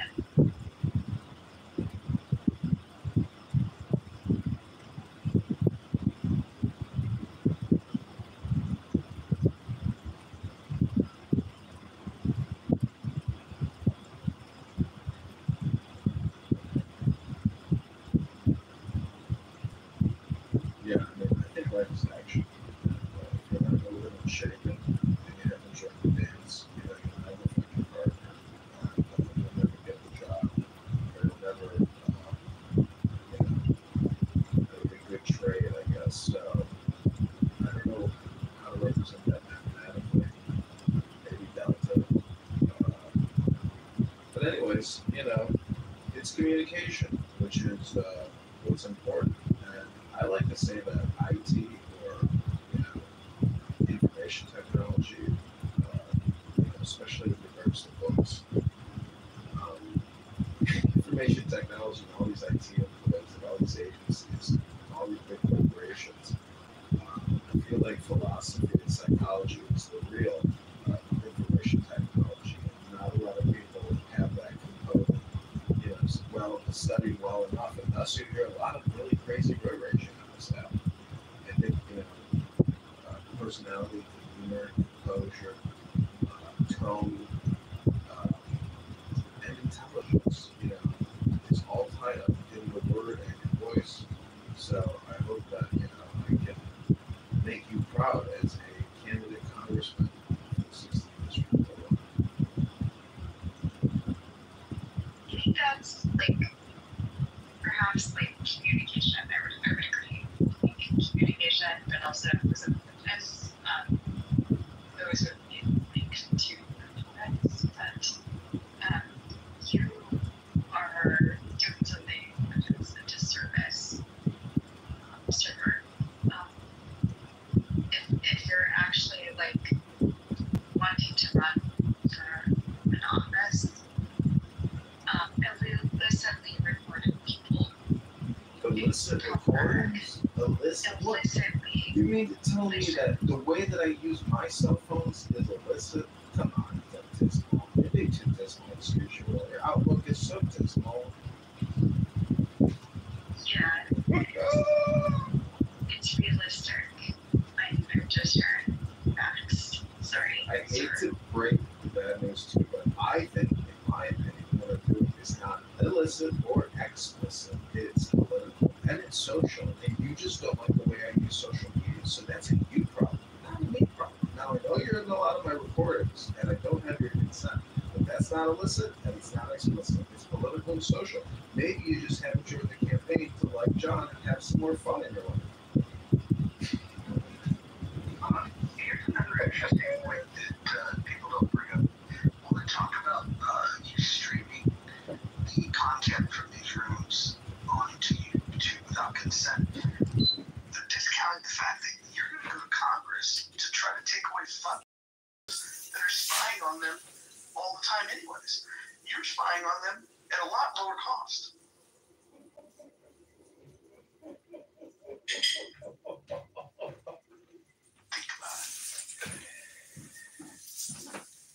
That is honestly hilarious. Dismal, please. I don't think I actually understood your point. It's the electronic surveillance. It's the what is it called? The Electronic Surveillance Act. Dismal. The government is spending billions of dollars already recording this conversation, and you think my YouTube conversation it's just a duplicate, and you're a fool, maybe. No, I think it's different. But that's okay though. You and I can disagree. That's also okay.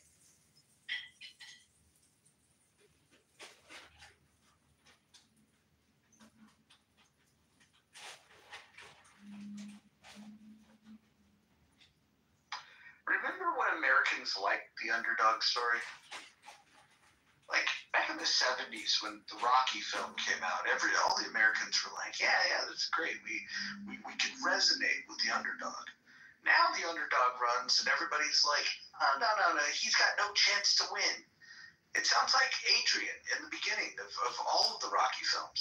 And then she at some point comes along and they do a little montage and she sees he's working out, and then all of a sudden she whispers a little more confidence. We need to go back and watch these Rocky movies so we get in the mood to support John Kitover for Congress. And you can support him with a low denomination of donation money. Simply click on the link above. Give $1. Just one. Dismal. If you gave $1, it might be no. Hold on. I wouldn't. Dismal. It would be a very small deal for the Dismal household, but it would be a big step for the Kitover campaign. Yeah, not supporting your kitty. Apologies, but not supporting kitty. Why are you so selfish? I'm not. I support others, but people that are actually like doing good in the world. Dismal. Look at the return on the investment. If he could end the spending, there's $37 trillion that's being spent on your behalf. He wants to stop that. If you gave him $1, this might be the biggest investment, the greatest return that you could possibly get on $1.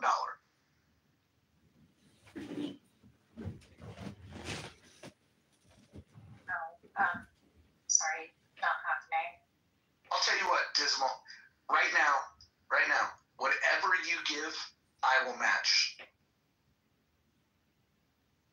0 would be the answer. Dismal, I'll lend you the $1. Come on, Dismal. No. Okay, I'll lend you $1 trillion at 4% interest. What do you say? See, what we need to do is some role playing here, is where some people play a Federal Reserve banker, some people play a BlackRock executive, some people play the congressman, some people, we got to do role playing here so people understand how dollars are created out of thin air. 2 trillion more than we collected revenue a year. So until people kind of, I think, have the perspective of what it's like doing these types of transactions, and how it's not in the best interest of the economy, or your average American. I mean, I'm not being facetious in what I'm doing. I mean, I'm not the greatest at math. I did calculus, but to me, at the end of the day, I was like, I feel like I'm submitting an art project here, and the math teacher is trying to determine, my workings here. But a lot of it is just winging it, and so, but you still passed the class, and hopefully you got a B plus to an A average. And your involvement here on Clownhouse, what I don't understand is, if you're gonna sit here and just listen and be a non-active participant, I would hope in your real life you would take even more action than you would on a social audio chat app that you spend so much time on and listen to so much. I mean, without Mojo's positive vibration experience, I wouldn't be here, because Mojo is the chief primary organizer of everyone in this room right now. And if Mojo is telling you to give $1, just think about how that will enhance your positive Mojo experience.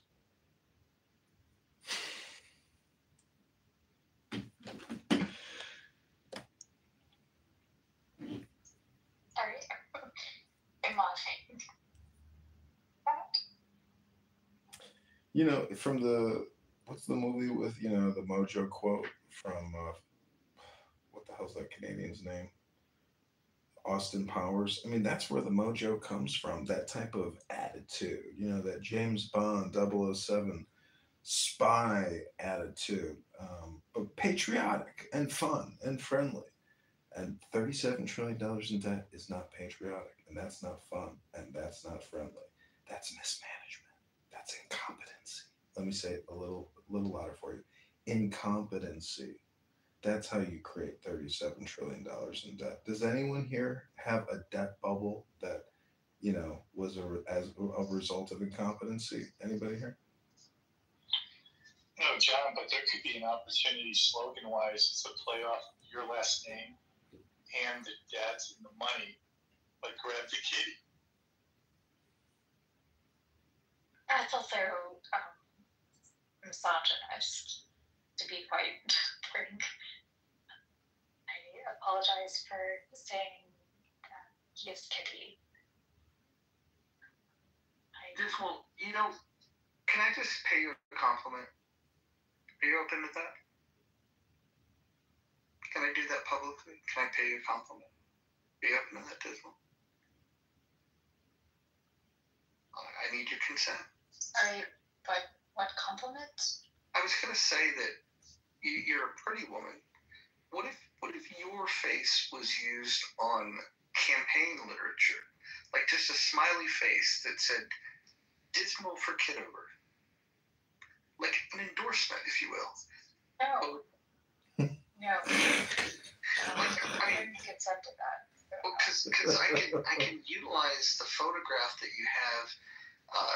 You look very nice in your photograph. I think if we just had a quote from you, we could put that in the poster, and that could really help the campaign. I feel like the red hair and the blue eyes, the lipstick. You're very, very American. Is what I get when I look at you. I think this could help the campaign.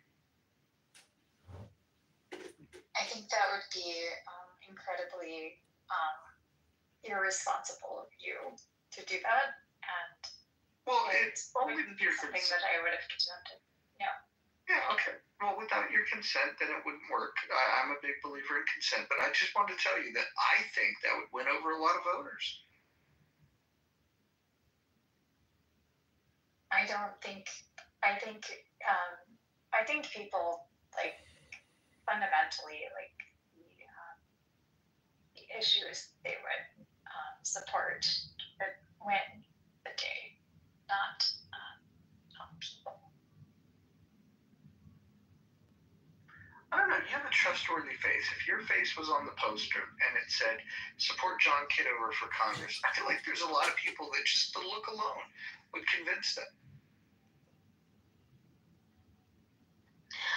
Dismal. So I just read, I had to remind myself, because it's been a while on that. So you're saying that it wasn't systemic, the Mangione thing, and I would agree. I think it was just a case of fraud by the healthcare system specifically. Yeah, I'd agree with that. Is that what you were saying? Yeah, I don't think that was the thing that would be repeated necessarily.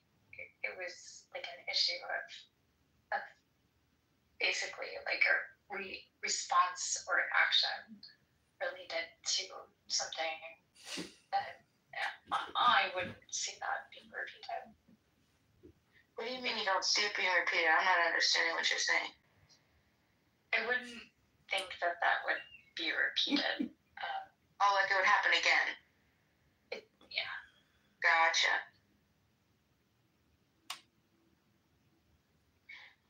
Do you think that other company, I see what you're saying.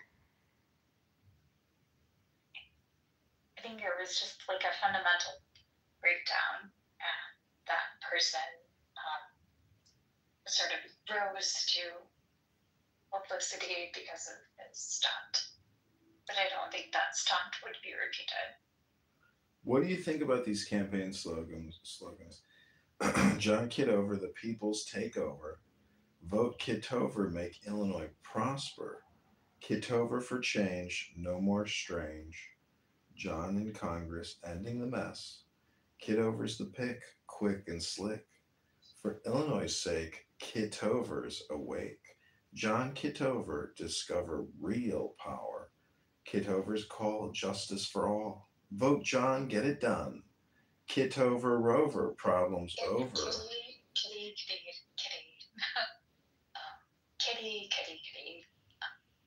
I think you're a little like. I'm sorry, I couldn't understand you. What were you saying? Kitty? Kitty. You have good ideas. Giddy, or kitty? Kitty. You had some good ideas, and you're unfortunately just not the right person. Well, should I change bodies, or maybe how do we find the right person, Dismal? Because I want to find the right person too. I assume you do as well. Are you looking for somebody?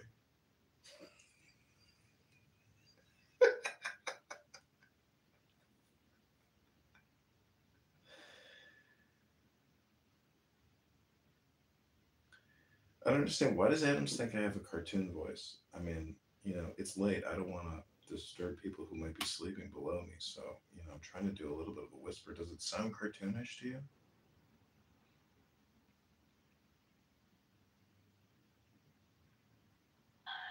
It does sound somewhat performative.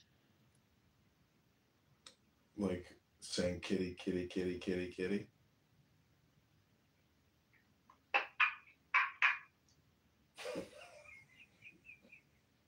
See, I'm glad I can get some laughs. I know this is a tough crowd. I was asked for feedback, so I shared it. I was being quite honest.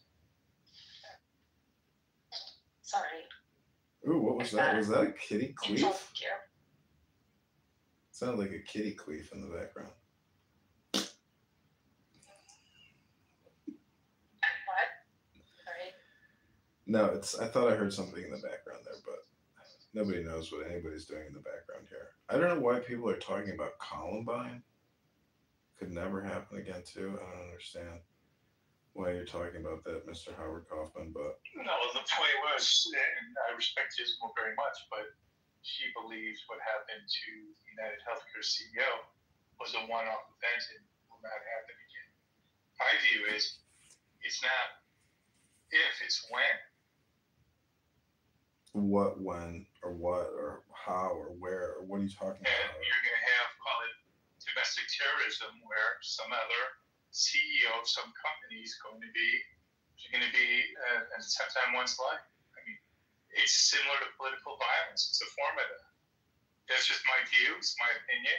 but I think it's a little naive to think it won't happen again. Oh, well, yeah. I mean, violence is going to happen again.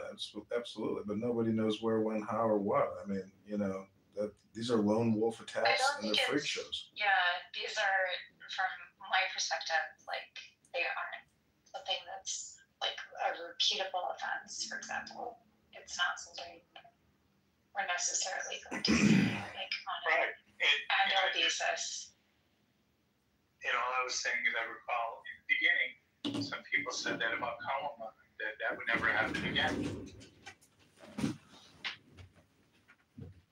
Well, people said that, World War II would never happen again, but did World War I ever end? Are we still in World War III, 25 years of war, and we're still, funneling tens of billions of dollars, $50 billion worth of weapons here, $300 billion worth of weapons over there? World War III, is it now? Or is it all just an expression? Okay, I'll give you that candidate, but there is a school in Florida called Parkland. I mean, it did happen again. There was Sandy Hook. It did happen again.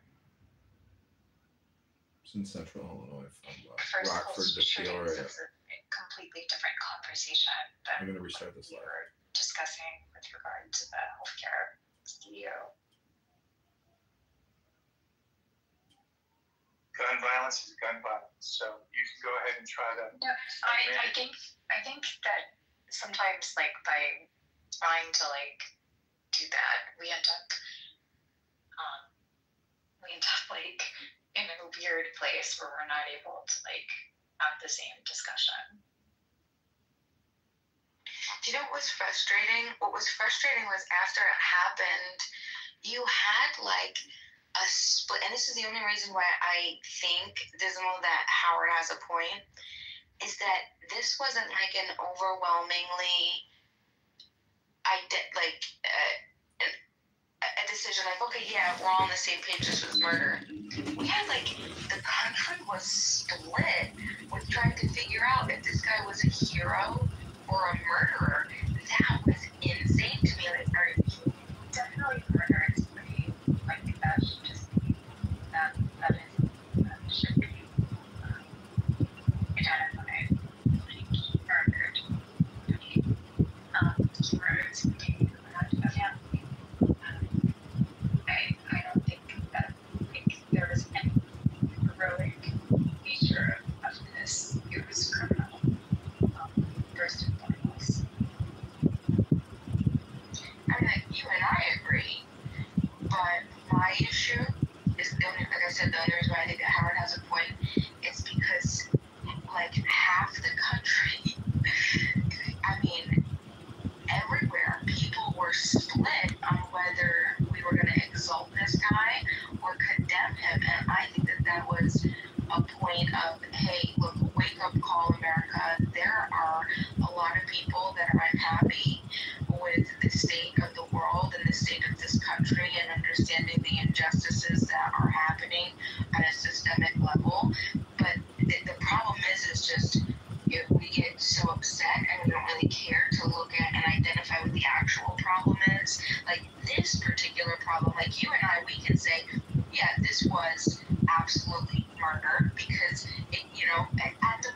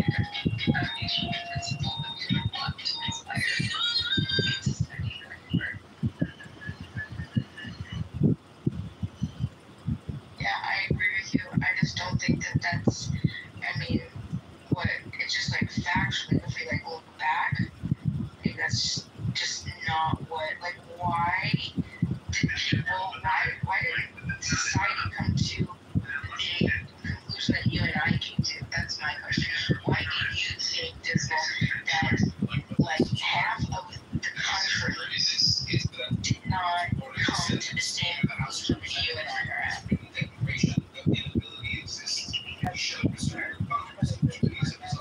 That's the vice president the executive section of the police talking about all the contracts within 4 days that the president runs the board in the Senate. Speaker of the House. Yeah, I think that and maybe a gross entitlement, a gross like misunderstanding of just basic like service. I mean, yeah, this company committed fraud, right? They were absolutely stealing and you want to save the nation. Do I want to save? I want to save the world. If you want to save the nation, we're going to ask you very kindly to make a donation. That's good. Have you made a donation yet? I would make a donation. I'm wondering if I can convince Abby. Doctors Without Borders is the drug Red Cross.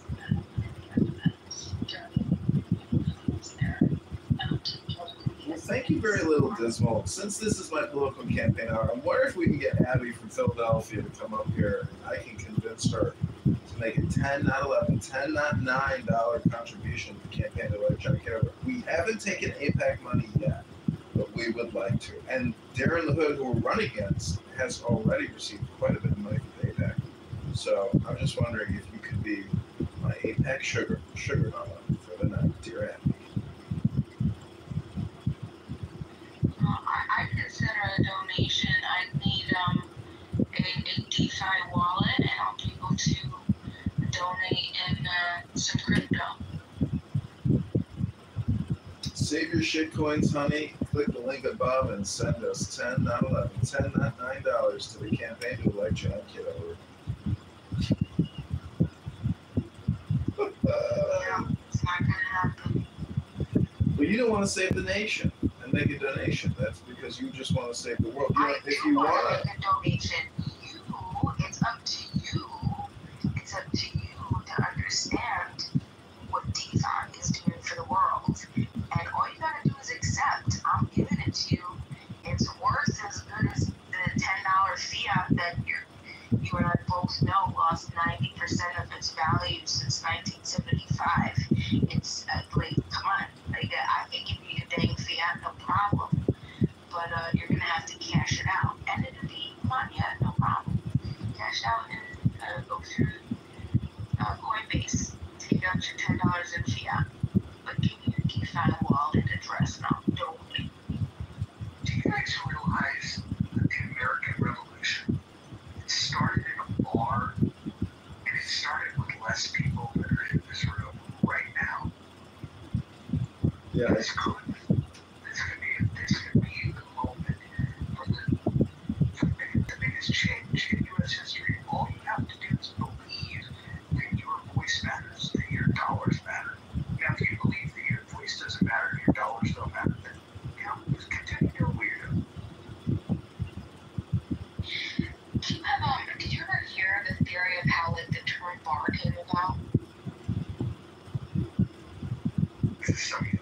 Wait, before you tell us about a bar, hold on, before you tell us about the bar, I did the Paul Revere tour in Boston, Massachusetts, and it was at that moment, I think we went to that, I know I went to the Cheers bar, but I think it was really, if that bar is there, whatever, but I just realized that, like, they must have had, if they were giving rousing political speeches in these bars, and they must have been getting drunk prior to, like, going out and shooting at British soldiers.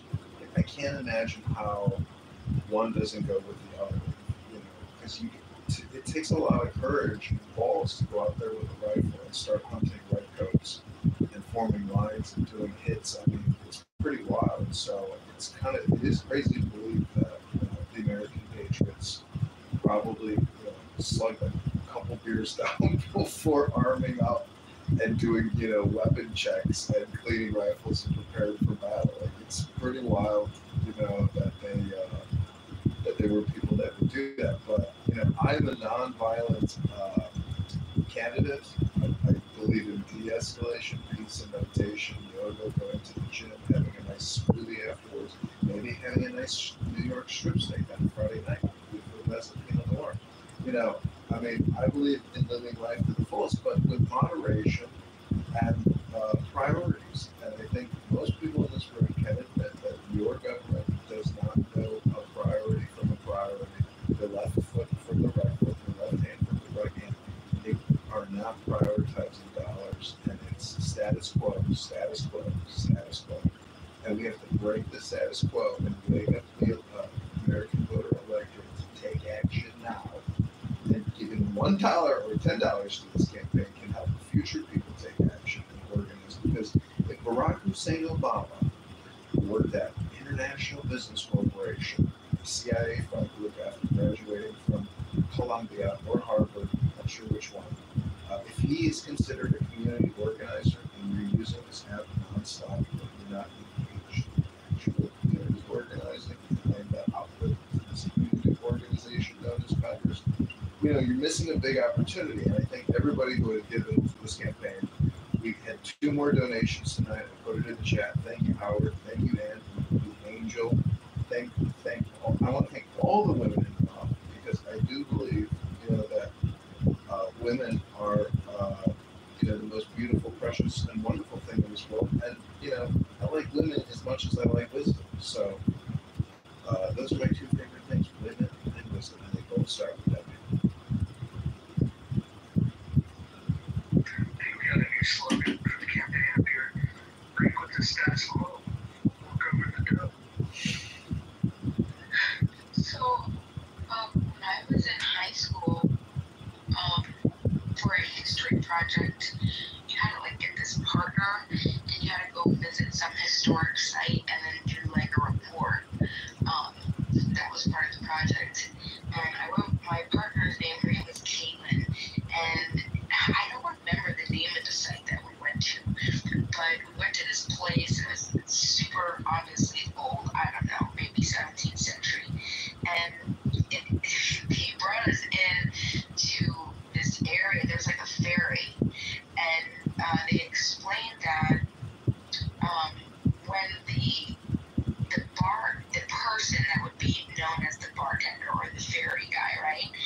He would be behind. There would be a pub, so everybody would come in from outside, and they would stay at this location they'd come across, on the ferry. And the guy would have to go and pull them over with a rope, pull the ferry over, physically.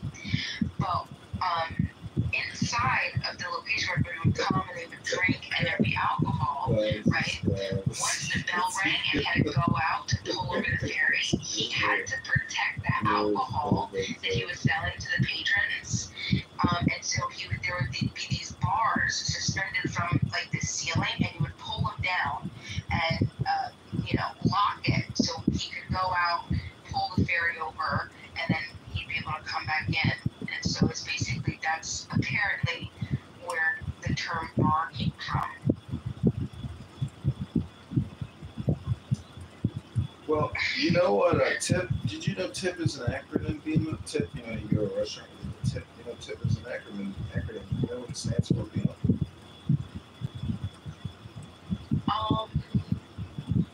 I'm thinking it would have to be 3 words, TIP, right? Or is it That's right. Yeah? Okay, let me think. TIP. Something, I don't know what. It stands for to improve performance. To improve. Oh, I would have never guessed that. So if you want to improve the performance of this campaign, guess what you got to do? You got to leave a tip, a donation to the campaign to elect John Kitover. Click that secure.antidote link above and donate $100 right now. Pray on it. Put it to your heart and say, you know what, is this guy full of shit, or could maybe he actually distribute some very positive and intelligent communication so the American population doesn't have a dismal outlook. Your turn, Dismal.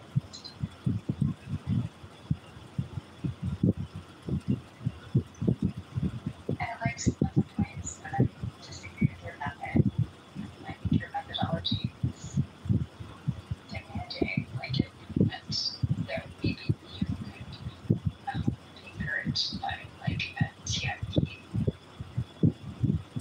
baby out with the bathwater. Dismal, I think if you join the campaign, you'd have much more influence on these things. It's true. You've advised presidents in a situation where you'd be a very valuable asset to this campaign.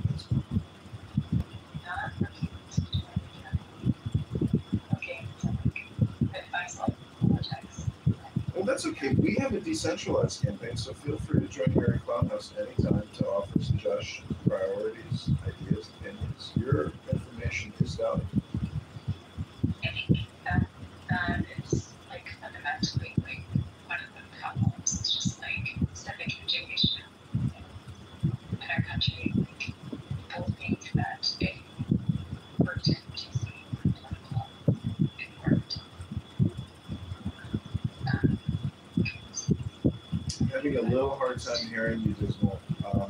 It sounds to me like education is a priority to you, and it's a priority for the campaign to elect John Kitover. Therefore, I think you should give $10 to this campaign right now.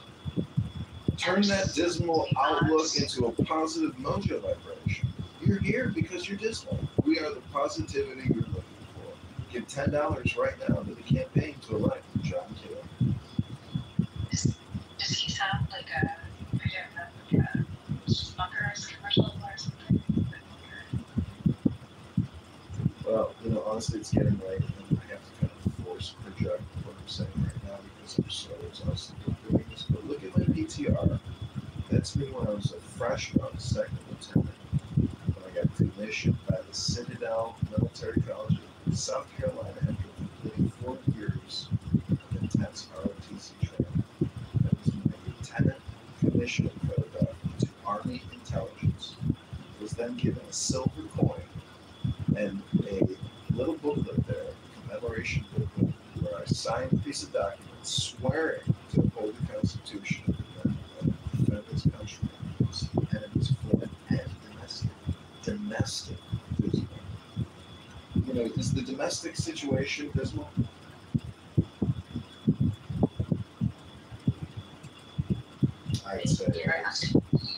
I'd say 37 trillion is pretty dismal. I would say if I was a real lieutenant in the Army, I might be concerned about the debt. Would you have been concerned about January 6th? Who's concerned about January 6th? Of course, chaos, violence. Who's not concerned about chaos and violence? That's anarchy. The actual attack. I'm curious, The attack, you mean poor Ashley Babbitt who had her head blown off by a piece of shit cop who just wanted to get a shot off?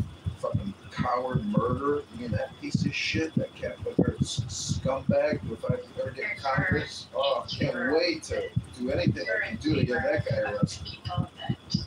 You're in favor of the people that were domestic terrorists.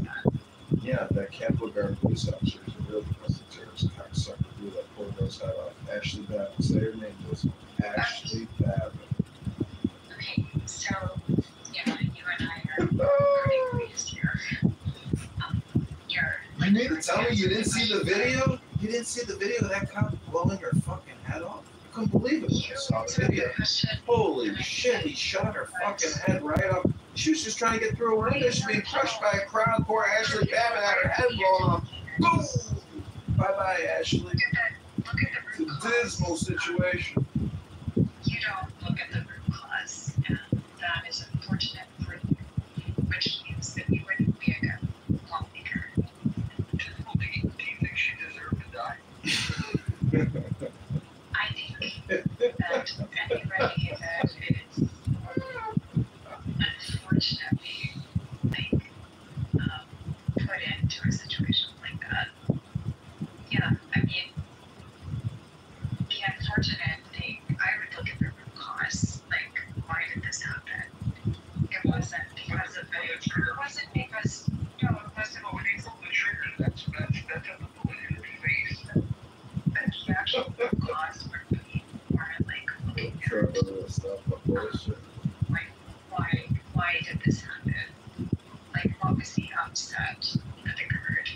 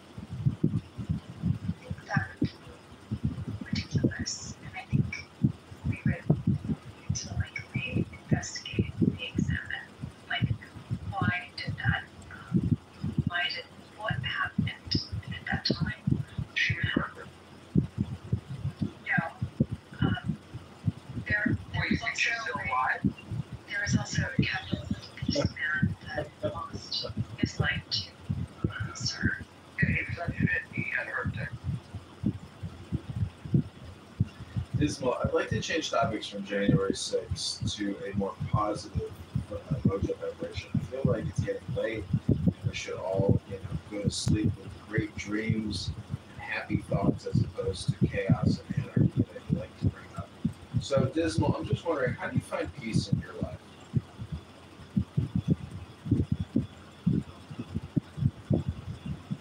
I think the strawberries, blueberries, or something.